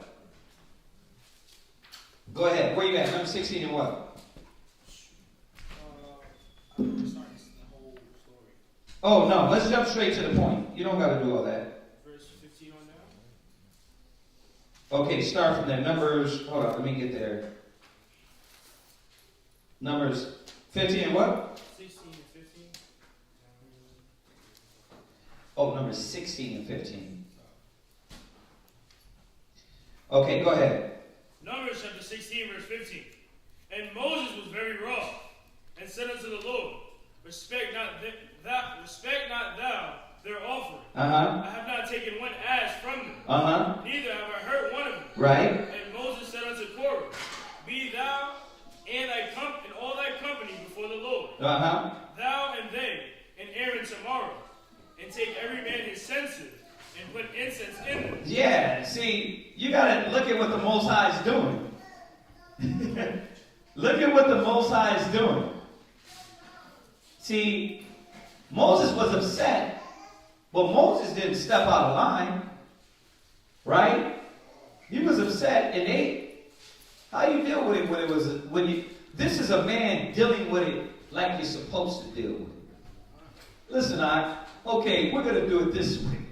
Y'all get censors, right? We're going to do it this proper way.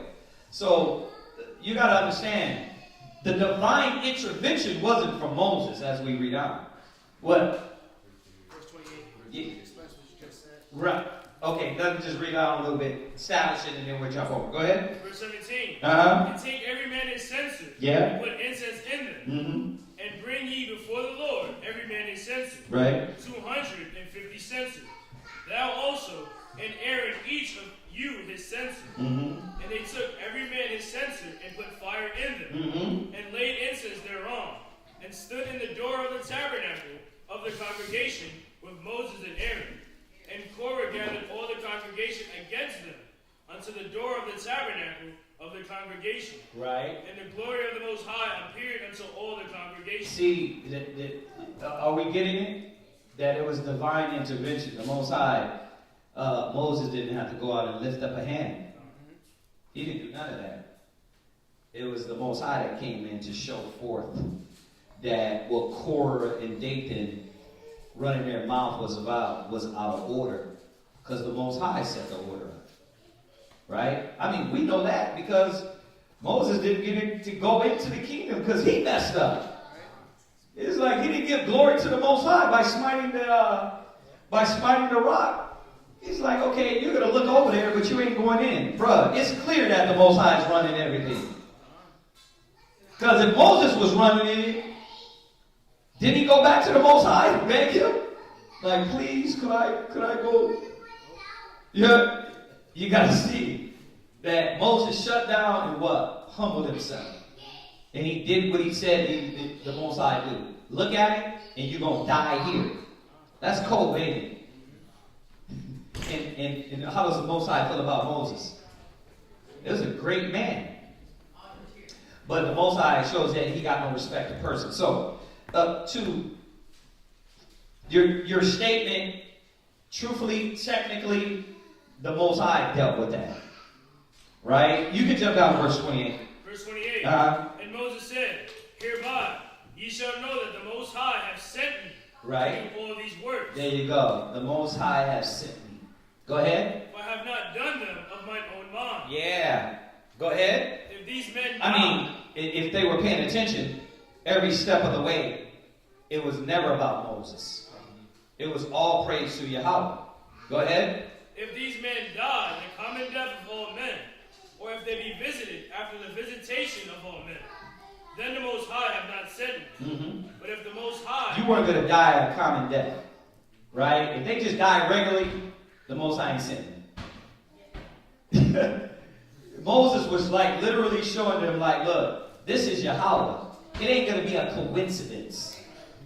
You know what I mean? Oh yeah, he had a heart attack. Nah. If they die a common death, then the Most High ain't sent me. Go ahead. But if the Most High make a new thing, and the earth open her mouth and swallow them up, with all that appertain unto them, ooh, and they go down quick into the pit, then ye shall understand that these men have provoked the Most High. Right. You see that? These men have provoked the Most High. Golly. You understand? Hopefully that answers the first part of your question. Give me a little bit of understanding on the second part. What's your point of that? And then we can answer that. But hopefully you see that. It wasn't Moses. Alright? It was the Most High.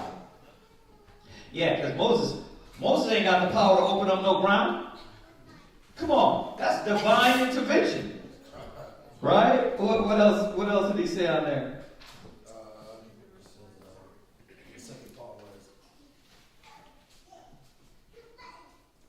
it says, how does Moses killing a man for speaking against them differ from nations speaking against Israel today? Different from nations speaking against Israel today. I don't see the comparison. I don't understand why you're comparing that. Right? The nations speaking against us. Let's say if you do compare. Okay, Moses, right? is compared to Israel in your question. And what's the difference? The difference is nothing. Because when the nations speak against us, what are we supposed to do? Like Moses, what? Put it in the hands of the Most High. Right? Let's go there real quick. Go to Romans. Go to Romans. So I'm guessing that's where you're coming from, my brother. Yeah. See? There you go. Yes, sir. Romans chapter 12, verse 19.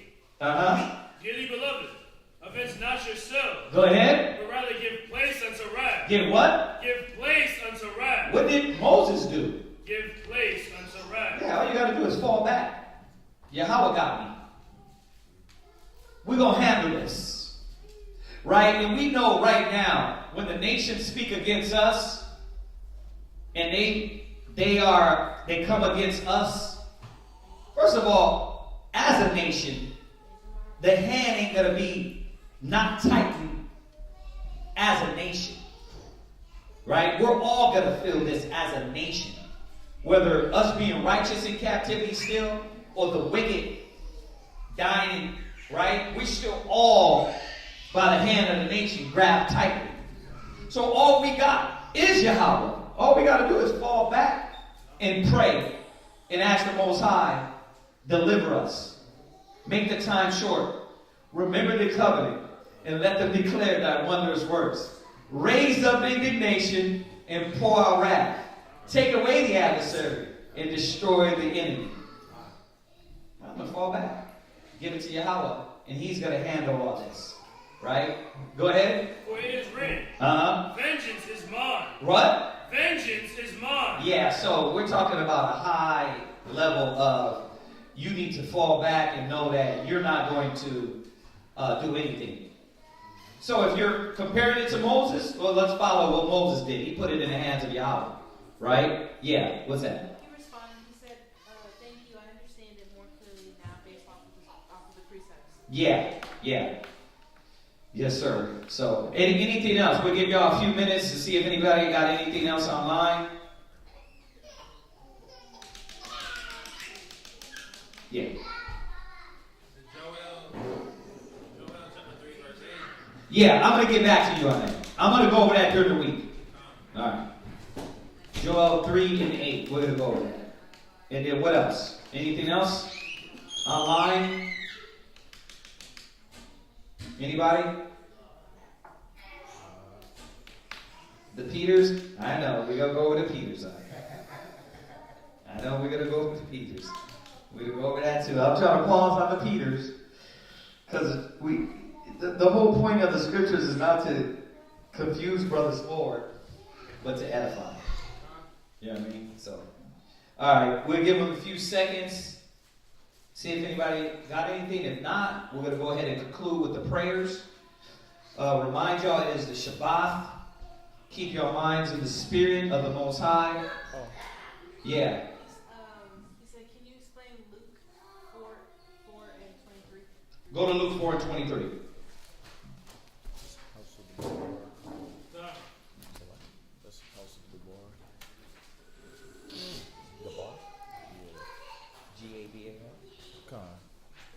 Okay. Go to Luke what? Luke chapter 4, verse 23. Go ahead. And he said unto them, you will surely say unto me this proverb, Physician, heal thyself. Whatsoever we have heard done in Capernaum, do also here in thy country. Luke 4.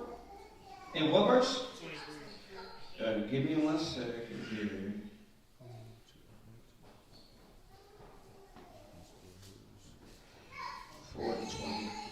Let's start up a little bit, though. Start at 21. Luke chapter 4, verse 21. And he began to say unto them, this day is the scripture fulfilled in your ears. Right. And all bare him witness, and wondered at the gracious words which proceeded out of his mouth. And they said, is this not Joseph's son? And he said unto them, Right, is this not, wait a minute, what? Why is this guy talking like this? We know you. You're Joseph's son. Why are you proclaiming all these things? Son of the Most High, right?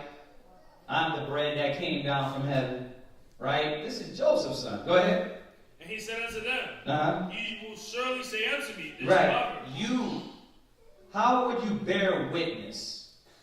There's something you're going to say unto me. Go ahead. Physician, heal thyself. Right. When did they say that? What? You got the verse?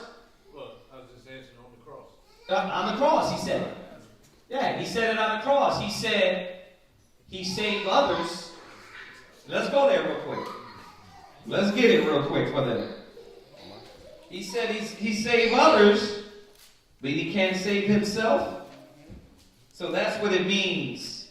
And we'll get it for you, though. Finish it while they're looking for it. Whatsoever we have heard done in papers, Uh-huh. you also hear in thy country. Right. Read that. Where we at? Luke chapter 23 and verse 37. Luke 23 and 37. Come on. 36. Luke chapter 23, verse 37. Just start at 36. 36. Uh-huh. And the soldiers... Hold on. 35. 35. 35.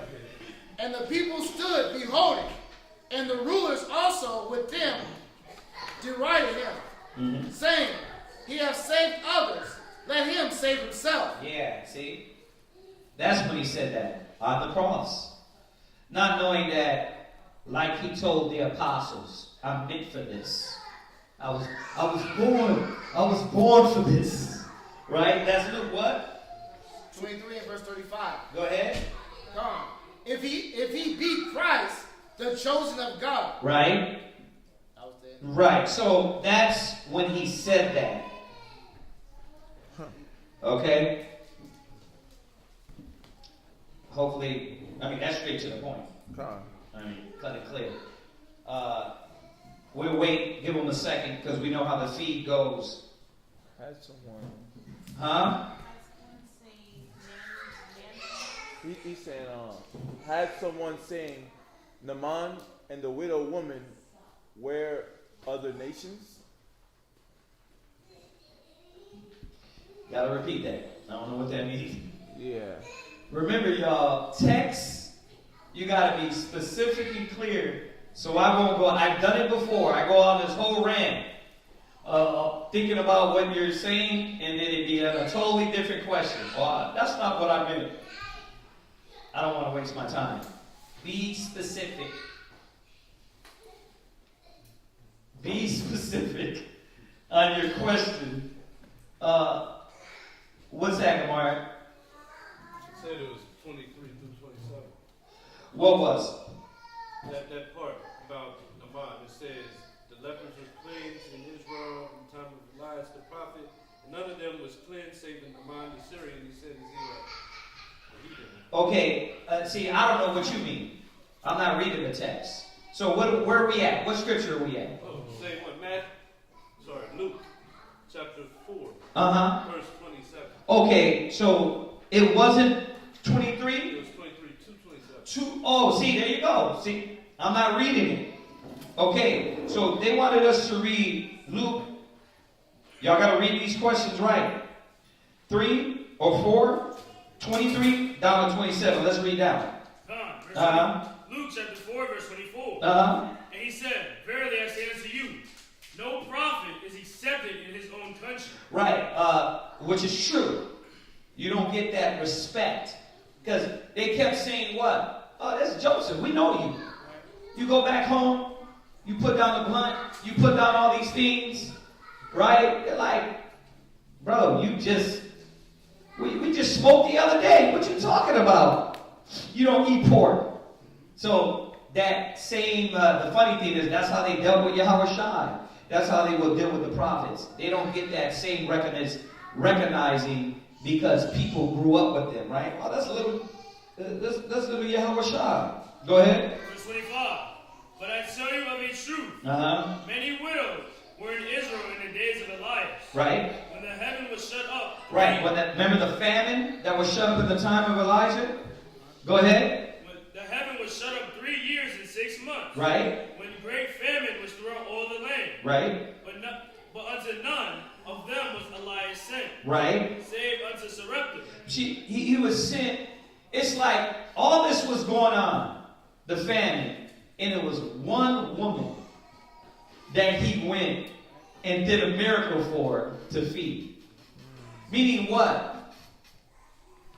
It's not about everybody. Right? My sheep hear my voice. Everybody's not going to get this. Right?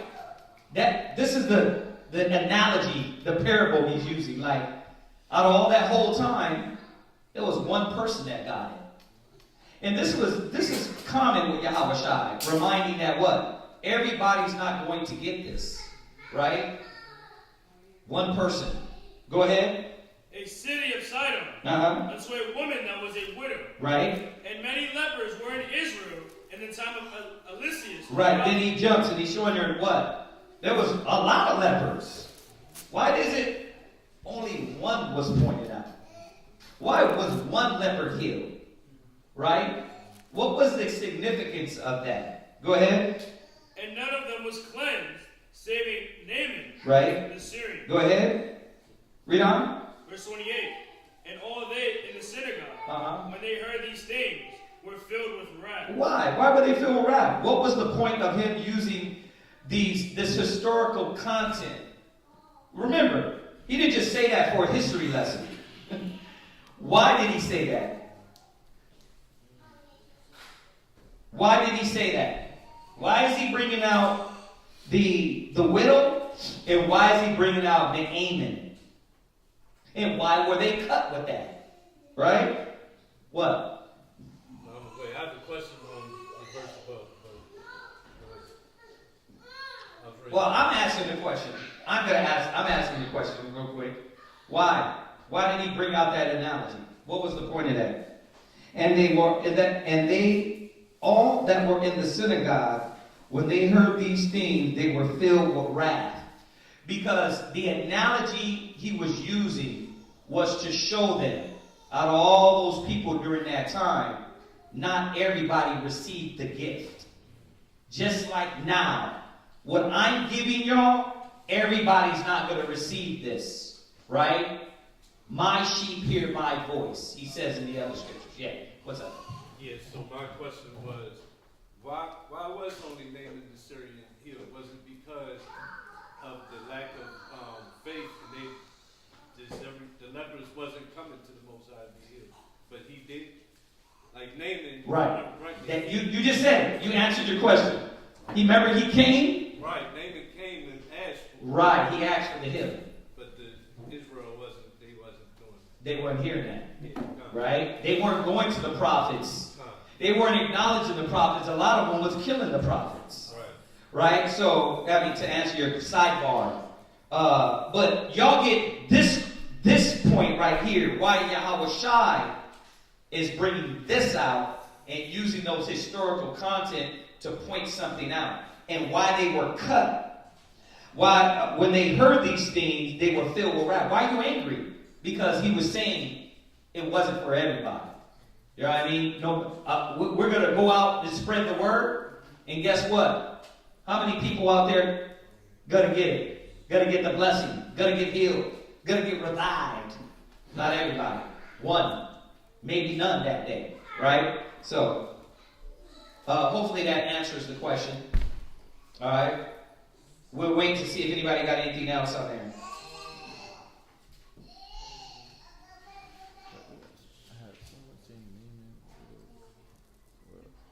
Oh, that was his connection to his question. He said, had someone, basically he asked for understanding on it.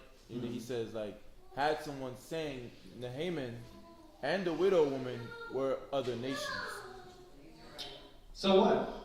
Naaman was another nation. What does that got to do with anything? Yeah, they were other nations. Well, wait a minute. The widow woman, it doesn't specify that. And we can double check that. But the Naaman the Syrian, he was. Right? It said he was Syrian. Right? But so what? Right? If you go back to the story, that all happened for a reason. Right? That was happening for a reason. It wasn't that we was taking the children's bread and just giving it to the other nations. Like, it was a historical content, and we could go through the story, but so what, they were nations, right? Remember, we went over it yesterday. Christ healed a woman that admitted she was a dog, right? So that happened in times in history to show what? I'm going to show y'all something. Let's go to Romans 11.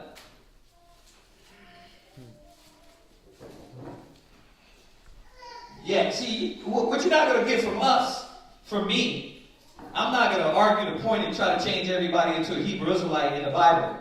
Because there's so much more context and reasoning behind it.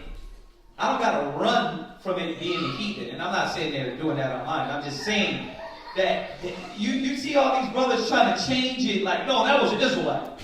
Like, you don't got to do that. Because if you read the story content, it wasn't because they wanted Naaman and the Syrians all of a sudden to come into the kingdom of the Most High and rejoice. It was a whole reason for that, right? Whether it was showing Israel, right? But there was something specific in there, and I don't want to misspeak on it. We got to go over the story again. But this is what I want to show you. Go to Romans 11 and 12. No. Romans chapter 11. Oh, 11 and 11. Romans chapter 11, verse 11. I say then, have they stumbled that they should fall? God forbid. Read it again. I say then, have they stumbled that they should fall? God forbid. That we stumble, that we are going to fall? God forbid. The Israelites, and we know this was changed back in 2000 what? But this is talking about Israelites. When we fell, was our stumbling to where we fall into destruction and no more be recognized by the Father? God forbid. Go ahead. But rather through their fall. But rather through our fall, through us falling and being looked and being scattered through all the nations, right? What happened? Go ahead. Salvation is common to the Gentiles. The Word, the Bible, all nations are able to hold this in their hands. Yeah, they got it in Korean, they got it in Hindu, they got it in Japanese, they got it in Indonesian. For what? For what reason? Let's read on. For to provoke them to jealousy. To do what? Provoke them to jealousy. To do what? Provoke them to jealousy. Because it tells you in Deuteronomy, he's going to provoke us to jealousy, but that is not a nation. So a lot of these instances, when he told the white woman, the Syrophoenician, he said, look, it's not meet to take the children's bread and cast it to the dogs. All these things were to provoke us. When he said, I have not seen so much faith, no, not in Israel. It was to provoke us to jealousy to come back to the Most High. So, we can't get it twisted. So what? He healed the Syrian. You know what I mean? I don't even think it goes into the woman, her nationality. It don't go into that. You know what I mean? So you gotta find that. But you gotta see the Most High. A lot of these times were provoking us to see, man, that the nations, man, were given the Bible, the law, statutes, commandments. We're given power, rulership, authority. Right now, the white man is over us. If God loves you, and you're a Hebrew Israelite, why is the white man over you? Because to provoke us to jealousy. Why has the white man got your book in their churches teaching you? To provoke you to jealousy. Not because the Most High is saying, you know what? Come in, my children. Because what are they doing with the Bible? The Most High said, what does thou... Give me that one real quick. Isaiah. To declare my statutes. Look at this guy, bro. Who is this dude, man? He's been on it. Seriously. Come on. Psalm chapter 50 and verse 16. Go ahead. But unto the wicked, the Most High saith, go ahead. What hast thou to do to declare my statutes? So yeah, granted, the Most High, Yahweh Shai healed the woman, but he's told us why. Well, but that doesn't mean that they got the right now to come into eternal life. There's still a process of things that has to happen, right? It's still the process of things that has to happen.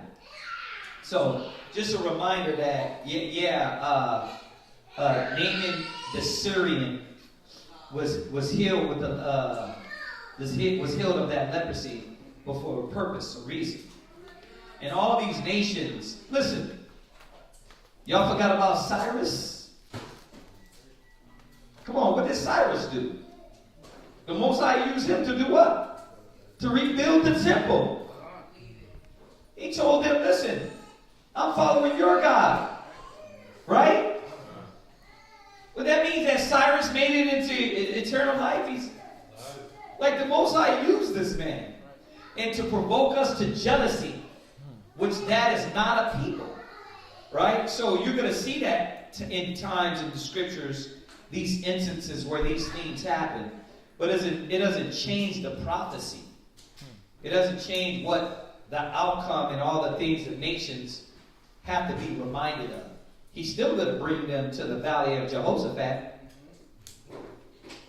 And with a consuming fire, deal with the nations. He's still going to do what? They shall bow down with their faces towards the dust and lick up the dust of thy feet. Isaiah 29:22. There's still got to be Revelations 13:9-10. He that leadeth into captivity shall go into captivity. There's still got to be a Galatians 6:7. Whatsoever man soweth, that shall he also reap. Right? So, like these moments, we have to put in context, because if not, then we will erase all the promises of Romans, Isaiah 14, Isaiah 2, Isaiah 60, Isaiah 65, Isaiah 34, where he shall stump the residue of the nations. Right? Like, we got to put that in perspective, or else you're going to erase out all the other prophecies, right? So yeah, there was many instances like this to provoke us to jealousy, dealing with the Gentiles, dealing with the nations. But it doesn't disregard what the nations got coming to them, all right? Right, they got a blessing, they didn't get salvation, exactly. All right, hopefully that edifies a little bit more on that point. All right, what else? He basically agreed with you. He said that wasn't even the subject of the matter. Somebody was probably talking to him. Got it. Okay. All right. Well, got to edify that also, because there are new people that, you leave a little bit of something out and they might think, oh, what are we talking about, right? Well, let's clarify all of it, put things in perspective. All right. Anything else online? That's it? Okay. All right. If that's it, we're going to go ahead and say the ending prayers for the Shabbat. All right? At Maju, we'll put your heart down. Rise and face you.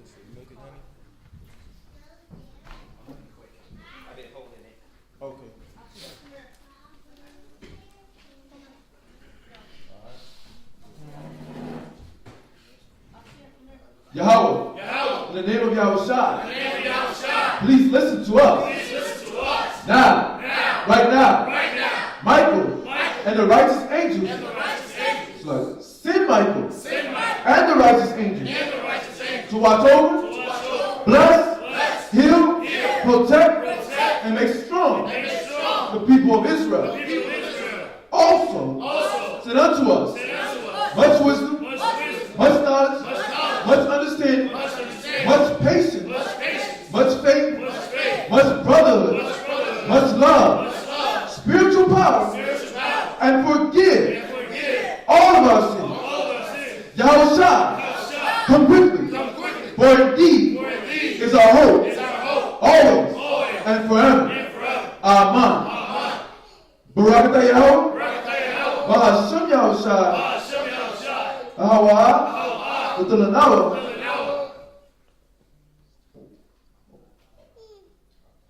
Oh, sorry. Barakatah Yahweh, Bahasham Yahushua, Ahawa, Utalanawa, Ha-tarara. Bless you, Yahweh, in the name of Yahushua, that gives to us the law. Barakatah Yahweh, Bahasham Yahushua, Ahawa, Utalanawa, Award, Lara'ah. Blessed are you, Yahweh, in the name of Yahushua, that gives to us the light to see. Barakatah Yahweh, Bahasham Yahushua, Ahawa, Utalanawa, Ha'ayo, Hora, La'Qur'an, Ha'ain. Blessed are you, Yahweh, in the name of Yahushua, that gives to us the ram's horns to call the people. Barakatah Yahweh, Bahasham Yahushua, Ahawa, Utalanawa, Shaman, Zayat, Lamasham, Yasra'ala. Blessed are you, Yahweh, in the name of Yahushua, that gives to us the olive oil to anoint Israel. Right, and you can get anointed after the prayer, the closing prayers. So, right? This is Psalms 92. It is a good thing to give thanks unto Yahweh and to sing praise unto thy name, O Most High, to show forth thy loving kindness in the morning and thy faithfulness every night upon an instrument of 10 strings and upon the psaltery, upon the harp with the solemn sound. For thou, Yahweh, has made me glad through thy work. I will triumph in the works of thy hands. O Yahweh, how great are thy works, and thy thoughts are very deep. A foolish man knoweth not, neither doth a fool understand this. When the wicked spring as the grass, and when all the workers of iniquity do flourish, it is that they shall be destroyed forever. When the wicked spring as the grass, and when all the workers of iniquity do flourish, it is that they shall be destroyed forever.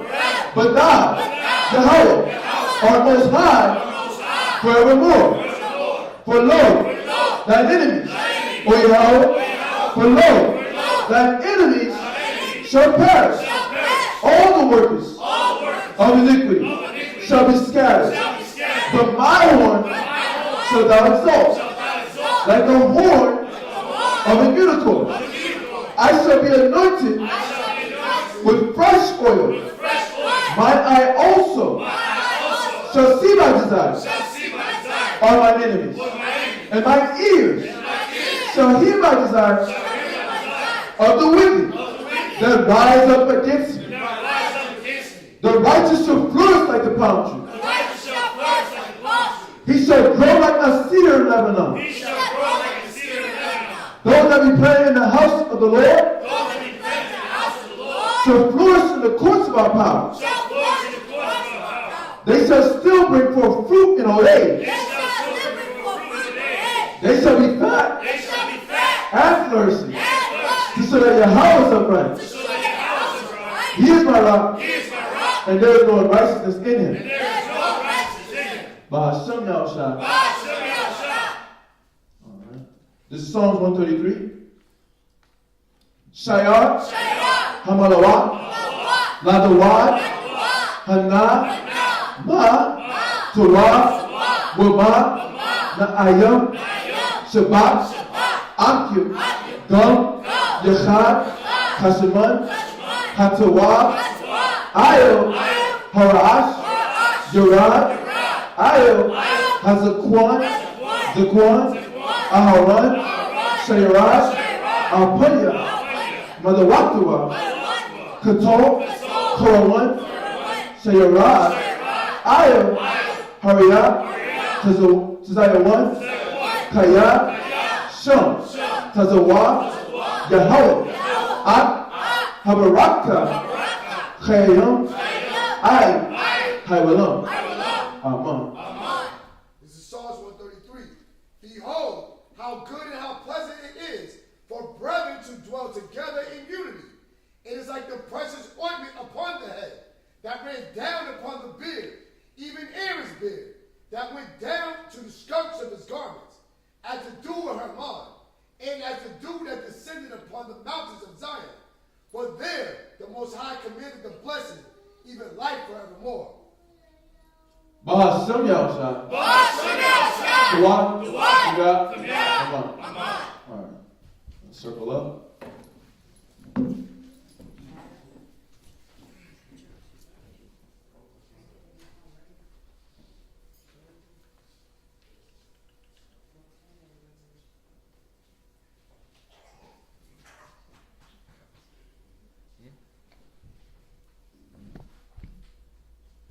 Call. Mighty, Barak, Yahweh Shem Yahusha, Barakatah. Kum yourself. Kum yourself. Kum yourself. Kum yourself. Kum yourself. Kum yourself. Yadi Matah, turn and face the sisters. Call. Men of Israel, Almighty, Barak, Yahweh Yahweh Shem Yahusha. Yadi Matah, dismiss. We're going to salute everybody online. We're going to say, Shabbat Shalom. Shabbat Shalom.